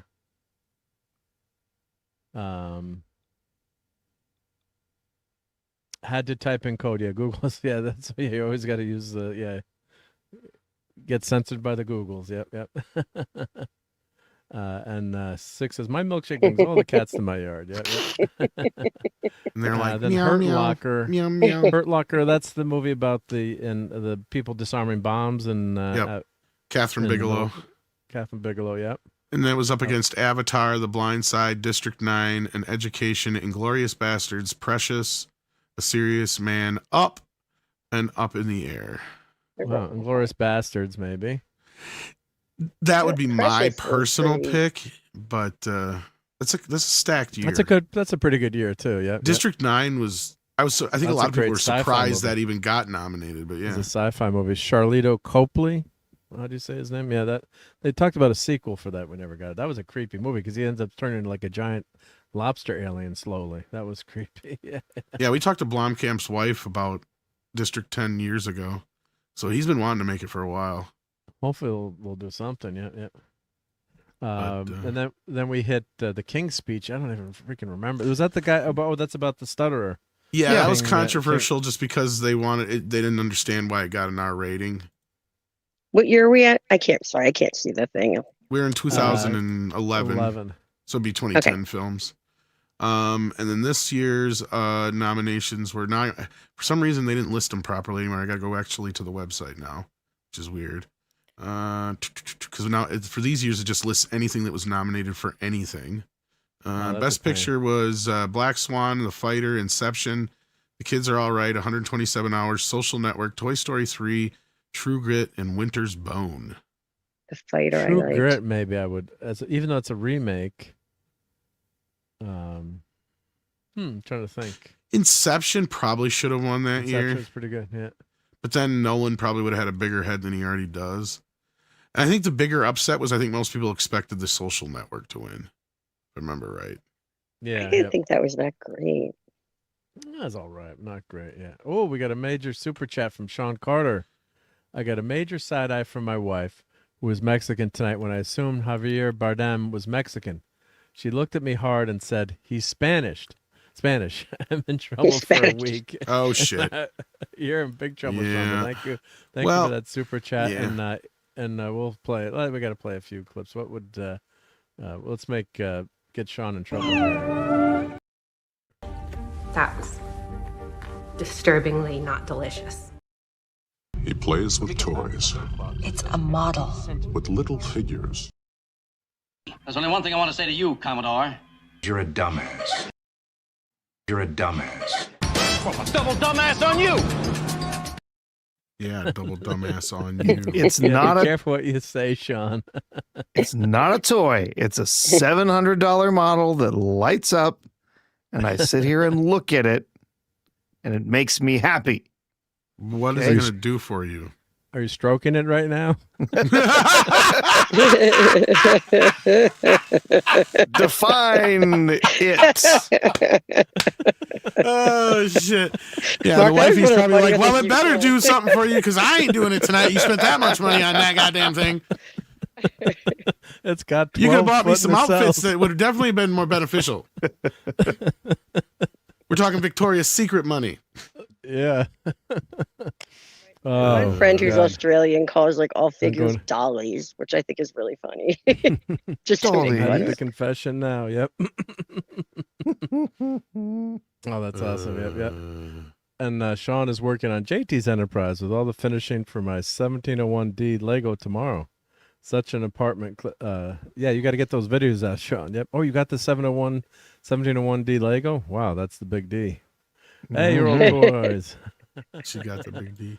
But yeah, the thing with The Social Network is you may not think it's a good movie or not, but the thing is it kind of changed. It was kind of one of those movies that invented a new kind of movie. And since then, we've gotten... I can see what you're saying, yeah. We've gotten tons of these, the making of the product movies, right? Like even The Founder or, insert whatever here, where it's not a biopic, but it's a biopic about a product. You know what I mean? So it kind of kicked that whole thing off in a way. Yeah, So, yeah. I think that was another reason why people were kind of like, yeah, kind of surprising. But then the next year we had, let's see here, Artist won. Artist.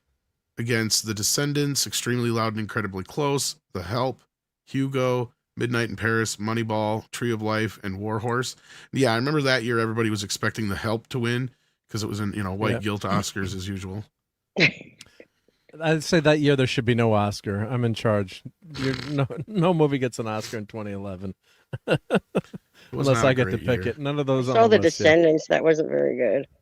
I don't think It was I all saw right. The Help. It was okay, but It it's not, wasn't bad, but like it wasn't. but it's not an anything to write Oscar. home Yeah, about. nothing is. Yeah, Then you Argo fuck yourself. Yeah. Is Argo? Is that the one with Ben Affleck, or is Yep. that That's the one.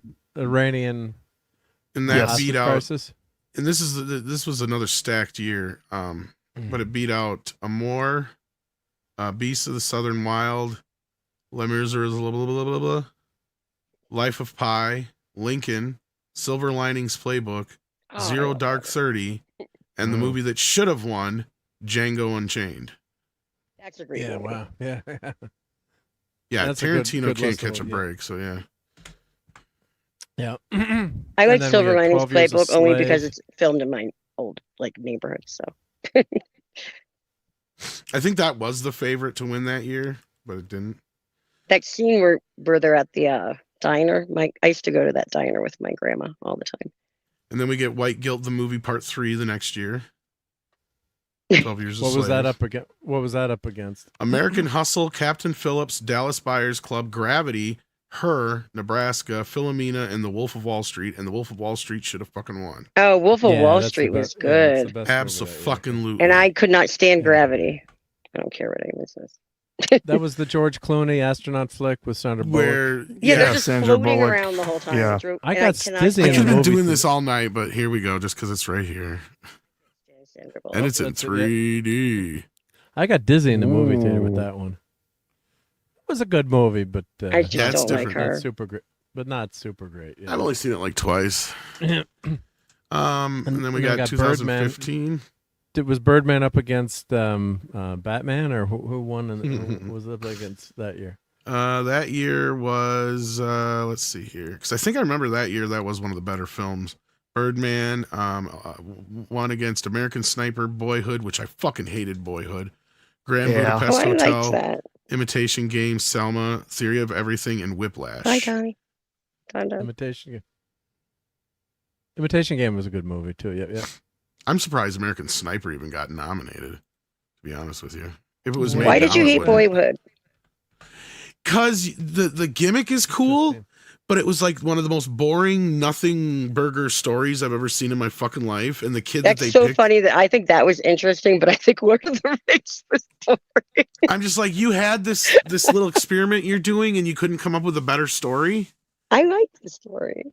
This shows that I'm just not. And it's like sad because I anyone. love Richard Linklater. Like, I mean, Dazed and Confused and all that kind of stuff. But like, yeah, it's just, I don't know. I felt it was like the overrated film of the year that year. Like, there's one movie that always gets way overrated, and that year just because of the gimmick. I didn't know that it was even nominated, and I probably wouldn't say it should be worth a nomination. I just remember when I saw it, I didn't know that it was filmed like over all that time. I mean, the it's a first time neat I saw it. experiment, right? But I mean, you would think you could come up with a better story. Like, if you're actually going to do that, how often would people be like, it'd be great if I could tell a story with somebody and we actually see them grow up on film, right? So come up with something interesting. To me, it's just, it's more about his parents getting a divorce. And I'm just like, okay. I don't know. I just, it was not as impressive as I thought it was going to be. And I hate pretentious shit. Like, the moment something gets too pretentious, I'm just like, oh, fuck this. Good night, Donnie. Thank you for being here. Oh, and your toys going to Disney World. All right, enjoys. He said he's going to the East Star Coast Wars for the stuff. first time. The, Awesome, yep. the Have only fun, exception to that is probably The Godfather. And that's only because Coppola did it in a way that he wasn't pretentious about himself, but he knew, how do I put this? He didn't want to make The Godfather. He was making it for the studio. So his pretentiousness was about trying to lift it above what the novel was, because the novel was seen as kind of this sleazy, I don't know how to explain it, but it was not the Godfather film, right? It had a lot of elements to it that are kind of lowbrow to help sell a lot of novels. And Coppola did what he had to because of what they hired him for. But at the end of the day, I don't think he realized what he was making until so far into the project that the pretentiousness that he was making the movie with wasn't the type of pretentiousness that a lot of these guys make their, Oscar bait bullshit with. So like that's one of those few rare times where I feel like that's the only time that ever happened, where somebody was making something pretentious on purpose, but it worked out despite Coppola's doing that. If that makes sense. I don't know if anybody gets where I'm coming from, but yeah. Would you say that that like The Godfather is kind of what paved the way for all the kind of the mob movie kind of trend? Well, what it did is change the mob movie, because up to that point they were all Warner mob movies, and like they all had moralistic endings to them, and you never saw the gangsters in any other light than just as criminals. Yeah. Okay. And the thing with the guy, and that was kind of the thing, is that Coppola didn't want to make a Warner Brothers gangster movie, so that was part of his reasoning for doing what he did. And the studio hired him because he was Italian, and they thought they could get away with anything. Yeah. And you had the Hollywood code where you couldn't have the bad guys win. Before, right. So you couldn't have a movie that, and not that it glorifies the mobsters, but you see them in a different light. It shows them as complex people, right? Like, yeah, they're not just all good, all bad, although they do horrible things. This one time I'll let you know what into my business. It's just one time only. Michael talking to. And he lies right to her fucking face. Lies right, lies to her face as he has everyone killed, but. Yeah, that's why it's you just it kind of takes you back to a time where Knights of the Round Table, right, where you could take the law into your own hands, and you kind of they're out on their own, they're totally independent, even though they're against the system, but they would have a morality to them, right? They'd have their own set of rules, like we don't get involved with drugs or that shit, or it's dirty business. But it's a lot of it's all BS anyway, but you kind of romanticize the notion. Oh, it was very romanticized. In fact, the humorous part about it was how much the actual mob adopted after The Godfather. Because it was so much bullshit. Because Mario Puzo didn't really know any gangsters. He knew the world. But he flat out admitted everything I learned about and put into The Godfather, he got from the Valachi papers, which anybody could have gotten access to. Okay, yeah. So everybody was all like, he's breaking, omerta, he's going against the code, he's doing dirty to his Italian, family basically as a whole, But at the end of the day, he was like, I just wrote it because I was broke, I was in debt, and it was the only part of my last book that anybody responded to, and they begged me to. There you go. Yeah. And I love how it's portrayed in The Offer. If you have not seen that miniseries, see it. And I'm almost sure this is pretty much how it really went down, because Francis was literally in debt up to his nose to loan sharks and to bookies, because he had a gambling problem like a motherfucker. Yeah, that's not my channel, by the way. I got to change it. That's right. That you have mine. Well, take the 218 off, right? It's get the right one. Well, here, I'll write in the chat. You put it in, Courtney. Yeah. So so Coppola was desperate. I mean, he was so desperate that he pre-sold the film rights to Paramount for nothing. They got the film rights to that for next to nothing. And because he was so desperate just to put some money in his bank. Yeah. And finally his wife's like, I didn't marry, you to be this sellout. I married you because you were an artist. And then she's like, wants to know how much about their money they're in debt for. And when he tells her, she's like, fuck art, get writing. So it's like at that point they were that desperate, and wow, it just came together, and he didn't really want to do it. And what she says in The Founder, and I believe this is what happened, was she's like, just make it about the family. And he's like, yeah, but these people are murderers. He's like, well, maybe this story is about how you find the reason why you would have to murder for your family. Right. Yep. So like, that's kind of the key, is making them a family, making it more about what you just said too, Mark, about how the mob exists not just because they're racketeers and murderers and thieves. It exists because they're basically the people that you could go to for true justice, especially in a world where you're not protected by society. Because you had the Irish and the Italians that were just as persecuted as a lot of the other people in America at that time. Well, the largest mass lynching of anyone in America was 11 Italians were lynched in I believe it was 1911. So I think the anniversary was just 2 days ago, and they were convicted of they were on trial. A bunch of Italians were on trial for, I think it was murdering a judge or murdering someone, and the verdict was not guilty. And in New Orleans, they broke into the prison and lynched 11 Italians right in the street there, mass lynching. So people don't realize how hated Italians were and the Irish were. Yeah, and that reason that you just said too, Mark, before was why they pushed the sequence at the wedding up front. Because if you read the actual novel, that sequence doesn't even come into like the 3rd or 4th chapter. Mm-hmm. And the reason that's up in front is because that it tells you exactly what it's about. It's about this guy had his daughter get raped and beaten within inches of her life, and the guy's got a suspended sentence. Right? So the whole point is he's coming to Don Corleone to get vengeance, right? To get revenge, to get justice. And at that point, Don's like, why didn't you just come to me to begin with? And then it wouldn't be so much of a problem, right? Because that's the whole thing is then they are basically their own. You would have justice now. Then you would have justice, yeah. Suspend the sentence. Yeah.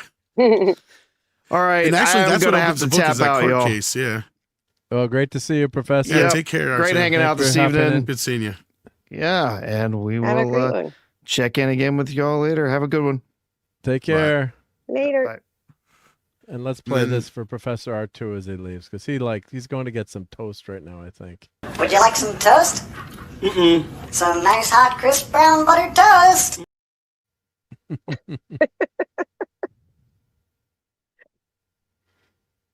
Let's bring this back up. Yep.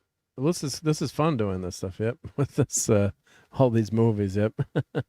So Birdman was 2015, and Spotlight. I don't even remember what the hell Spotlight was in 2016. What the hell was Spotlight? I think I didn't pay much attention to movies during the next couple of years here, because I think this is like right when I first started having some health issues. Yeah, because I have no idea what that is. No clue.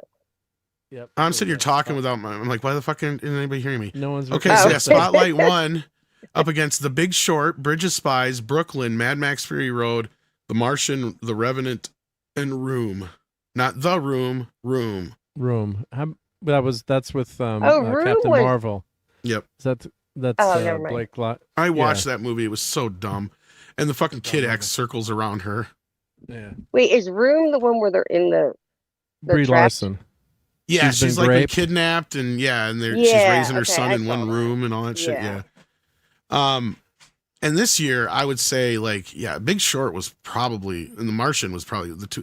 That's one of my few fucking Ridley Scott movies I like was The Martian. See, I don't like it because I read the book. I mean, I like it, but it's the book problem. I've heard never read the it's book. Not as good as the book. Yeah, it's like half as good as the book, and the book is awesome. Yeah. I'm not surprised. About the movie American Psycho. Toast for everyone. Good night, Talkie Toaster. American Beauty did though. So then next year we had let's see here. Moonlight. Moonlight. What the hell is Moonlight? That's not moonlighting. That's Moonlight. No. I remember that one vaguely. No, that beat out The Arrival, Fences, Hacksaw Ridge, Hell or High Water. Hell or High Water was fucking good. Hidden Figures, La La Land, Lion, and Manchester by the Sea. Why did I think La La Land won that? I always thought La La Land won. Oh, it didn't win. Or is that the year that they accidentally announced the wrong winner? Yes. I remember that. I totally they remember announced La La Land. They announced La La Land, didn't they? Or what did they announce? I think so. And that was the year they fucked up. Yep. I remember that. Because it was the wrong envelope or something? Something was going on with that. Yeah, I can't remember. I have no idea. Excuse. I don't think I've ever seen that movie. I don't remember the movie. Coming out age drama directed by Barry Jenkins, based on an unpublished novel. It's cinematographer play. I've never seen it. Never seen it. So box office 66 million. All right. Well, so that I mean just. And then the next year is a typical Oscar movie. Fish fucking movie. The Shape of the Water. That's actually the creature from the Black Lagoon. You know what The Shape of the Water is, right? Whatever container you put it in.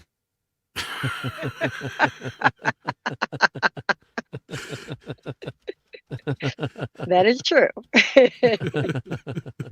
But that was actually Del Toro's. I've never actually seen that, to be honest with you. I've heard things about it, but Well, he wanted to do The Creature, do a remake of The Creature, and they wouldn't let him. And so this Shape of the Water is. So instead, he made a bestiality porn. Yeah.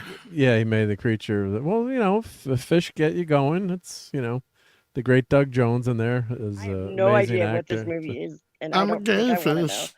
You don't know, but Shape of the Water is. Here, share this.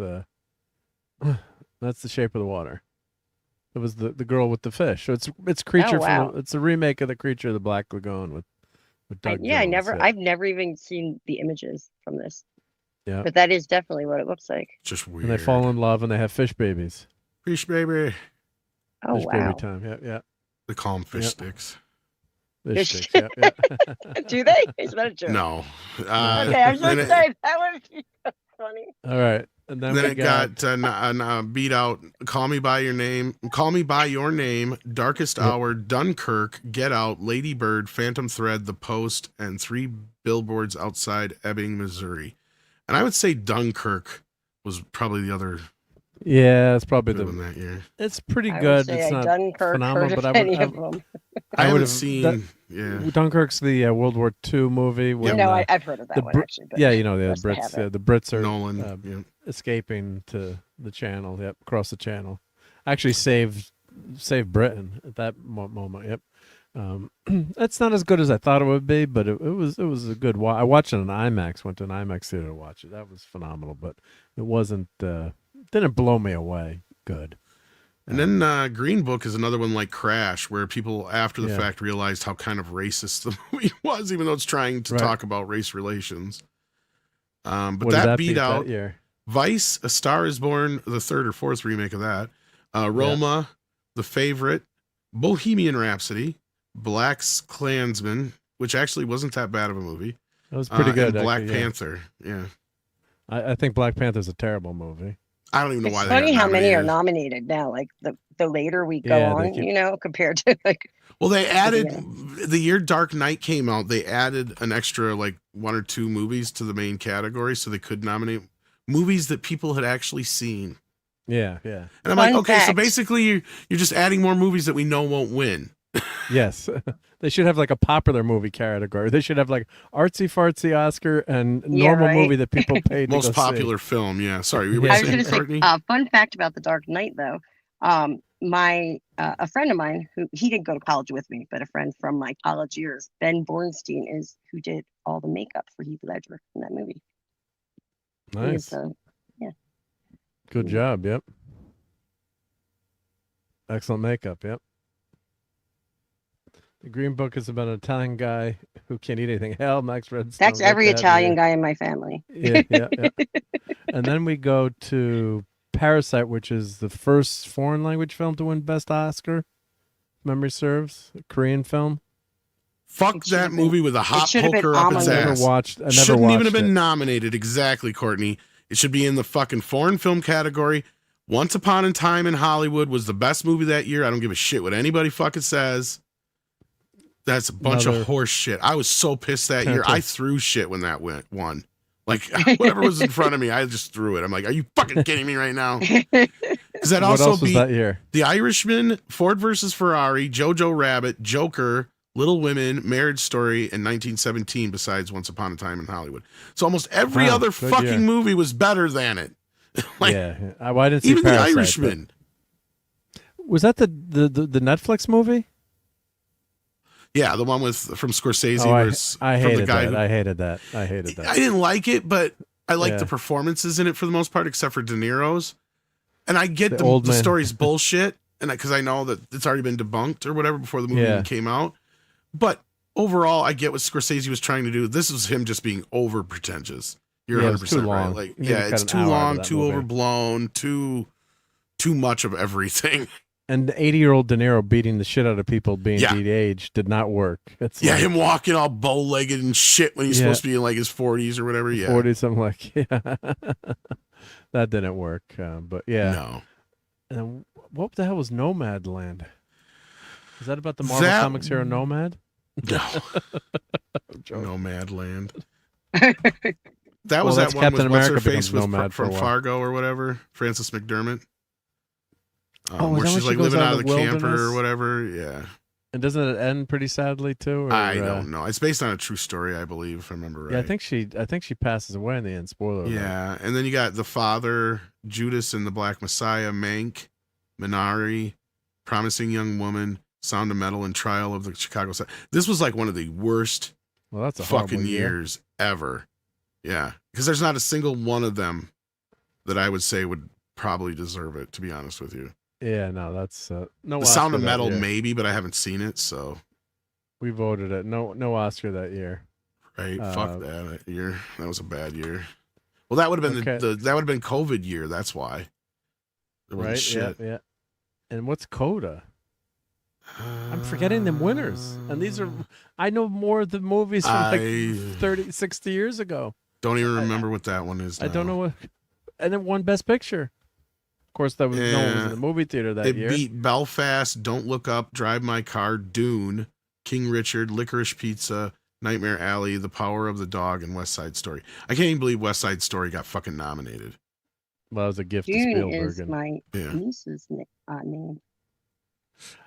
Coda is a coming-of-age comedy drama written by Sion Heder, English language remake of a French-Belgian film La Famille Bière. It stars Emilia Jones as Ruby Rossi, the child of deaf adults. Coda. Oh, child of deaf adults. Okay, now I only remember. hearing Yeah, member of her family who attempts to help her family struggling fishing business while pursuing her aspirations to become a singer. So that probably is a good movie, but isn't that based on what's her face, Ellen Bernstein's life? I'm not sure, but Or is it based on something? Because that's exactly what happened to Ellen Bernstein too, before she became an actress. Because deafness can be hereditary. I have a good friend, from in Scouts, and because the character in Nashville is based on her too. Yeah, his kids were both born deaf, and or one of the girls had some slight hearing. Or not Ellen Bernstein. Yeah. Shit. Nurse Ratched. What's her name?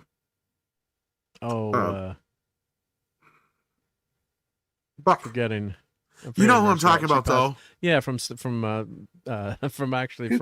Space Nine. Fuck, what the hell's her name? That's what I was trying to think of. Nurse Ratched. Shit. Yeah, well, her in real life, both of her parents are deaf. Yeah. And she ended up becoming a singer. And in the movie Nashville, that character that Lily Tomlin plays is based on her. Okay. And she got upset because Louise Fletcher, thank you. Because the year that came out, she was supposed to play that part in Nashville, but Altman fucked her over and hired Lily Tomlin instead, who was, I guess, closer friends to Altman. And she got her revenge because she ended up winning the Oscar for One Flew Over the Cuckoo's Nest that year, and One Flew Over the Cuckoo's Nest beat Nashville. Yeah. Yeah. And that sounds like her life, so I wonder if it's based on her life, because that sounds just like what happened to her. Because she at first was a singer. Yeah. Mark, what were you also saying about the hereditary thing?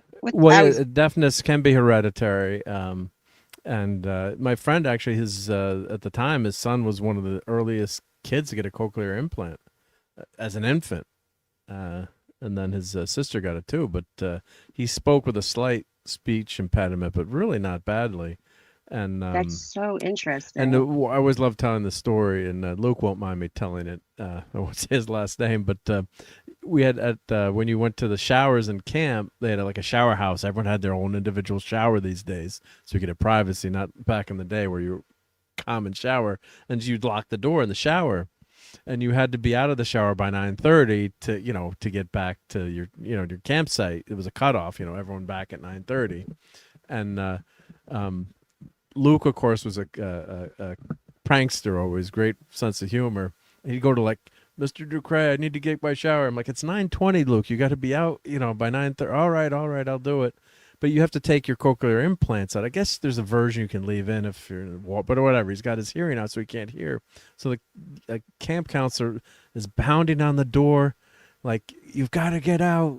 Tell me, acknowledge me. You got to get out. And then finally, like, he's banging on the door for like 5 minutes, and the counselor goes, "What, are you deaf? You can't hear me?" Oh. And then our senior patrol leader walks up, like, here's the commotion. He's like, actually, he is deaf.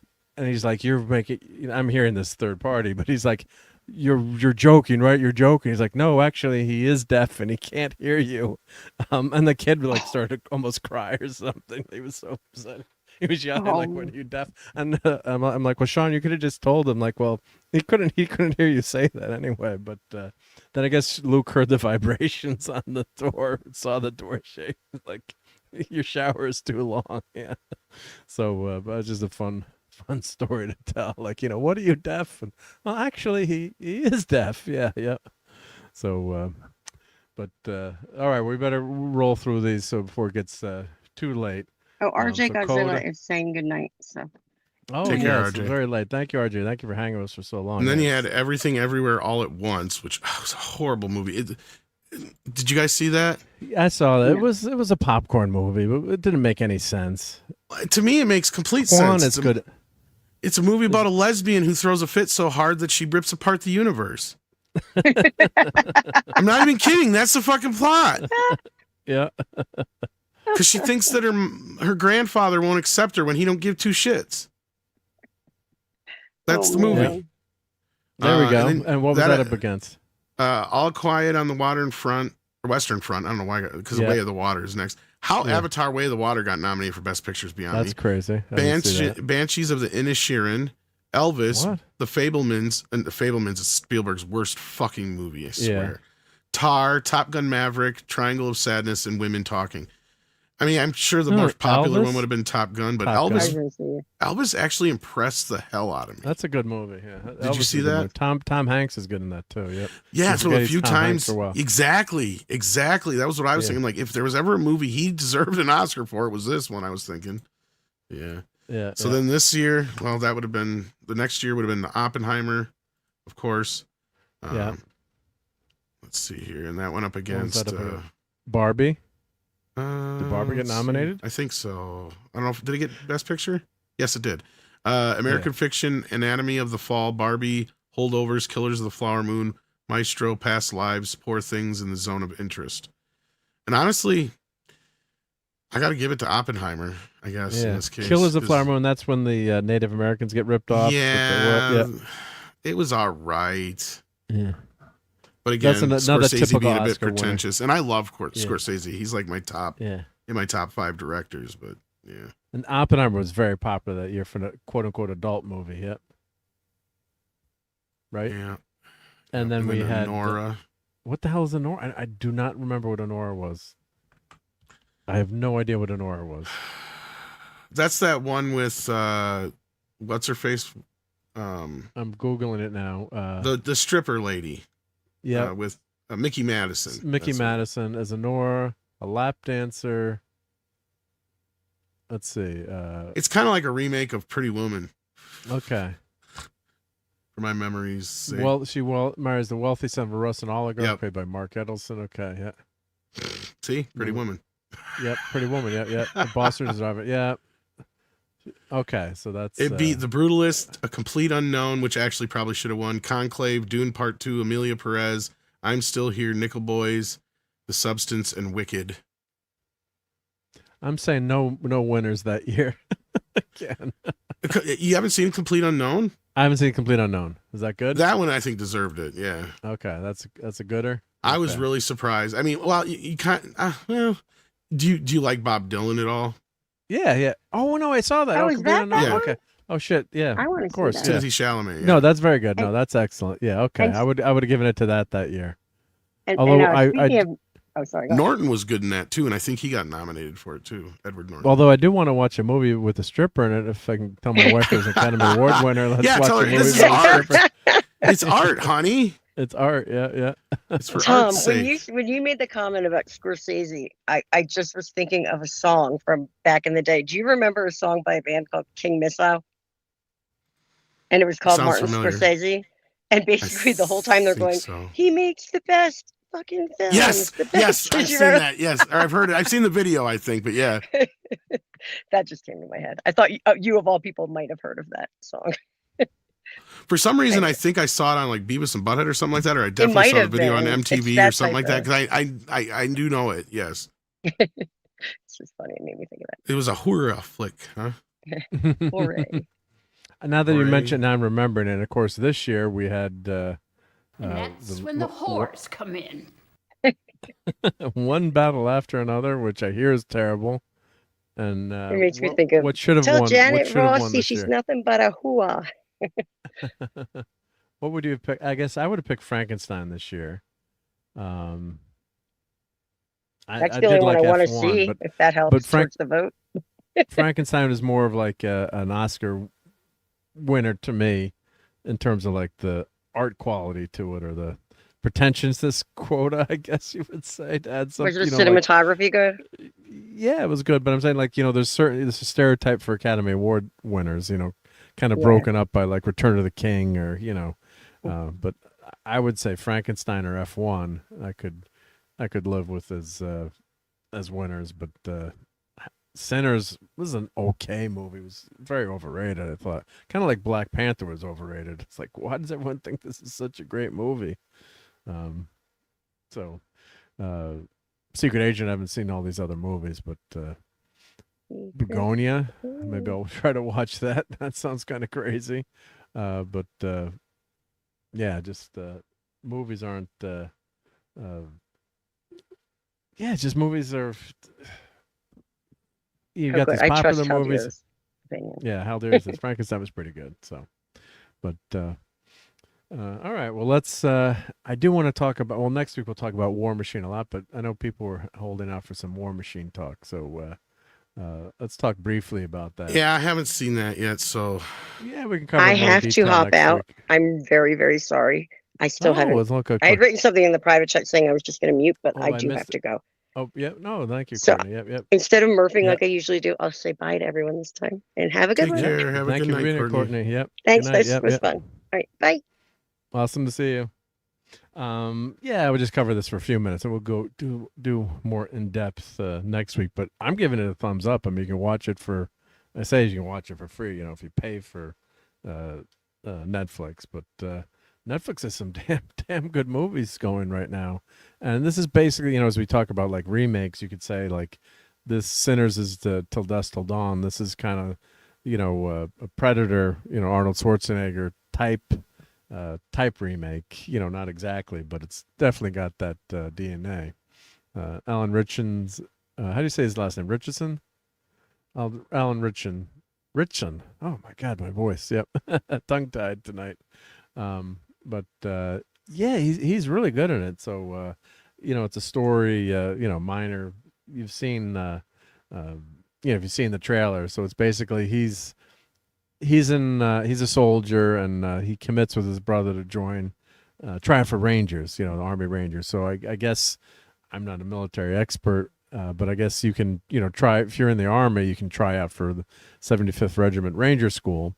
And, I think the cutoff is 32 or 33, but you can get a dispensation, or I was reading about it because I'm like, he's 42 right now, but people have done it, I think, up into their 40s, gone through Ranger School and made it through.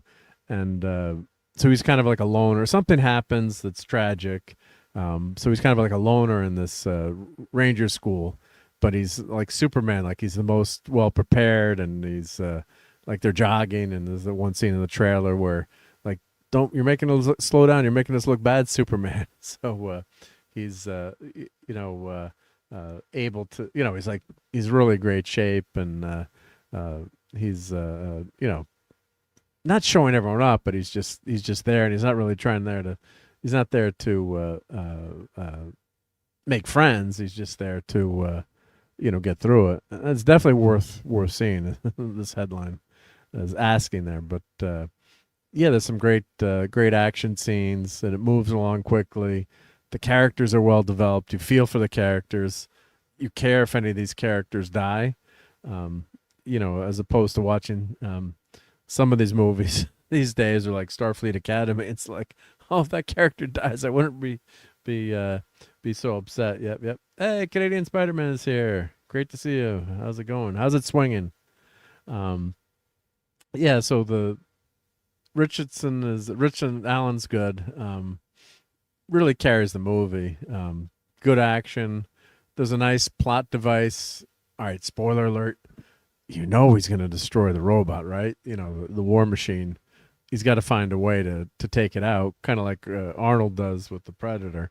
So he does figure a way out to do it using scientific methods, some kind of trick. I'm not going to spoil that, but it's not a spoiler to say that he survives in the end. Although, like Predator, I thought that if Arnold had actually died in Predator, when the Predator sets that nuclear bomb off in the end, or that massive explosion, I thought it would have been kind of not cool, but I thought it would have been, okay if Arnold had, given his life, but was able to defeat the Predator. But of course, they're not going to have him not survive, But it gets a little gory in parts. There's some, some things that happen. You might want to, if you can't take that, you might want to flinch or close your eyes for a few seconds. Unfortunately, this machine is pretty freaking brutal. Maybe that's what this guy is reacting to. But yeah, it really hits home, and it's got a good message about never giving up, and a good morality to the message of this movie. And as our troops are fighting abroad now, God bless them and keep them safe. It's people make real sacrifices to protect us and our country, and they go through a lot, and even just the family members too, right? Think of it, if your spouse is deployed and away for months at a time, and especially in dangerous areas. So it's really something special that people in the military do, and for not a ton of money. And if you're complaining about them getting lobster, F you. I don't care.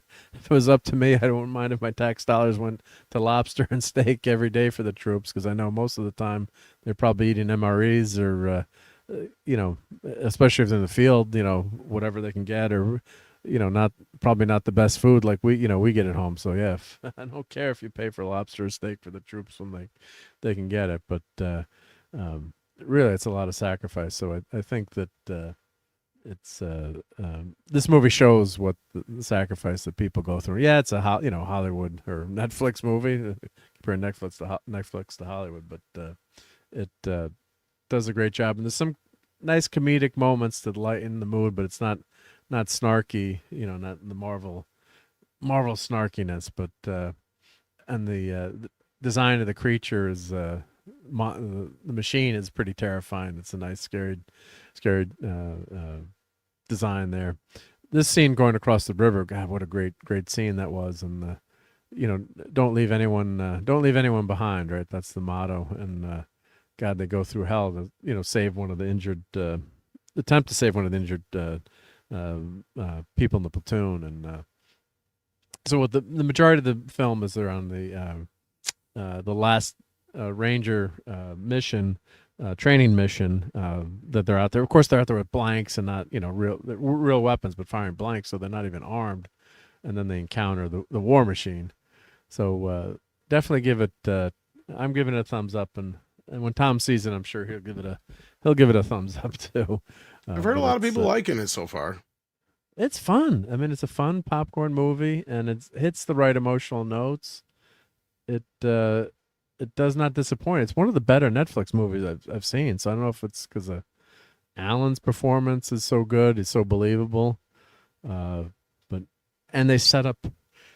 They set up a sequel set up pretty darn well too in this film. So it's wide open for a sequel that's going to get with this many people watching it. So, and Jai Courtney's in it, and he's actually good in it.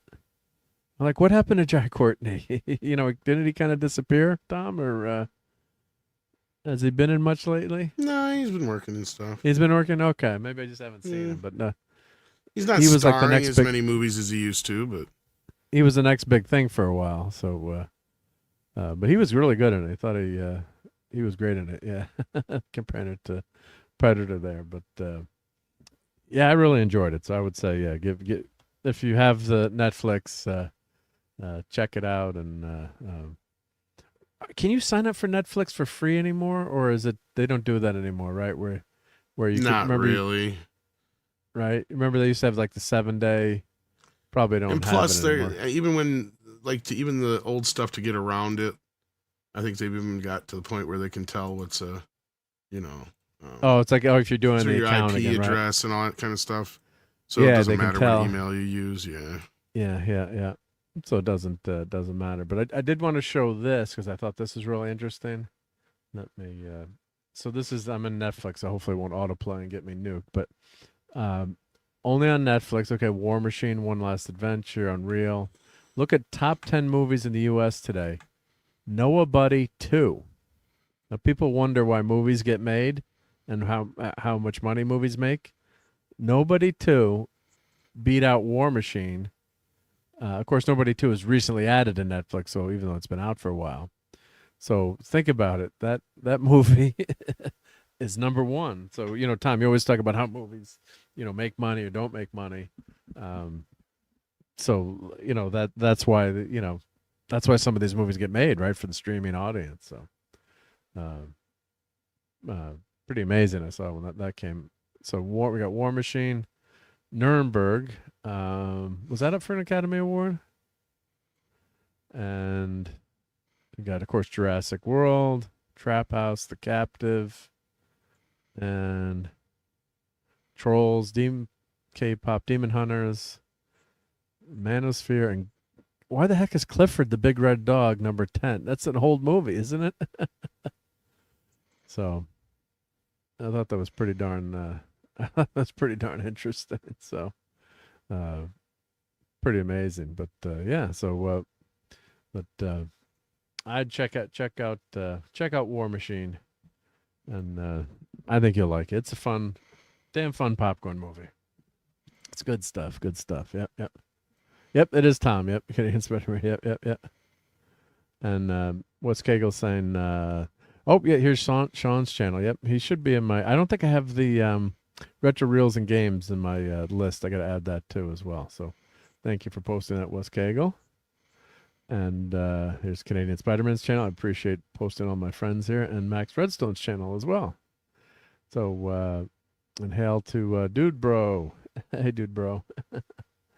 On the Rumble side. Great to have someone watching on Rumble. So, all right, well, we're going to get out of here now because it's almost 3 a.m. and Tom's back, is not feeling well either, and he stayed here the whole time like a champ. God bless Tom. Let's play the thank you to the channel members, and we'll let Tom tell us what's up, but let's play this to thank everyone for hanging out with us and supporting the channel.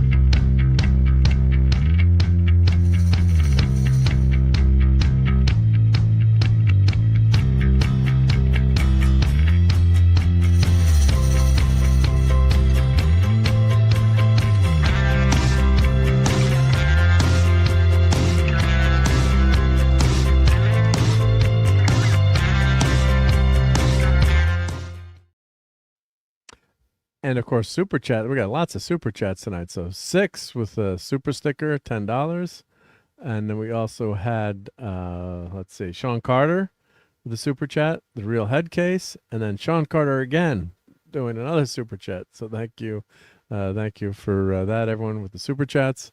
And tonight we had in the chat. Let's run it down. We had Gab V and J, Dadman, Talkie Toaster, which is Professor, Max Redstone, 70s Rock Fan, Lenrod, It's Courtney, Claude Salling, Canadian Spider-Man, Keely Chow, Hember Jambi, Hemmer Jeremiah, sorry, Lemon Pie, Gap After Dark, Wes Cagle, Jamie Lynn, Admiral T, Galverma Belamonte, Brian Barth, RobAltis, Don Power Ranger, Brian Hepburn, RJ Godzilla, The Real Head Case, The Stream Element Spot, Sagacious 6, and Sean Carter.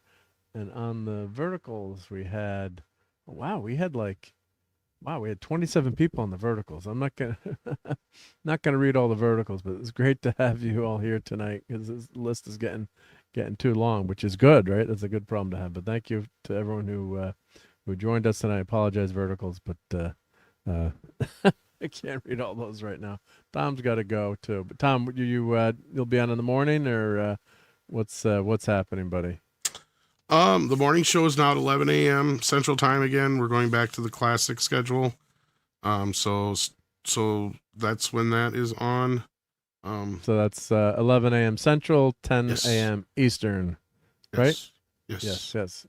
Usual the old bat time, the old bat channel, right? Yes. Yep. On Midnight's Edge. Yep. When I don't, and any news on your front, or working on it, getting closer now. Getting closer. Okay. Yep. All right. well, you will let us know. And I really appreciate you being here, Tom, tonight. Thank you. Thank you to Courtney. Thank you to R2. Thank you to 70s.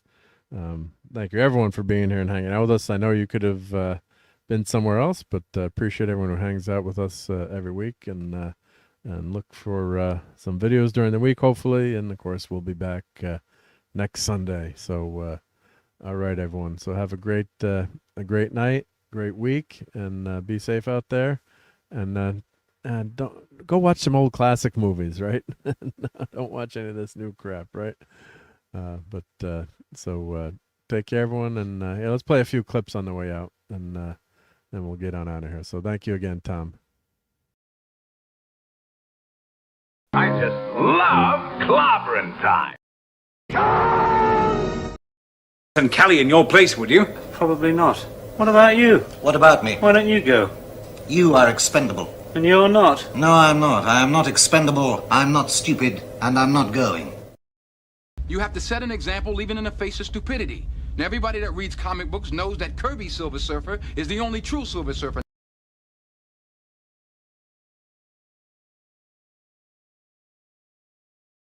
Fun storming the castle. It's 106 miles to Chicago. We got a full tank of gas, half a pack of cigarettes. It's dark, and we're wearing sunglasses. Hit it.